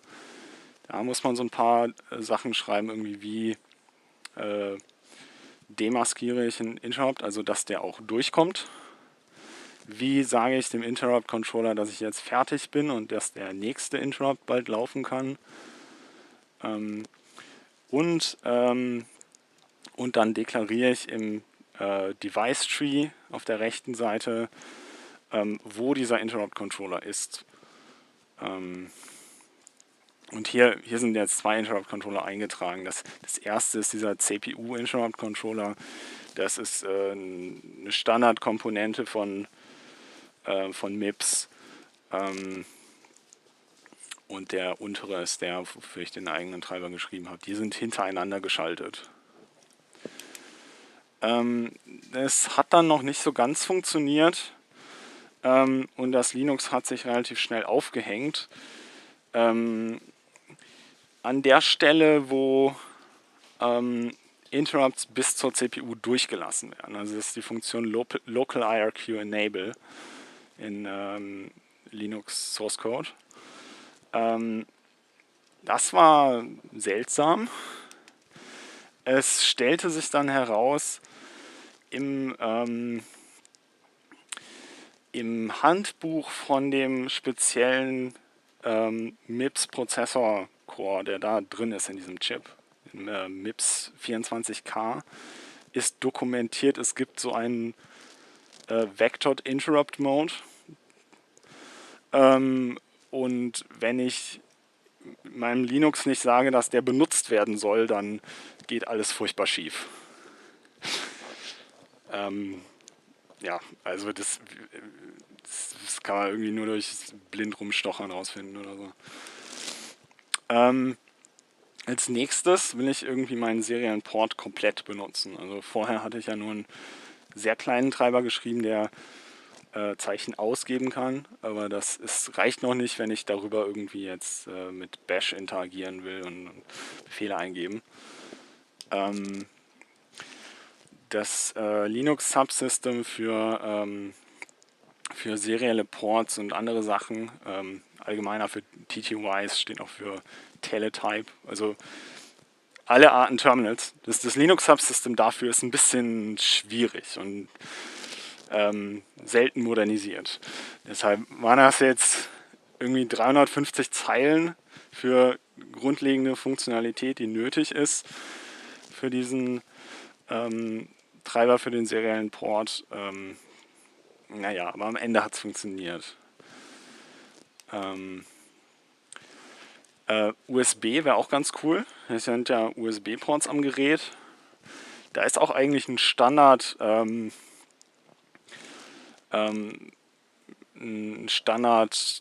USB-Controller verbaut. Nennt sich EHCI, das ist eine Spezifikation, die festlegt, wie ein USB-Host-Controller aussehen kann. Linux hat dafür natürlich Treiber, weil EHCI sehr verbreitet ist. Aber das habe ich nicht ganz offen gekriegt. Also es funktioniert so ein bisschen. Es stellt fest, dass ich ein Gerät einstecke, aber wenn es dann versucht herauszufinden, welches Gerät es ist, funktioniert irgendwas nicht mehr. Deshalb gerne helfen, falls ihr mehr wisst. Jetzt ist das ja so, wenn ich über einen seriellen Port meinen Linux immer reinlade, wenn ich irgendwas geändert habe, dauert das sehr lange. Das ist irgendwie, der serielle Port läuft maximal irgendwie auf einen Megabaud, also 1 Million Bits pro Sekunde. Das wären im Optimalfall dann 20 Sekunden, aber eher mehrere Minuten. Das ist also nicht so cool. Würde ich gerne einen Debugger, so ein GDB gegenhalten. Es gibt auch Funktionalität in Linux, dass man da GDB oder irgendeinen anderen Debugger, ich weiß nicht, Visual Studio Code Debugger, wenn es sowas gibt, dagegen halten kann. Aber das braucht noch weitere Features in meinem Treiber für den seriellen Port. Habe ich noch nicht implementiert. Firmware hacken, sehr interessant. das hier, es gibt Welten zu entdecken, diese Welt hier. Dieses Gerät hat 26 Euro gekostet. Und Linux portieren es macht Spaß für gewisse Werte von Spaß. Ja, jetzt bin ich schon quasi durch.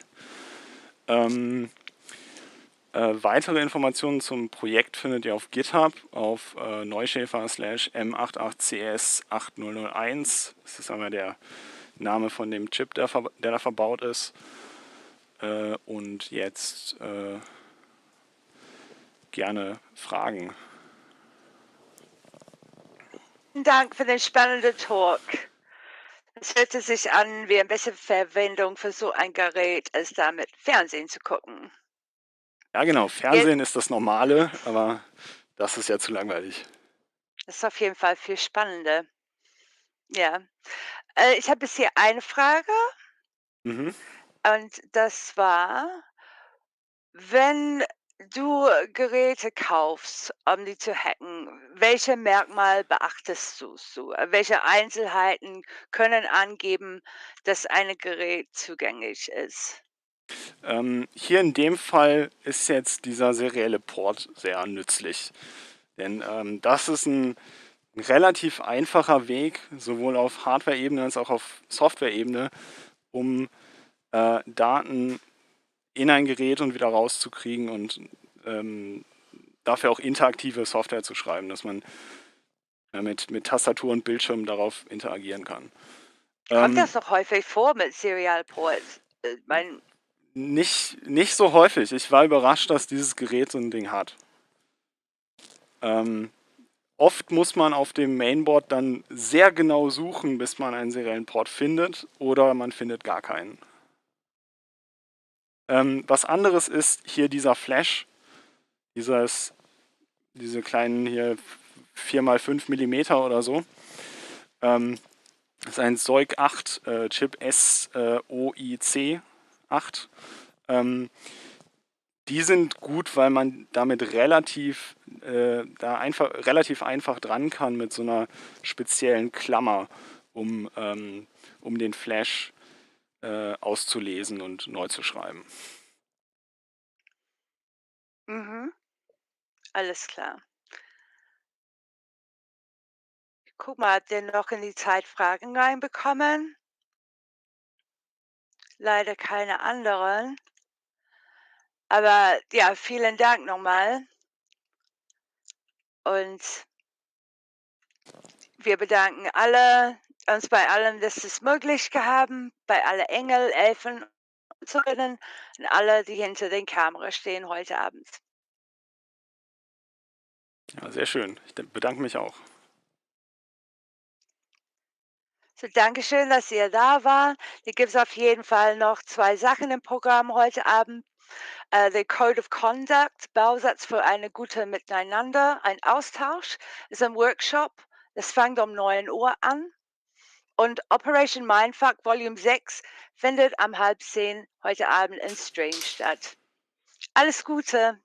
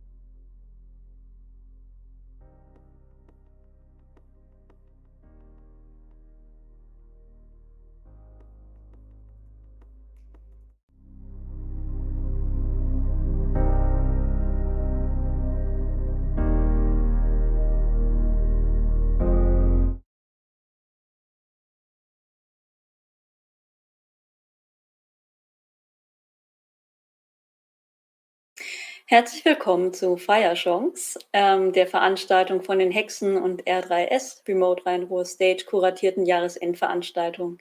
Ich bin Lemon, euer Herald für diesen letzten Programmpunkt dieses großartigen Tages. The following lecture will also be translated into English.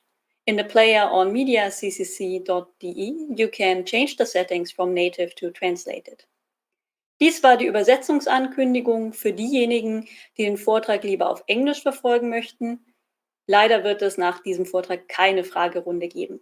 Aber ihr könnt gerne eure Gedanken auf Mastodon und Twitter unter #Fireshonks posten oder euch im Chat auf YouTube und Twitch austauschen. Ich freue mich auf jeden Fall sehr, euch die 6. Ausgabe von Operation Mindfuck ankündigen zu können, die von den wunderbaren und inspirierenden KünstlerInnen Blinry und Bleeptrack präsentiert wird. Blinry programmiert, macht Kunst und designt Spiele. Blinry macht kein Hehl aus der Liebe zu den Communities Jugend Hackt, dem Recurse Center und der Chaos Community. Außerdem hat Blinry wissenschaftliche Workshops über Origami in der Karibik besucht, ist mit einem Rucksack durch Japan gereist und sammelt gerne zufällige Kunst oder zeichnet Algorithmus-Bauanleitungen. Bleeptrack ist eine kreative Technologin, deren generative Kunstwerke bereits in mehreren internationalen Ausstellungen präsentiert wurden. Im November 2019 erhielt sie den Förderpreis Junge Ulmer Kunst und hatte ihre erste Einzelausstellung im Museum Ulm. Derzeit ist sie Artist in Residence bei 42 Heilbronn und arbeitet an generativen Visualisierungen von Datenströmen. Der folgende Vortrag wurde im Vorhinein aufgezeichnet. An der Skalierung können wir leider jetzt nichts mehr ändern. Also macht es euch bequem und lasst euch von Blinry und Bleeptrack mit einem Feuerwerk an Nerd-Themen blenden. Hallo und herzlich willkommen zu Operation Mindfuck. Das ist die 6. Ausgabe, die wir davon machen. Das hier ist Bleeptrack. Ich bin Blinry. Und das hat sich für uns zu so einer Tradition entwickelt, fast irgendwie jedes Jahresende irgendwie zu versuchen, euch ein bisschen zu nerdsnipen. Wir sammeln das Jahr über ein bisschen Themen irgendwie, die uns selber begeistern. Und das ist dann unser Versuch, quasi euch damit anzustecken. Das wird dann wieder ein bunter Blumenstrauß mit Themen irgendwie aus Kunst und Technik und Wissenschaft. Und da schauen wir mal, was wir für euch vorbereitet haben. Wir machen dieses Jahr ein Experiment, eine Formatänderung. Und zwar haben wir uns vorher nicht erzählt untereinander, worüber wir reden werden. Das heißt, das wird jetzt auch für uns selber eine Überraschung, worum es gehen wird. Und wir sind gespannt, wie das funktioniert. Cool, dann starten wir mit dem ersten Thema, oder? Genau. Da geht es um einen Ort, der nicht existiert. Biene, du hast doch manchmal den Titel Randomness Sommelier. Insofern glaube ich, genau.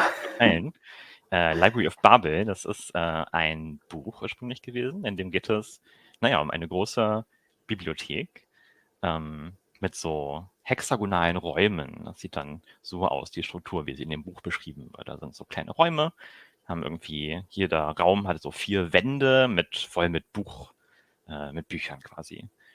Und in der Story geht es dann darum, dass da irgendwie Leute sich durchbewegen und so nach ganz besonderen Büchern suchen, denn die Bibliothek enthält alle Bücher, die möglich sind. Ich glaube, das ist immer begrenzt auf 400 Seiten oder so und auf ein bestimmtes Alphabet. Also auf lateinische Buchstaben, Leerzeichen, Punkt und Komma. Und da sind dann alle Bücher drin, die irgendwie aus diesen Kombinationen sich bauen lassen quasi. Und das ist für die Leute, die da durchgehen, natürlich hochinteressant, weil die wissen dann, jedes Buch, das sie sich ausdenken können, existiert darin. Und da sind sie dann auf der Suche nach ganz bestimmten Büchern. Und das Coole ist, dass jemand eine Webversion davon programmiert hat. Das heißt, da können wir jetzt mal zusammen hingehen und uns angucken, was man da drin so findet. Das ist die Startseite und wir können jetzt mal anfangen, damit irgendwie durchzubrowsen, durch die Bücher, die da so im Bestand sind. Geht es als erstes darum, dass wir uns ein passendes Hexagon aussuchen. Und zwar sind die hier identifiziert über irgendwie lange IDs quasi, die aus Nummern oder Buchstaben bestehen. Die können 3000 Zeichen lang sein. Und das heißt, du siehst, es gibt ja sehr viele Hexagone. Und genau, lass uns mal überlegen, wo wir hinwollen. Wir können uns jetzt einen Hash dafür ausdenken, quasi für das Hexagon, wo wir hinwollen. Was meinst du? Soll ich einfach mal auf die Tastatur hauen oder wollen wir Ja, bestimmt... oder so. Oder sonst kannst du Operation Mindfuck nehmen. Oder so. Oh ja. Das wird unser Hexagon, das wir besuchen. Genau. So sieht das aus. Da haben wir jetzt oben diese 4 Wände quasi. Was meinst du? Wollen wir mal auf Wand? Genau. Ja. Ich hätte einfach genau in der Mitte, ich wäre einfach in die Mitte auf die mittlere Hier. Wand zugegangen. Genau. Ja, Wand 1 quasi, da wird reingezoomt. Mhm. Das hat jetzt 5 Reihen, die wir uns aussuchen können mit Büchern. Auch wieder die Mitte vielleicht. Ja. Auf 3. In der Mitte. So, und da sehen wir jetzt schon, da sind jede Menge Bücher drin. Die haben auch halt alle Titel, die es gibt. So. Was meinst du? Spricht dich da irgendwas besonders an, wo wir mal einen Blick reinwerfen sollten? Ja, so das viertletzte hat einen sehr kurzen Titel. Einen auffällig kurzen Titel. Oh ja, Pafziv. Genau, okay. Das schlagen wir auf. Und dann kriegen wir 410 Seiten mit Inhalt. Also, ja, genau. Da würde man jetzt, also, ne, das ist auch bisher meine Erfahrung gewesen, wenn ich mich da so durchgeklickt habe, kriegt man meistens solche Bücher, mit denen man wenig anfangen kann.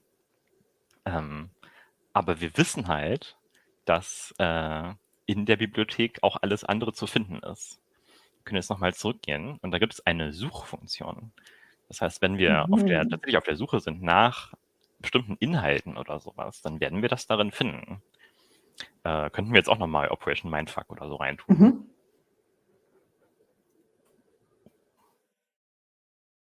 Dann läuft es los, guckt in die Bibliothek und spuckt uns ein paar Treffer aus.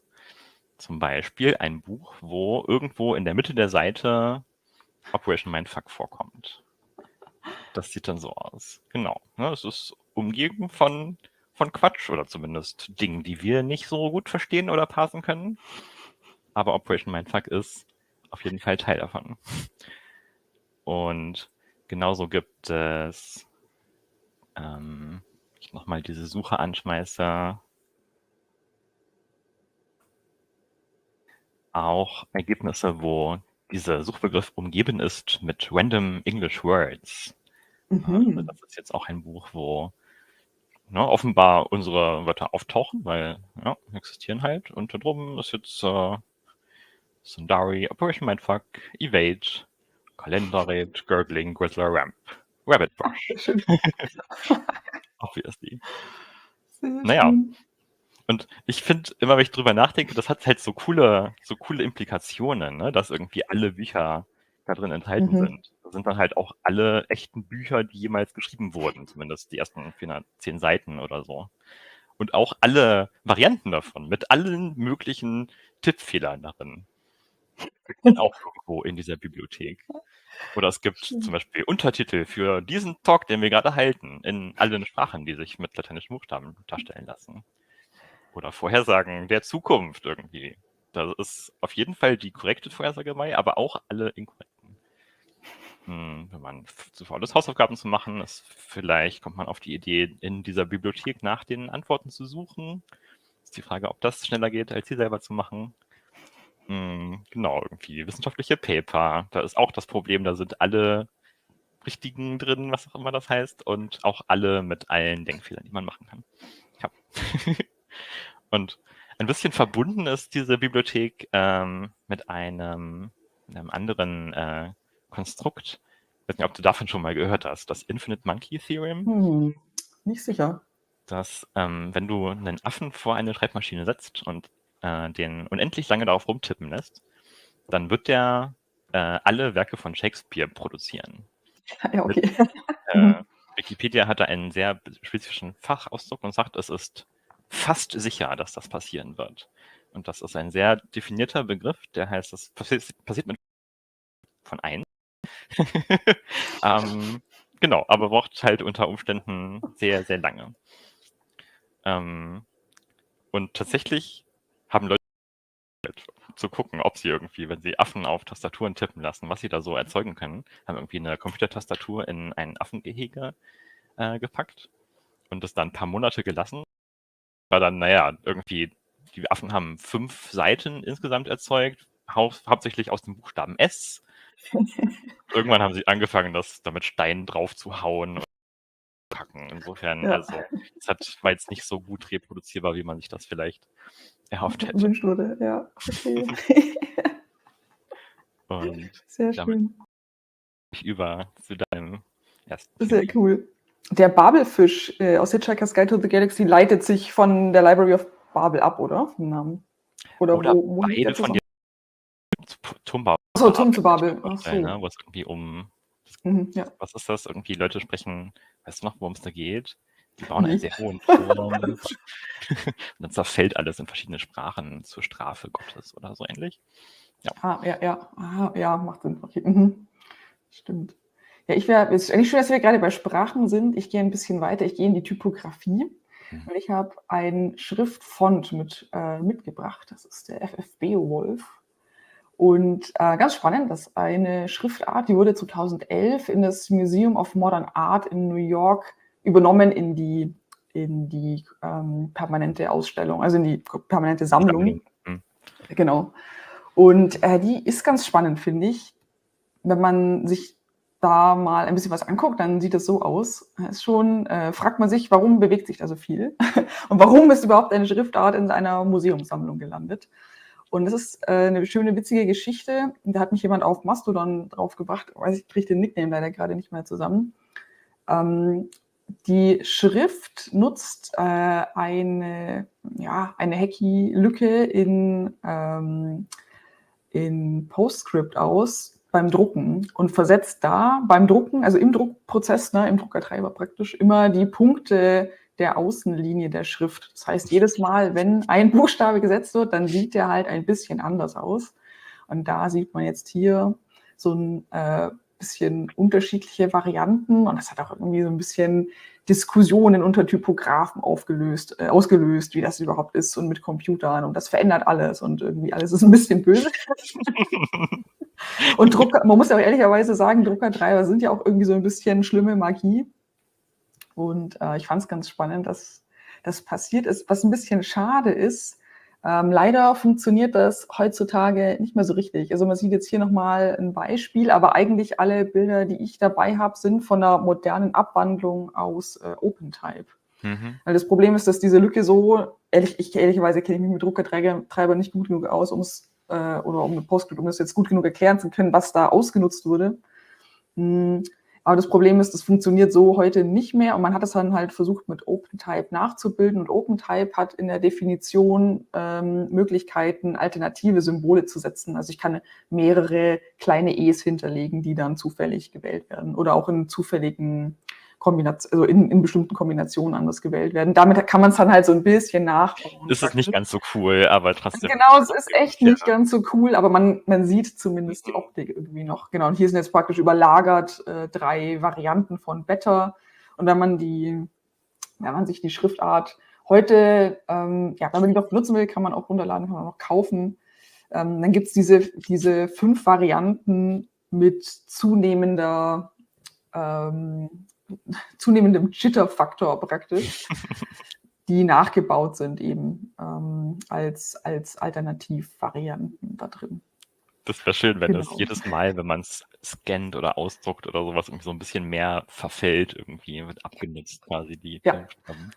Fände ich auch sehr schön. Eigentlich fände ich es schön mit jedem Druck, so wie du halt bei einer Modeldruck oder sowas so eine Abnutzung hast. Ne? Das wäre cool, wenn man dann irgendwie mit jedem Druck geht der Font ein bisschen mehr kaputt. Fände ich auch richtig gut. Ja, so würde sich auch das Lizenzproblem bei Fonts vielleicht ergeben. Sozusagen so, du hast 10 Drucke frei und Oh je. danach geht es einfach nicht mehr. Nee, ich finde nicht schön, weil es ist mir gefällt es besonders gut, weil es ist so eine unerwartete Sache, dass sich Dinge im Druck verändern oder halt auch je nachdem, an welchen Treiber ich es gebe, sich der Font ein bisschen verändert. Das ist so die gemeine, unerwartete Erfahrung, die man damit hat, glaube ich. Und ich finde es auch tatsächlich, dass Hersteller von Druckern nicht so scharf drauf sind, irgendwie, dass solche Dinge passieren können überhaupt. Ne? Ja, Dinge, die man eigentlich nicht haben möchte. Aber genau, Ja, andererseits ist es eigentlich eine Turing-vollständige Sprache, glaube ich. Ne? Und du kannst theoretisch irgendwie, ich habe mal gesehen einen Ansatz, wo Leute irgendwie, wenn man irgendwie Formeln eintippt, also mathematische Rechnungen oder so, dann rechnet die Font das für einen aus und printet dann das Ergebnis oder so. Ja. Das ist auch super. Sehr schön. Ja, das war's schon von mir. Dann gebe ich zurück an dich. Wir gucken uns als nächstes Quines an. Hast du davon mal gehört? Nee, gar nicht. Das sind Programme, die eine ganz bestimmte Eigenschaft haben. Und zwar ist die Ausgabe, die sie haben, identisch mit dem eigenen Source Code. Und das ist halt eine relativ schräg wirkende Eigenschaft, dass das überhaupt möglich ist. Und was ich heute mal machen möchte, ist langsam durch ein Beispiel steppen, wo wir sowas aufbauen zusammen.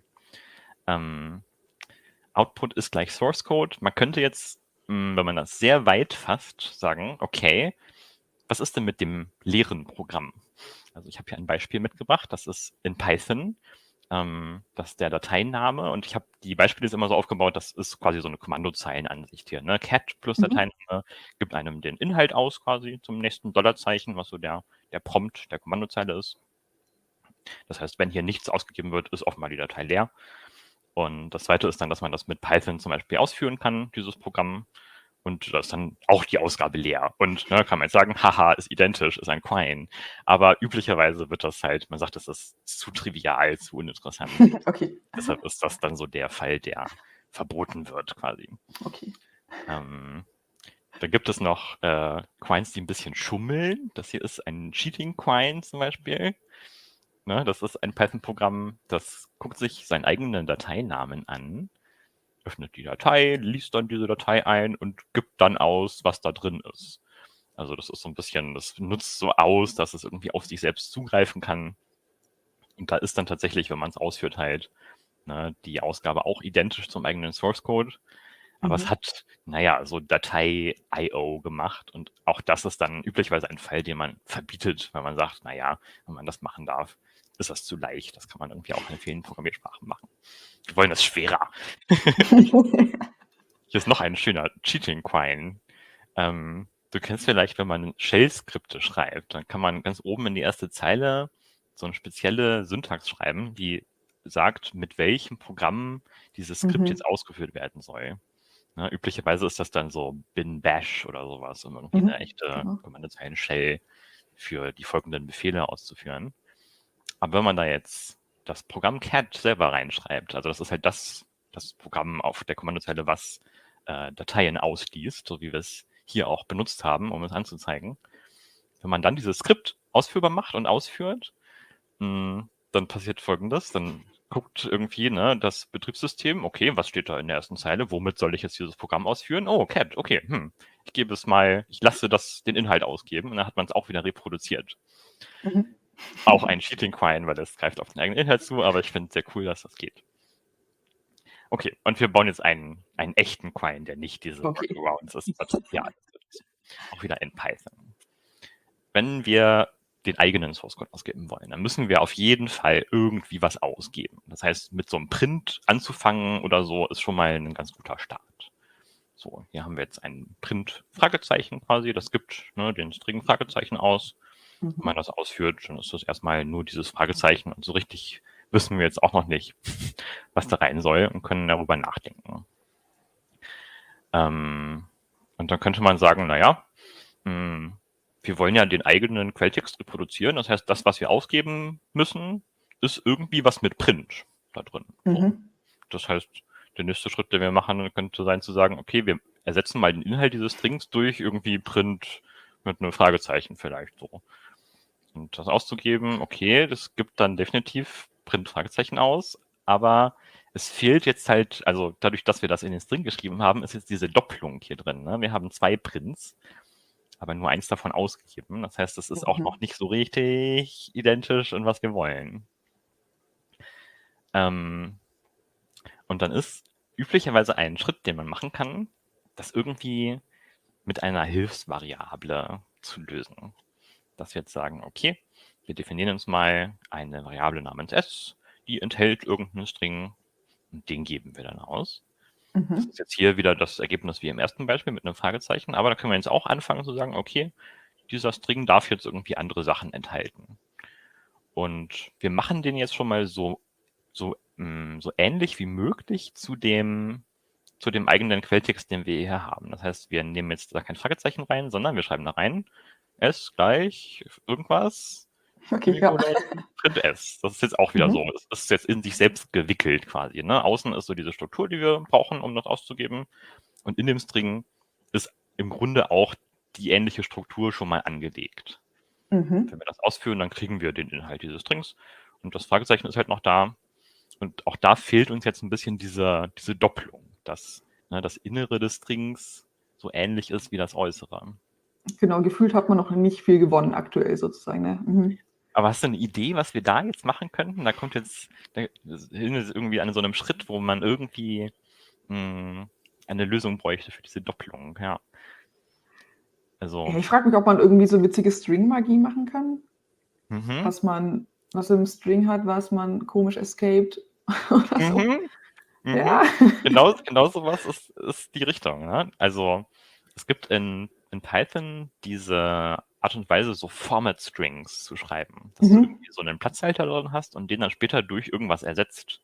Das nimmt man oft, wenn man, keine Ahnung, Hallo, Name, Ausrufezeichen oder sowas machen will. Und dann kommt an die Stelle, wo der Name steht, halt, da will man irgendeine andere Variable drin haben quasi. Und dann kann man da so eine Syntax benutzen wie %s oder so und zu sagen, da kommt später noch ein String rein. Und genau sowas können wir hier jetzt auch machen, an der Stelle, wo das Fragezeichen steht. Denn wenn wir das hier später ausgeben, dann ist das ja schon recht ähnlich zu dem, was wir haben wollen, nur wir wollen an der Stelle des Fragezeichens den String selber. Das heißt, wir können diese Variable s nehmen und sie in sich selbst einsetzen. Das ist der nächste Schritt. Das sieht dann so aus.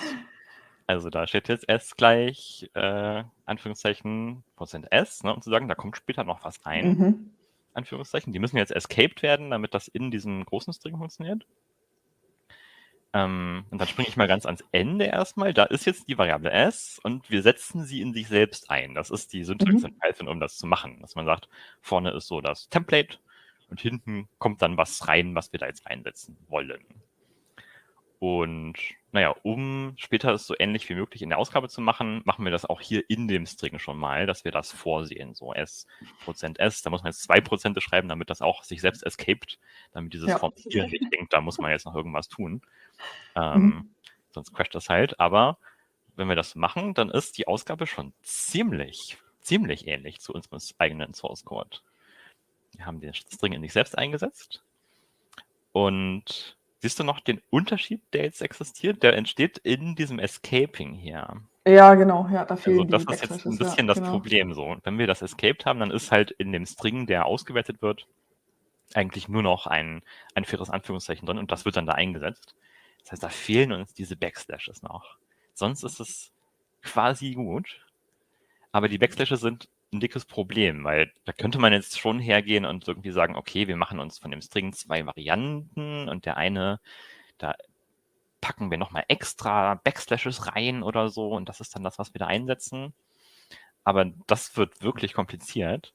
Und um das zu vermeiden, schreiben wir jetzt eine Version, die im Grunde was Ähnliches macht, aber nicht das Problem hat, dass wir in dem String irgendwie nochmal andere Quotes haben. Das sieht dann so aus. Okay. Und zwar benutzen wir dieses char 39. Das nimmt das ASCII-Zeichen 39. Das ist zufälligerweise ein einfacher Quote quasi. Und setzen die da auch ein. Setzen die jetzt um den String drumherum quasi. Ja, also wir setzen das S in die Mitte und das char setzen wir davor und dahinter. Und dann haben wir in der Ausgabe diese einfachen Ticks um den String drumherum. Das sind dann später in der Ausgabe dieses hier und dieses hier. Und genau, dann müssen wir im String dieses Replacement mit dem char reinschreiben und außerhalb auch, damit es identisch bleibt. Aber das ist jetzt wirklich ein echter Client-Programm, das in irgendeinem Source Code ausgibt. Man kann das noch einfacher machen in Python, wenn man einen bestimmten Format-String-Argument nimmt. Das ist %r. Habe ich auch erst gelernt bei der Vorbereitung des Talks, steht für Representation. Und das nimmt einen String und tut dann da rein so eine Form oder eine Form der Variable, die so aussieht wie die Syntax in Python, die man haben würde. Also wenn man da jetzt bei %r einen String einsetzt, dann kriegt der automatisch Quotes um sich rum. Mhm. Ja, dass man so eine Darstellung hat, wie sie in Kannte ich auch nicht. dem Source Code üblich wäre. Und damit kann man das ein bisschen kürzer schreiben. Mhm. Genau. Und also, probiert, wenn ihr dem Talk zuhört, gerne mal aus, in eurer Lieblingsprogrammiersprache oder sowas, einen Client zu schreiben. Ich finde das eine super irgendwie mind-bending Aktivität, das zu versuchen hinzukriegen.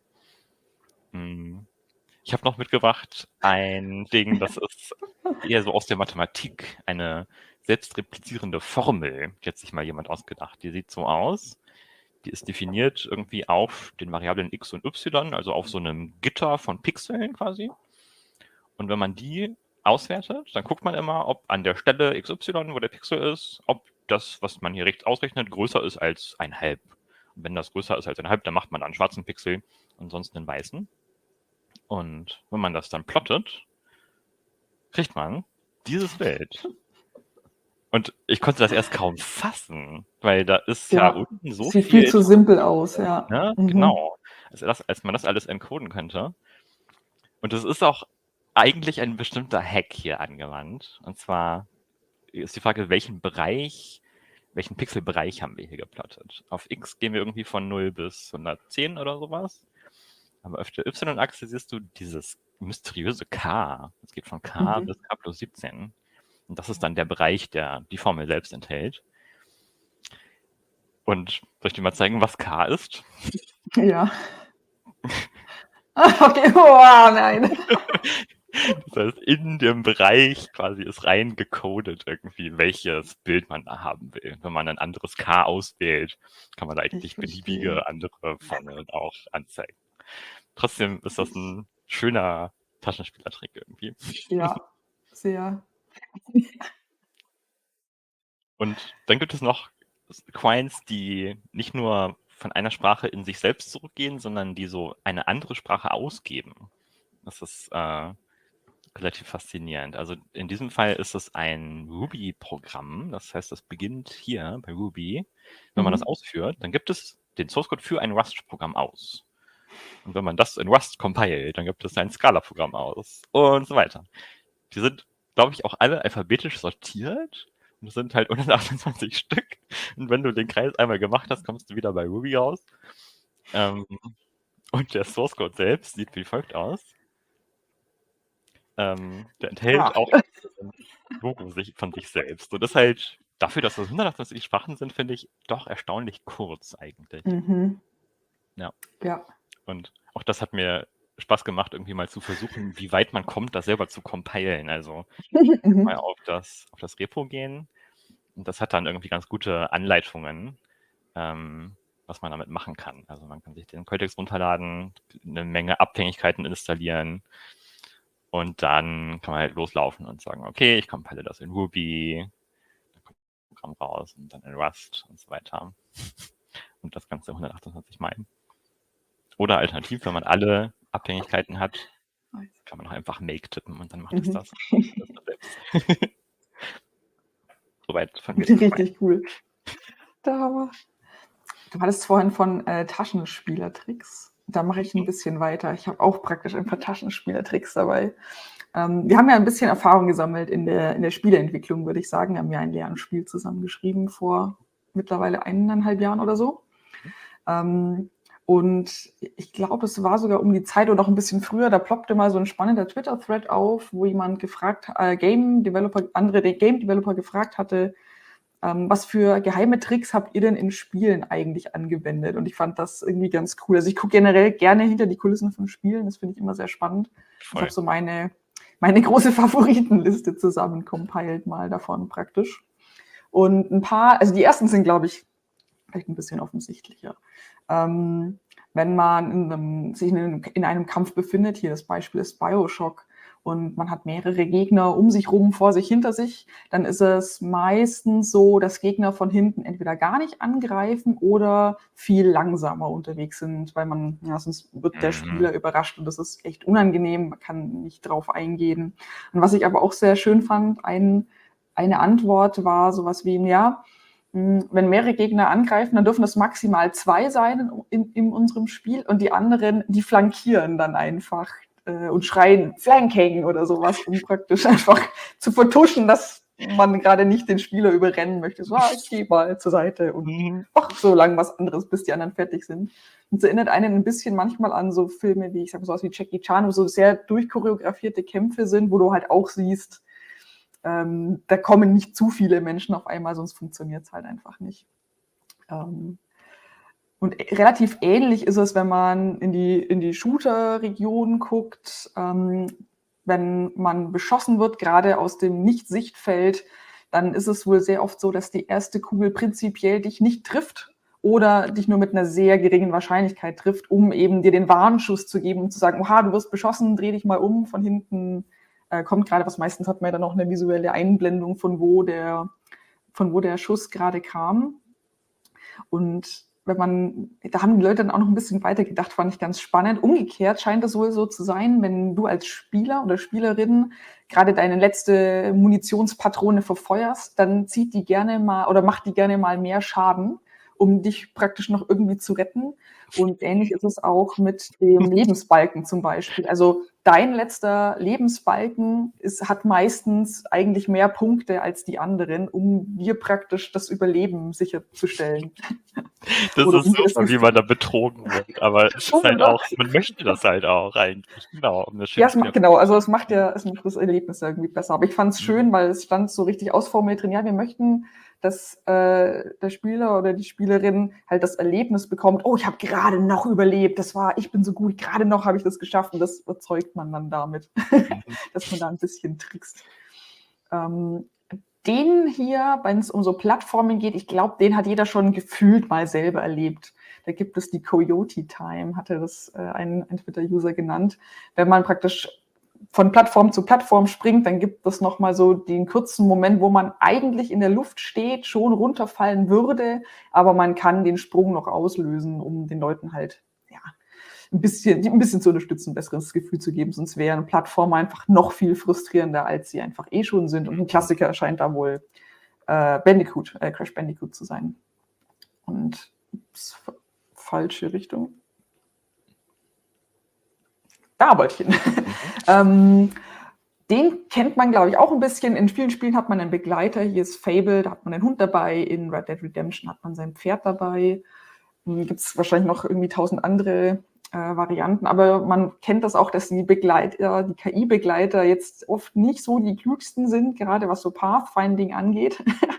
Und die bleiben gerne mal stecken oder verlaufen sich ein bisschen. Oder man ist auch einfach zu schnell, weil die irgendwie viel langsamer laufen und nicht so richtig hinterherkommen. Und da ist der geheime Taschenspielertrick, dass man die Begleiter einfach offscreen respawnt hinter einem, damit sie einfach wieder da sind und man befreit sie praktisch einfach heimlich. Man vertuscht einfach heimlich, dass die Pathfinding-KI vielleicht nicht so toll war und setzt den einfach hinter den Spieler und sagt, ach ja, jetzt bin ich wieder da. Ich glaube, Manchmal wundere ich mich ein bisschen, dass die so schnell wieder aufgeholt haben. Ja. Schon, oder? Und ich meine, es gab auch ein paar witzige YouTube-Videos zu einem Spiel wie Sherlock Holmes, wo dein Begleiter Watson immer so ganz krass wieder irgendwo aufploppt und dann, also das ist so obvious, dass er teleportiert gerade, dass es schon so ein, dich so ein bisschen aus der Stimmung rausholt, weil es so unrealistisch ist, dass er plötzlich wieder überall irgendwo aufploppt, wo er gar nicht sein kann. Also kann man auch übertreiben. Dann gibt es Spiele wie Resident Evil 4, die haben eine sehr anpassbare Schwierigkeitsstufe. Das heißt, wenn ich ein Level spiele und komme nicht klar und sterbe an einer Stelle und starte den Abschnitt von neuem, dann spawnen unter Umständen weniger Gegner oder schwächere Gegner, um praktisch so graduell sich deinem Können anzupassen.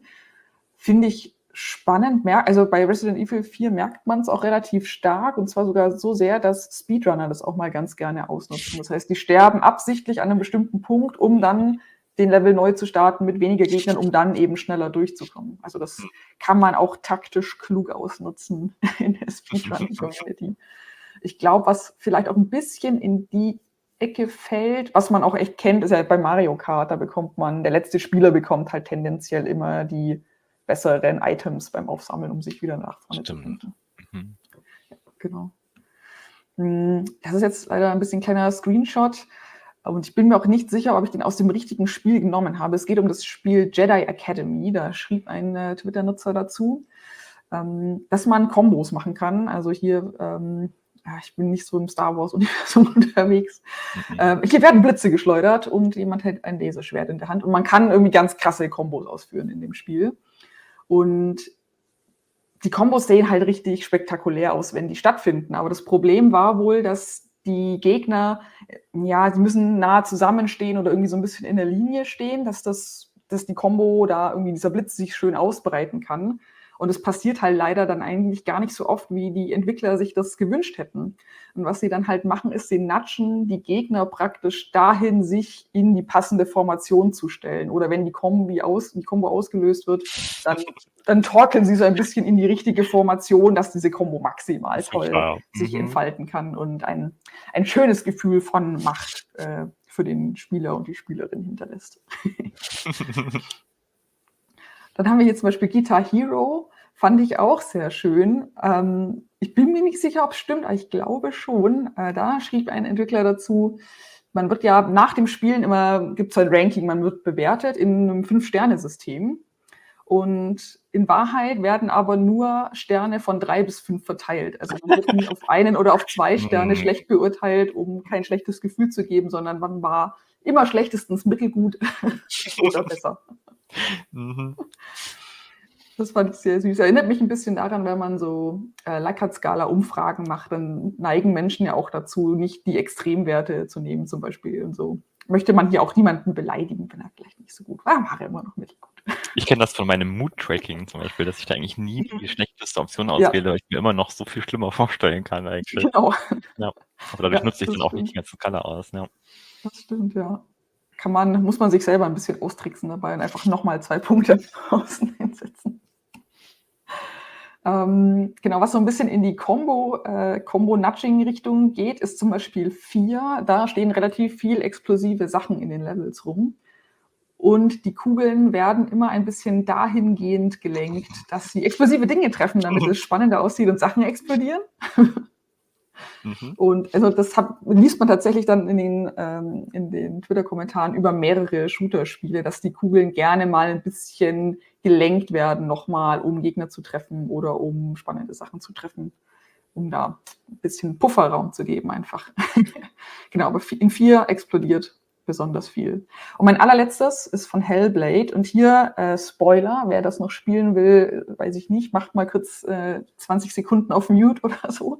In Hellblade ist es so, die Story, oder am Anfang der Story handelt man sich so eine Art Pestkrankheit. Einmal sieht es hier so leicht angedeutet, so am rechten Arm, da wächst so eine schwarze Krankheit den Arm entlang. Und das Spiel sagt einem, dass mit jedem Mal, in dem du stirbst, wird diese Krankheit schlimmer und die wird praktisch dein Spiel über so lange wachsen, bis sie dich verzehrt hat und dein Spielstand vernichtet wird. Also du hast praktisch nicht eine unendliche Lebensanzahl und es wird ja aber nicht gesagt, wie viel, also wie oft du tatsächlich sterben kannst. Und ja, Spoiler, as it turns out, dies gibt es nicht. Also du wirst nie final, es gibt keinen Permadeath. Das Spiel versucht dich einfach nur auszutricksen. Und da waren auch viele Leute danach sauer, als sie es rausgefunden haben. Ich fand es für mich voll gut, weil ich fand den Druck beim Spielen so schlimm, dass ich es dann gar nicht fertig gespielt habe. Und dann irgendwie, ich habe keine Lust, von vorne anzufangen, wenn es mal nicht klappt. Aber das ist auch irgendwie ganz spannendes psychologisches Nudging. Einfach nur durch das Erzählen, dass was voll Schlimmes passiert, dass man da sehr viel Druck aufbauen kann. Ähnlich scheint es wohl auch Abschnitte zu geben in Spielen, wo eine Timer-Funktion ist, die dir Druck machen soll. Du hast irgendwie 5 Minuten Zeit, aber in Wahrheit sind es 8 Minuten, weil die Sekunde ist keine wahre Sekunde, sondern der Timer läuft ein bisschen langsamer, als er eigentlich behauptet zu laufen. Ist auch ein bisschen gemein. In Antichamber gibt es auch so einen Moment, ich weiß nicht, ob du das mal gespielt hast, so ein Nee, noch nicht, immer noch nicht. geometrisches Puzzlespiel letztendlich, wo auch irgendwie anfangs so eine Stunde runterläuft oder so und dir gesagt wird, du hast diese Zeit, um das Spiel fertig zu spielen, glaube ich, und irgendwann verschwindet die Uhr und die Anzeige kommt, Time is meaningless oder so. Sehr schön. Auch Druck. Sehr schön. Ja, cool. Dann gebe ich an dich weiter. Es soll als nächstes um Baubotanik gehen. Das ist ein kurzes Segment, wo ich einfach meine Begeisterung, dass etwas existiert, mit euch teilen möchte. Ich würde dich gerne mal raten lassen, wenn du diesen Begriff hörst, was denkst du, was könnte das sein? Es klingt wie, ich integriere Pflanzen in die Architektur. Mhm, genau, ja. Als Solarpunk-Fan wird Ja. das auch was sein. Genau wie du sagst, man kombiniert wachsende, lebende Pflanzen und irgendwie aus anderen Materialien gefertigte Strukturen. Das ist so ein Konzept für so ein Pavillon, wo dann diese einzelnen Stockwerke tatsächlich von dem Holz getragen werden. Und ich glaube, an der Uni Stuttgart hat das mal angefangen im Architekturbereich, dass Leute da auch irgendwie einfach zu geforscht haben, wie kann man das machen so, ne? Irgendwie, wie kann man gut irgendwie so Metallstangen und Bäume miteinander verbinden, dass das gut hält. Und ne, irgendwie in so Astgabeln klemmen und dann zuwachsen lassen, ist irgendwie immer eine ganz gute Strategie. Also das ist halt, das dauert natürlich viele Jahre so, bis das irgendwie gut fixiert ist, aber dann ist es halt auch eine solide Verbindung.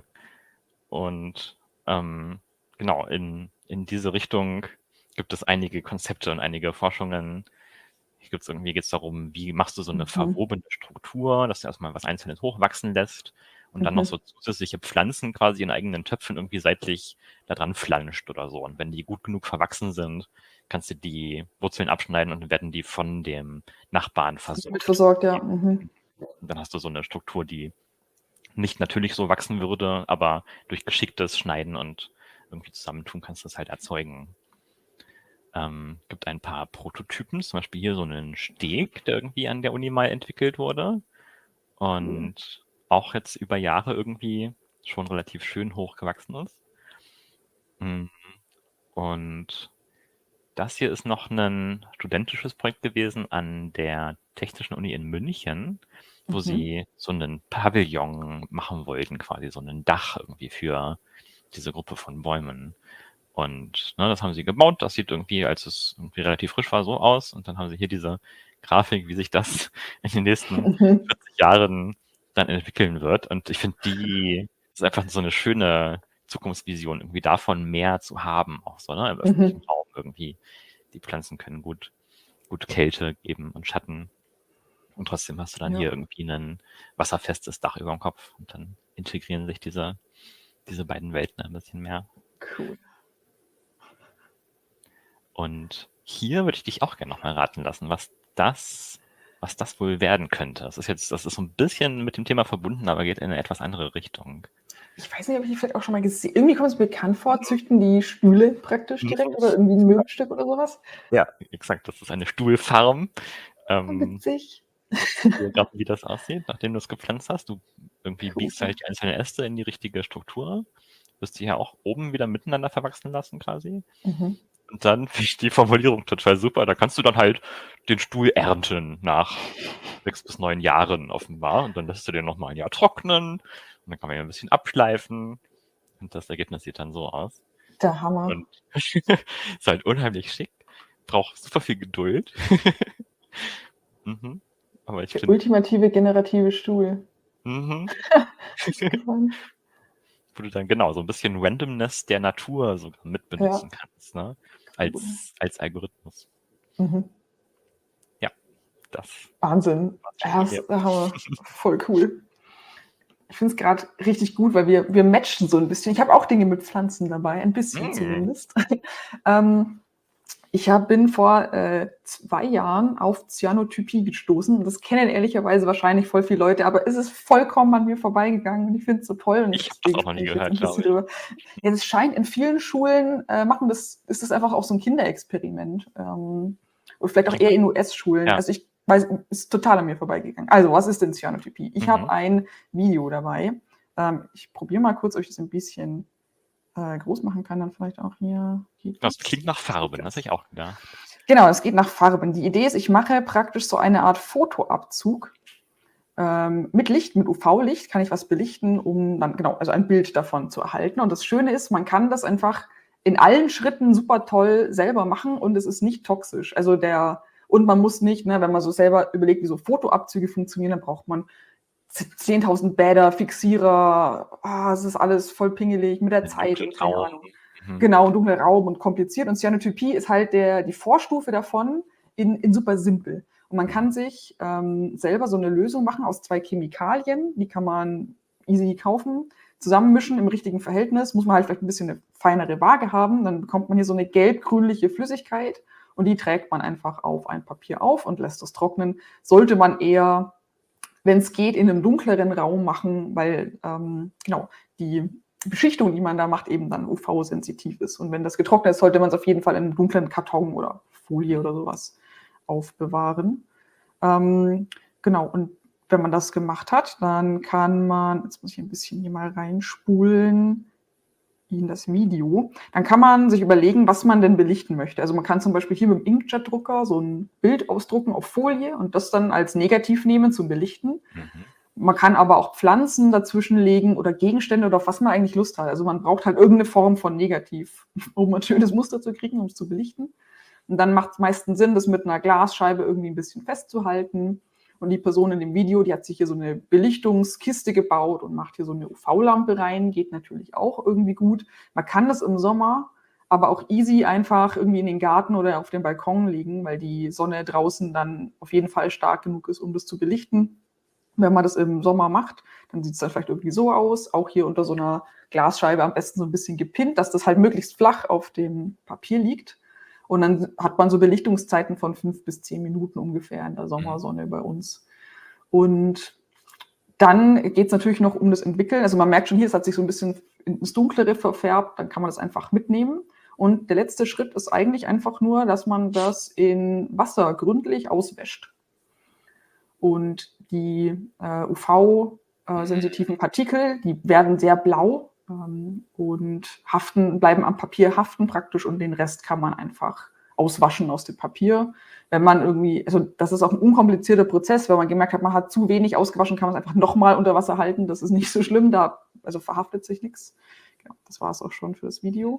Und danach hänge ich das eben einfach zum Trocknen auf und habe einen tollen Abzug gemacht. Also ich finde das irgendwie total faszinierend, wie simpel man das irgendwie machen kann.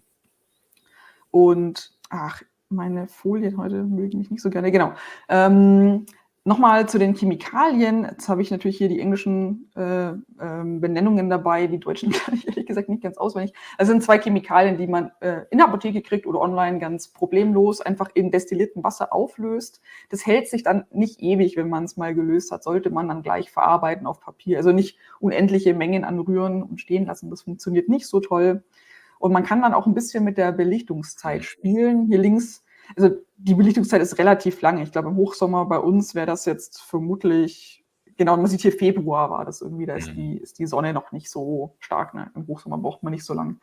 Aber man sieht, wenn ich so ein Blatt benutze, dann kann ich das halt länger belichten und dann kriegt dann auch richtig schöne Details der Blattadern raus. Also nicht nur den Umriss, sondern es kommt halt dann mehr UV-Strahlung durch das Blatt durch und kann mehr blaue Partikel haften lassen auf meinem Papier. Ganz toll. Man kann das auch auf Stoff machen zum Beispiel. Also wenn man nicht Papier benutzen möchte, kann man das auch ganz toll auf Baumwollstoffen machen. Und gerade auch eben mit Pflanzen wird das eben sehr gerne gemacht, weil es halt schöne Abdrücke gibt mit schönen Mustern und unkompliziert ist. Das wird aber auch was heißt mittlerweile, aber es wird auch in der modernen Kunst benutzt. Fand ich hier irgendwie spannenden Abzug mit einem Negativ von Häuserfotografien oder ein bisschen abstrakter hier noch irgendwie mit anderen Materialien vermischt und ein Porträtabzug, also kein Porträt, wie sagt man, ein Silhouettenabzug sozusagen von der Seite. Mir auch gut gefallen. Und was die Gedankenverknüpfung, die ich irgendwie erst jetzt vor ein paar Tagen hatte, ist, ach so hat man Blaupausen gemacht. Also das ist tatsächlich, wo die Blaupause herkommt. Mir war das auch gar nicht klar, dass das die Abzugsvariante ist. Man nimmt also Transparentpapier, um den Plan zu zeichnen, belichtet den auf mit Cyanotypie eben auf ein anderes Papier und erhält dann die Blaupause. Sehr schön. Okay, witzig. Ja, ich hätte auch noch nie hinterfragt so, ne, warum man ausgerechnet diese Ästhetik irgendwie wählt für so schematische Zeichnungen. Aber ja, hat voll Sinn. Und also wenn ihr das mal probieren wollt, es gibt so ein bisschen unterschiedliche Rezepte im Netz, aber die sind alle verhältnismäßig ähnlich. Man kann halt ein bisschen experimentieren mit dem Mischungsverhältnis und wie man es aufträgt. Manche machen ein bisschen Gelatine in die Lösung, um zu verhindern, dass es zu tief in das Papier einzieht. Dann hat man eine dünnere Beschichtung praktisch und braucht nicht so viel Belichtungszeit. Also da kann man ganz viel experimentieren mit. Und es macht furchtbar viel Spaß im Sommer. Also einfach da mal irgendwie witzige Abzüge zu machen ist, enorm spaßig, macht sehr viel Laune, kann ich sehr empfehlen. Eines der Kunstwerke, die du gezeigt hast, hat ja auch tatsächlich so eine Art Porträtfoto quasi, ne? Ich habe mich gefragt, Genau. ob man das irgendwie in eine Lochkamera setzen kann und dann draußen belichten. Das dauert dann wahrscheinlich ganz lange, aber wie geht das? Also ich habe einen Blogpost gefunden, wo das jemand gemacht hat und das hat zumindest bei einem Foto gut funktioniert, aber es ist wohl schon knifflig, weil die Belichtungszeit, glaube ich, super lang ist dann einfach in dem Moment. Und du kannst das nicht direkt, also ne, wenn du was wohin hältst, richtest du ja das Ding nicht direkt auf die Sonne. Also du hast ja praktisch noch weniger Belichtung, wenn du es auf dem Objekt hältst, in der Lochkamera. Also probieren, also scheint schon, also theoretisch geht es. Ich glaube, die Belichtungszeit ist einfach ein bisschen der Faktor. Aber ich glaube, so krasser Sonnentag, mal einen Tag stehen lassen, kann man auf jeden Fall mal ausprobieren, glaube ich. Irgendwie charmant, dass man damit halt nur Sachen fotografieren kann, die irgendwie draußen sind dann so, ne? Wenn du in einem Innenraum mit künstlichem Licht bist oder so, wo kein UV-Strahlung drin ist. Dann nicht. Oder du müsstest halt super viel UV-Panels mitnehmen oder so. Das Ja. ist genau, das macht es nicht mehr so sympathisch. Also ich finde gerade ich lege Dinge in die Sonne und belichte Sachen, Idee finde ich gefällt mir sehr gut. Voll. Mein Foliendesign ist auch ein bisschen Blaupause. Ja, Tatsache.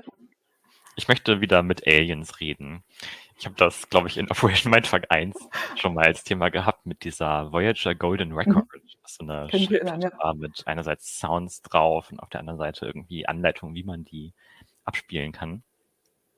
Und ich habe letztes Jahr noch ein anderes Ding gefunden, was das in viel mehr Tiefe macht, irgendwie mit Aliens zu kommunizieren. Und also dazu stellen wir uns mal vor, wir sind selber Aliens auf einem anderen Planeten irgendwie. Wir wissen nichts von Menschen, keine Ahnung.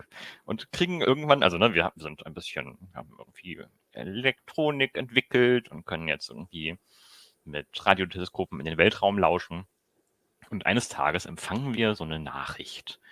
Die fängt so an, die besteht offenbar aus Einsen und Nullen irgendwie, eine binär encodete Nachricht. Die ist ziemlich lang, die hat 370.000 Bits insgesamt und endet so. Und jetzt ist die Frage, was machen wir da? Ne? Also wie gesagt, wir haben keine geteilte Kultur oder sowas mit den Menschen, wo das potenziell herkommt. Wie gehen wir da ran? Hast du eine Idee? Wie können wir das analysieren? Oder was könnten wir damit machen? Ja, wow, schwierig. Es ist ja auffällig sequenziell. Das ist, glaube ich glaube, das ist wahrscheinlich, also wenn das in so einem sehr gleichen Takt kommt, ist ja irgendwie immer ein Zeichen dafür, dass es artifiziell erzeugt ist, vielleicht, würde ich sagen. Also ich als zuerst, mein erster Gedanke wäre ja gewesen, ich spiegel das zurück. Also ich hätte eigentlich gerne das Gleiche zurückgesendet und geguckt, ob es dann wieder kommt oder sowas. Ne? Also sowas wie so ein Antwortding. Antwortet mir überhaupt jemand? Und ansonsten, ja, weiß ich nicht. Also genau, also die Abschnitte sind auffällig, würde ich sagen. Das finde ich, also genau, das ist wirklich so ein Muster hier drin, ne? Irgendwie, wo wir so Regelmäßigkeit sehen können. Und ich würde auch sagen, das lohnt sich da mal hinzugucken und dann auf die Idee zu kommen vielleicht, okay, so wie ich das jetzt hier auf die Folie gemacht habe, vielleicht sind einfach die Zeilen nicht richtig umgebrochen, nicht lang genug quasi. Und wenn wir mal versuchen, eine andere Zeilenlänge zu wählen, irgendwie so, das ist jetzt wieder der Anfang der Nachricht, sieht man schon so ein bisschen mehr Struktur, definitiv so eine diagonale Linie irgendwie. Aber machen wir vielleicht mal noch eins kürzer hier, dass alle Einsen, die am Anfang kommen, so in einer Zeile sind quasi. Okay, immer noch ein bisschen schief, auch in dem Rest sieht man so irgendwelche Strukturen so, ne, die aber auch so ein bisschen diagonal aussehen. Machen wir jetzt mal noch eine Zeile kürzer. Und das ist jetzt ein Punkt, wo wir sagen könnten, okay, da haben wir irgendwas richtig gemacht, weil jetzt ist das Ding so umgeben. Die Einsen umranden das nachher, genau. Von einem Rahmen aus Einsen. Und um das ein bisschen besser sehen zu können, können wir jetzt auch hier so die Einsen zu schwarzen Pixeln machen und die Nullen zu weißen. Und dann sieht das so aus. Da ist definitiv interessante Struktur drin in dieser Nachricht. Und tatsächlich sind das jetzt so Seiten, die sind auch quadratisch. Ja, wenn man die ganz anguckt, sehen die so aus. Und die Nachricht enthält ganz schön viele davon. Wenn man die alle irgendwie sich mitmalt, ist das die Nachricht, die wir da gekriegt haben. In einer, wie gesagt, für uns vollkommen fremden Schrift, Sprache, wissen wir nicht so richtig. Wir haben ja, ne, wir haben nicht irgendwie die Sprache der Leute, die das mal gesendet haben und müssen jetzt deshalb irgendwie versuchen, uns das von Grund auf selber zu entcoden, zu verstehen, zu entschlüsseln. Und da ist die Frage, wie kann so eine Nachricht überhaupt gebaut sein, dass das geht? Und wir können jetzt mal die erste Seite wieder ranzoomen und gucken, wie die aufgebaut ist. Ganz oben ist immer auf jeder Seite so eine Struktur hier. Irgendwie Dinge in der Ecke, dann irgendwie so ein Zeichen, nochmal Dinge in der Ecke. Und weil die halt auf allen Seiten oben sind, denken wir vielleicht, das ist irgendwie so eine Überschrift oder sowas. Was genau die bedeutet, haben wir jetzt keinen Kontext irgendwie, ne, um das zu verstehen, aber und danach kommt so ein Abschnitt hier.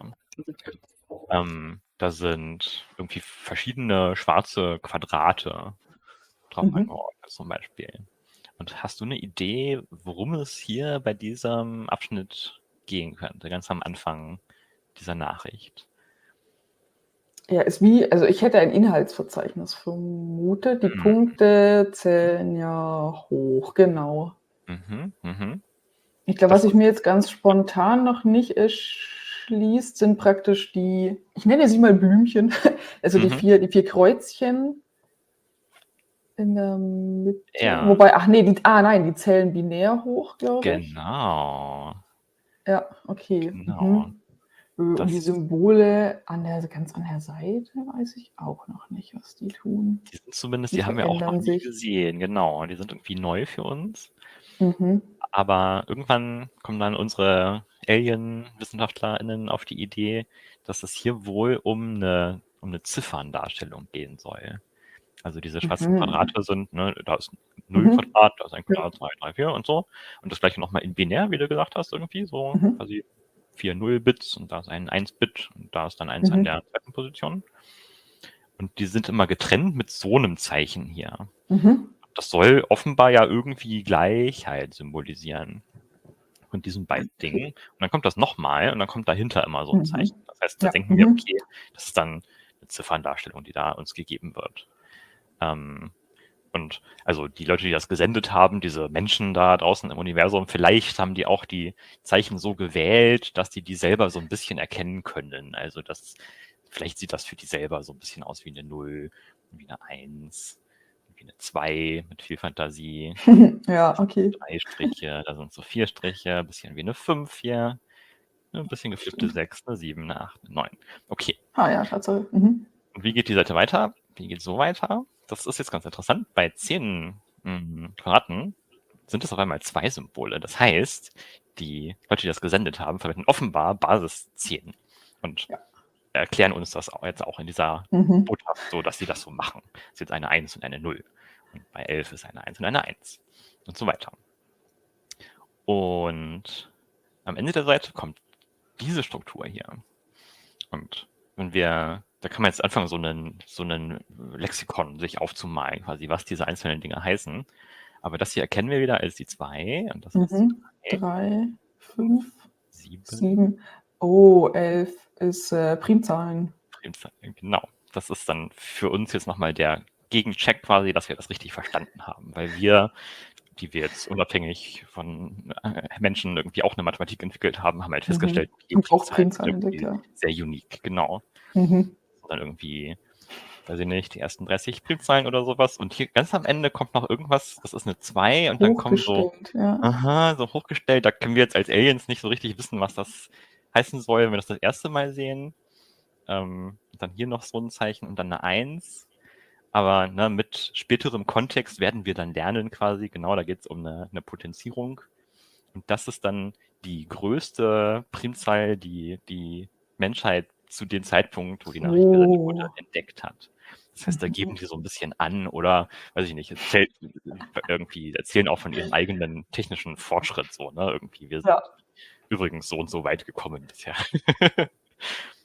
Genau, naja, und so geht das dann, also, ne, so haben wir jetzt irgendwie ein Zahlensystem schon mal etabliert. Und das geht auf der nächsten Seite dann so weiter. Da geht es dann um mathematische Operationen. Also da ist ein 1, dann irgendwas, dann noch eine 1, ein Gleich und eine 2. Und zu dem Zeitpunkt könnte das sowohl Mal als auch Plus sein. Aber da kommen dann halt noch mehr Beispiele. Hier ist irgendwie 4 plus 3 Mhm. gleich 7 zum Beispiel. Das heißt, da etablieren wir jetzt ein Plus, ein Minus und ein Mal Mhm. und unten ein geteilt durch. Also da gibt es dann so Mhm. Sachen wie, gucken, 4 geteilt durch 3 ist gleich 1,33333 und dann dieses treppenartige Symbol für und so weiter. Mhm. Und dann können wir ein bisschen rechnen. Und an anderen Seiten geht es dann noch um Geometrie zum Beispiel. Hier wird das Zeichen Pi das erste Mal erwähnt. Und auch hier gibt die Menschheit so ein bisschen an damit. Pi ist übrigens gleich 3,1415, bla bla bla. Und dann kommt dieses und so weiter Symbol und dann noch ein paar Stellen. Und das war halt auch zum Zeitpunkt des Sendens irgendwie so weit hatte man Pi da schon ausgerechnet oder bestimmt. Ja. Dann können die Aliens so ein bisschen sehen, wie sie sich technologisch damit vergleichen. Genau, Satz des Pythagoras auch nochmal als Gegencheck, dass man alles verstanden hat. Hier beginnt es dann irgendwie also ja, hast du eine Ahnung, was das sein könnte? Diese Grafiken da mit so Kreisen und da drauf sind kleine Dinge. In der Mitte sind auch immer Dinge. Habe ich jetzt 2 Hypothesen, könnte Dinge mit Umfang zu tun haben, könnte auch schon Dinge mit Planetenlokalisierung zu tun haben.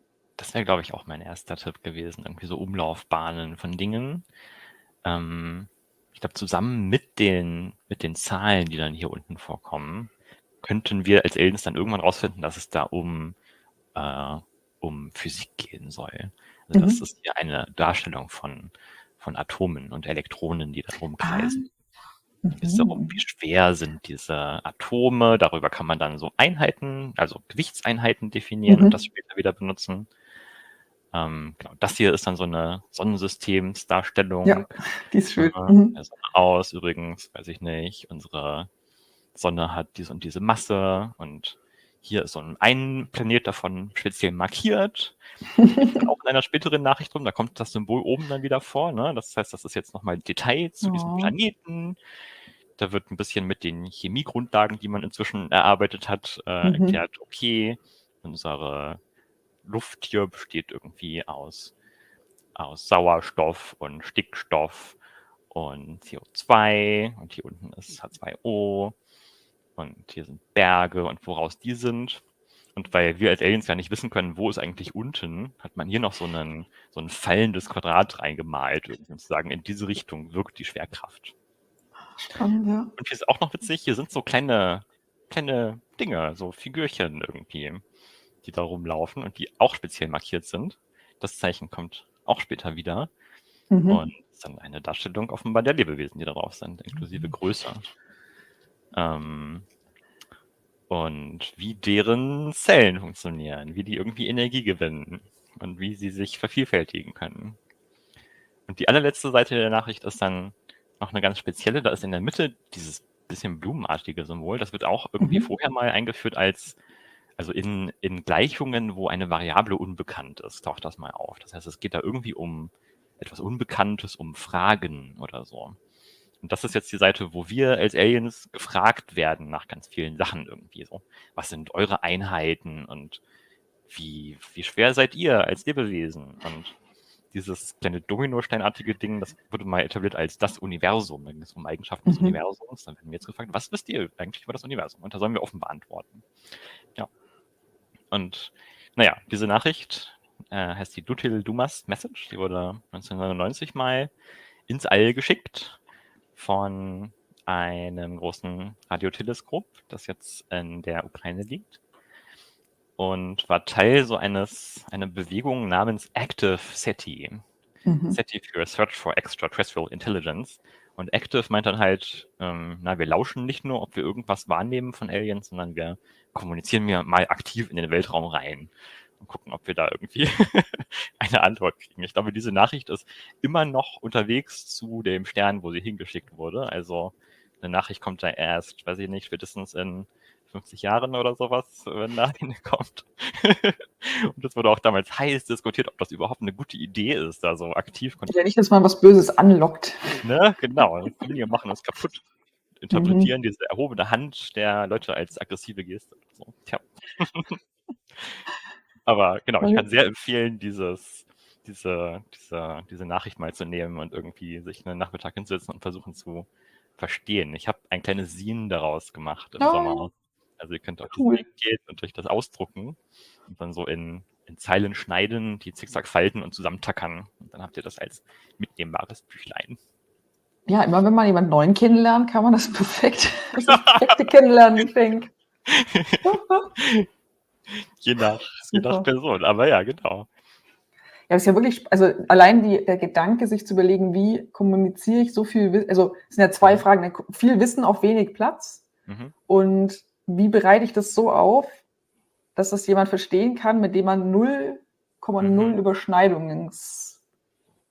Wissensüberschneidungen hat möglicherweise. Krass, ja, super spannend. Also kann mir trotzdem vorstellen, dass wir da jetzt als Menschen, die kulturell sehr nah dazu sind, einige Sachen auch gut übersehen, ne? Irgendwas, was man wirklich, wo man echt Probleme hat, das zu verstehen. Keine Ahnung. Vielleicht können Aliens mit dem Konzept von Rechtwinkligkeit nichts anfangen oder so. Dann hat man vielleicht Probleme, diese Quadrate überhaupt zu finden. Ja. Und ich meine, in welche Richtung man liest oder sowas. Ich glaube, das ist hier tatsächlich relativ egal. Wenn man das spiegeln würde, irgendwie wäre das auch verständlich. Tja, genau. echt spannend. Weil die das Thema haben. Cool.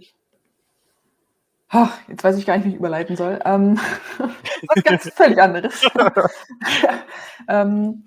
Ich habe Spaß mit Lasercuttern und habe da kürzlich ein paar coole Verarbeitungsmethoden dafür gefunden.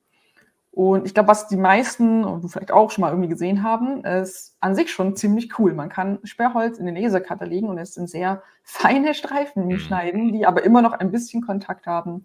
Und dadurch kann man Holz ganz toll biegbar machen, wie in dem Beispiel hier. Dann kann man das schöne Boxen rausbauen oder so Buchrücken oder eigentlich Taschen und Kleidung theoretisch auch. Genau, macht viel Spaß, ist relativ bekannt, würde ich sagen. Hat wahrscheinlich jeder, der Zugriff auf einen Lasercutter hat, schon mal ausprobiert. Aber ich habe noch 2 andere coole Sachen gefunden. Und das läuft hier unter Laser Origami. Das ist eine Forschungsgruppe vom HPI. Und die machen richtig coole Sachen. Die nehmen hier auch, ich denke, es ist Plexiglas und können ein bisschen unterschiedliche Operationen machen. Ganz normal schneiden wie hier. Man kann aber auch den Laser aus dem Fokus nehmen und damit Teile vom Plexiglas erwärmen. Und dann hat man natürlich den Verbiegungsfaktor, der dann stattfindet. Ja, also das Material wird schwach an der Stelle und in dem Fall ist es ja so hochgelagert auf diesen kleinen Stelen. Und dann kann das nach unten klappen. Und so kann man Plexiglas im Cutter direkt einfach falten. Fancy. Und das finde ich ziemlich cool. Genau, und in dem Video kommen jetzt hier noch ein paar Beispiele in der Art, wie die Software aufbereitet ist. Das ist dann nicht mehr so spannend. Aber ich habe noch ein zweites Video dabei. Was ist das hier? Biegen haben wir gerade gesehen. Also man kann Sachen erwärmen, indem man es aus dem Fokus rausnimmt. Also man schneidet falsch im Prinzip, ne? Und klappt das dann um. Man kann aber auch ein bisschen andere Sachen. In dem Fall legen die hier mehrere Schichten Plexiglas in den Lasercutter und können dann durch den Fokuspunkt bestimmen, welche Schicht durchtrennt wird, können aber auch Schichten miteinander verschmelzen. Und das macht auch nochmal irgendwie eröffnet irgendwie ganz neue Möglichkeiten an Sachen, die man damit konstruieren kann. Können wir mal ein bisschen irgendwie in das Video springen. Genau, also hier wurde eine funktionierende Schere geschnitten praktisch. Die dann so fertig aus dem Cutter rausfällt. Genau, also man muss es immer so ein bisschen anlösen, vielleicht mal noch irgendwie, aber im Grunde kommt das so raus. Und den fand ich besonders spannend, diese Pinball-Flipper. Der wird irgendwie hier nachher auch nochmal geschnitten. Können wir mal schnell reinspringen vielleicht. Ja, okay.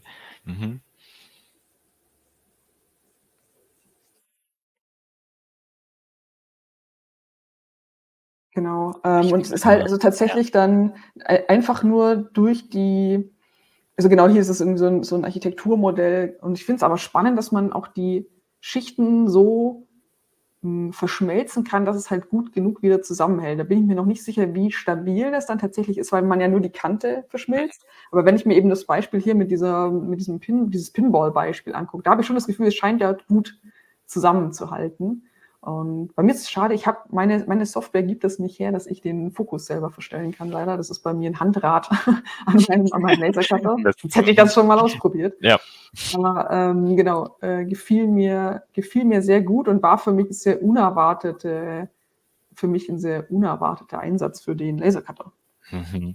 Und ist halt wirklich charmant, also dass es im Gegensatz zu 3D-Druck oder sowas unheimlich schnell dann geht, ne? Irgendwie, dass die Dinge rausfallen. Wobei, da stand irgendwas von 4 Stunden auch bei dem Biege-Beispiel. Vielleicht muss man das recht langsam machen, um es nicht zu schnell zu schmelzen oder so. Ja, vermute ich auch, dass das dann relativ lange dauert, ja, genau. Genau, also man hat Schnelligkeit ist eigentlich schon so ein bisschen der Vorteil gegenüber dem 3D-Druck.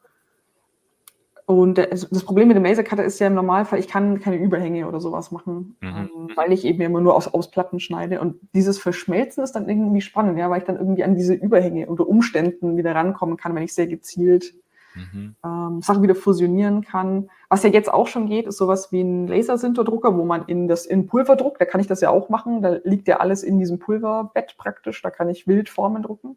Aber die sind halt richtig, richtig teuer. Und so ein CO2-Laser, wie in dem Video, die sind ja mittlerweile schon auf einem Preisniveau, wo man sich auch mal für daheim einkaufen kann, wenn man irgendwie ambitioniert ist.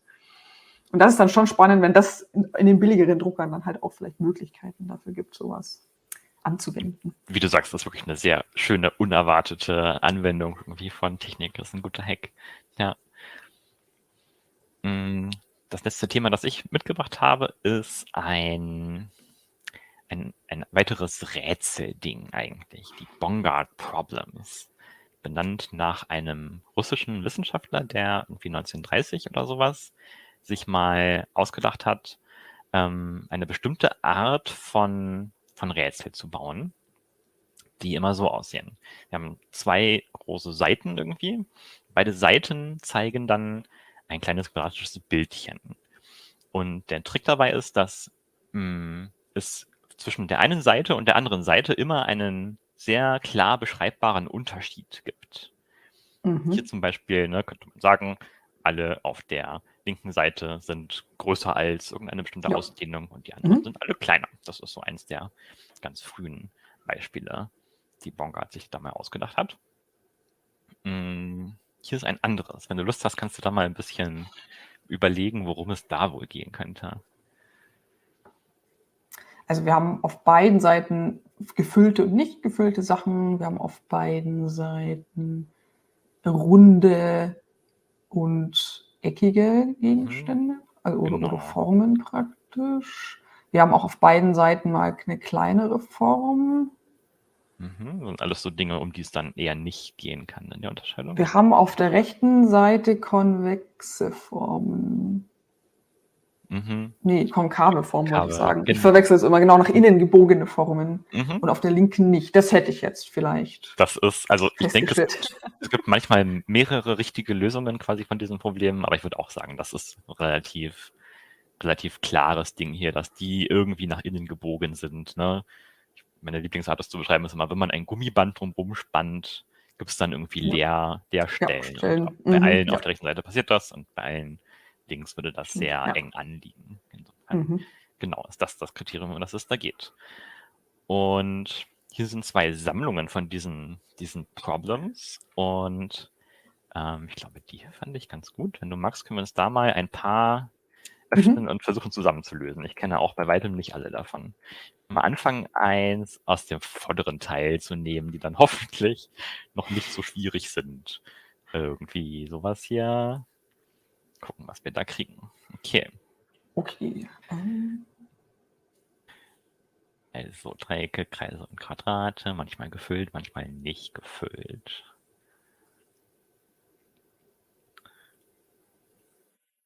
Ich wollte erst sowas sagen, wie auf einer Seite trennen die schwarzen, die weißen Symbole nicht oder so. Also ganz haut es eigentlich auch nicht hin. Mir fiel als erstes auf, dass links oft relativ viele schwarze Symbole sind. Ja. Nicht so mehr als mindestens 3 oder so, aber hier ist auch einer mit 2 tatsächlich. Ja, und 2 sind drüben auch. Genau, da gibt es also sehr viele Kriterien, die man da anlegen kann, ne? Dass man genau irgendwie. Ich hätte ein nach unten zeigendes Dreieck nur auf der rechten Seite gefunden, glaube ich mal.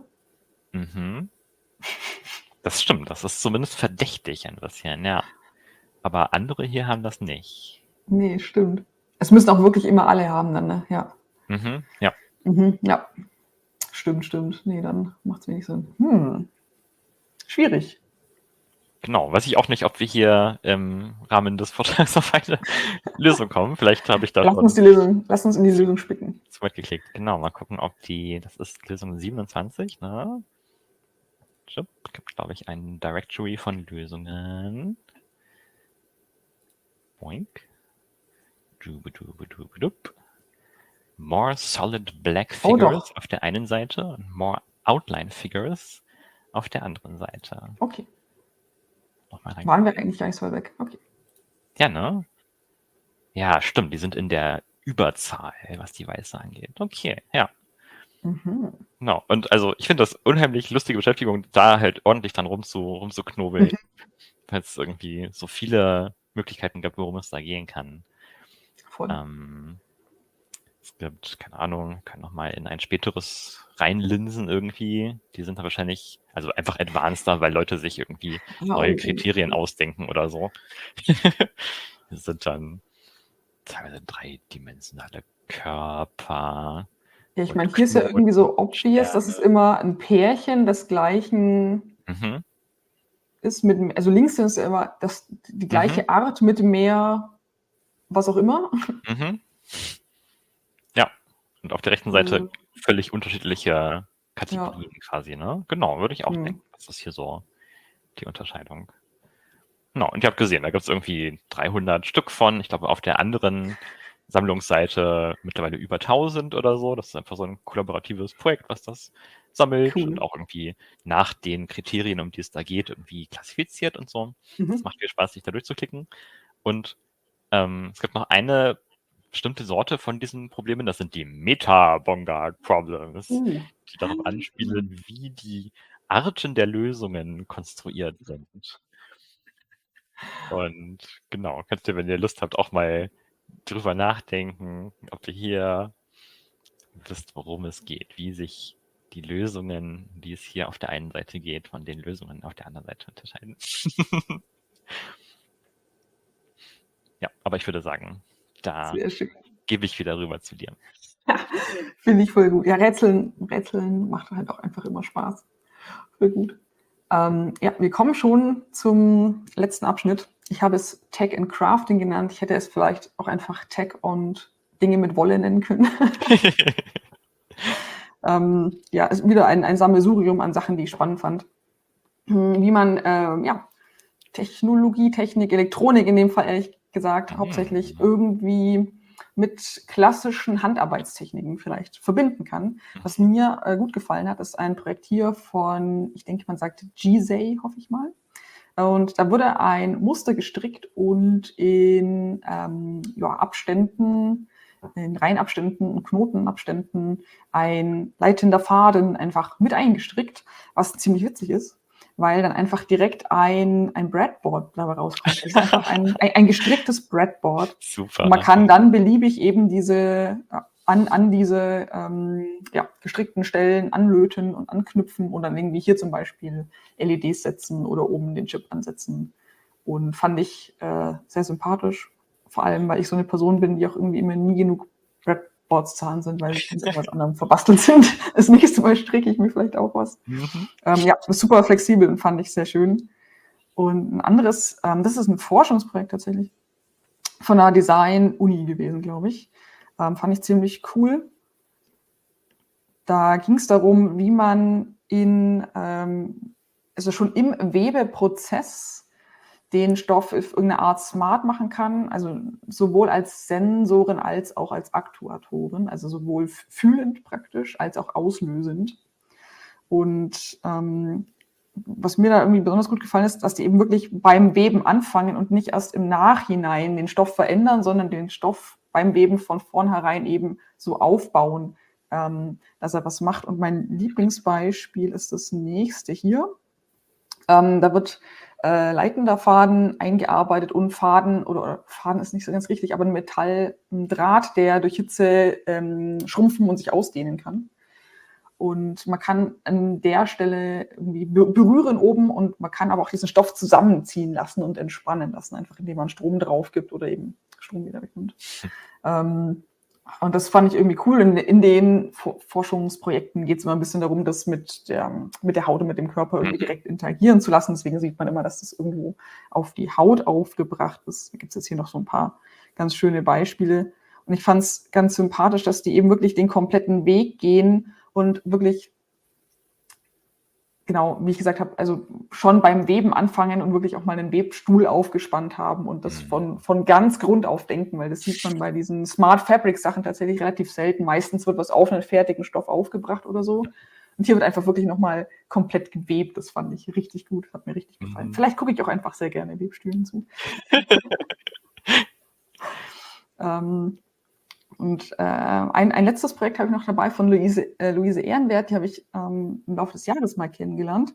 Und die hat sich ein paar Monate lang damit beschäftigt, wie man Stoffstücke benutzen kann als Marker für Augmented Reality Applikationen. Fand ich auch ganz toll, wenn man so ein bisschen in die Richtung denkt von Quilting oder auch generell einfach Stoffmuster erstellen. Hat sie sehr viel experimentiert, welche Muster sich gut eignen, wie man die in Kleidung integrieren kann, wie man die nähen kann, wie man auch durch handbestickte Ornamente zum Beispiel einfach Marker direkt erzeugen kann. Für Future Fashion praktisch so ein bisschen, was man damit alles anstellen kann. Und die hatte da einen ganz tollen Vortrag gehalten. War sehr spannend anzugucken. Und da habe ich noch ein zweites Video dabei, dann eben hier mal mit einem gestickten Marker, der von ihr handgestickt ist, den sie dann benutzt hat, um da was drauf zu projizieren. Und gefällt mir, also gerade die Idee von Hand was zu sticken, gefällt mir gut und integriert sich ja auch ein bisschen mit der Idee von Mending. Wenn man Löcher in Stoffen wieder flicken möchte, dann hat man ja oft so ein bisschen Muster, die entstehen oder die man reinstickt oder reinwebt, ein bisschen beim Flicken. Und es sieht immer ein bisschen danach aus. Es ist irgendwie so eine witzige Kombination zu sagen, ja, aus dieser aus dieser Verletzung des Stoffs mache ich wieder irgendwie einen positiven Effekt und sage, da kann ich dann mit AR was Cooles drauf. Voll.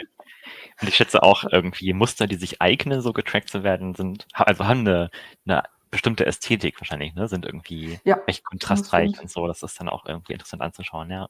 Ja, genau, kontrastreich und nicht sehr repetitiv, weil sonst versetzt sich der Punkt, also Uniqueness und Kontrast ist irgendwie eine gute Sache. Wenig Symmetrie, nicht so. Ja, richtig. Ja, genau. Also du hast recht, dadurch ergibt sich eine recht eigene Ästhetik, zwangsweise, damit das gut funktioniert, ja. Genau. Schön. Ja, damit haben wir eigentlich unseren diesjährigen Durchlauf beendet. Ich hoffe, ihr hattet Spaß. Blinry und ich, wir machen ganz viele Projekte, die sich irgendwie im Kunst-, Kreativ- und Tech-Bereich beschäftigen. Und wenn euch das Spaß gemacht hat, würden wir uns total freuen, wenn ihr mal bei Patreon vorbeiguckt. Wir sind nämlich beide selbstständig unterwegs und machen ganz viele Open-Source-Projekte. Da freuen wir uns über Unterstützung von euch, wenn euch das gefallen hat. Ansonsten, die Folien findet ihr sicher auch irgendwie hier verlinkt, wenn ihr die nochmal angucken wollt. Und wir sitzen jetzt, wenn ihr das gerade im Livestream seht, vermutlich irgendwo in einem Big Blue Button, wo ihr auch einen Link finden solltet. Dann können wir uns nämlich noch ein bisschen unterhalten. Vielleicht habt ihr Fragen. Dann lasst uns gerne treffen und quatschen. Und ja, ich glaube, ansonsten wünschen wir euch eine schöne Winterzeit und wir freuen uns auf das nächste Chaos-Event live wieder. Genau. Tschüss, macht's gut. Dann, ciao, ciao.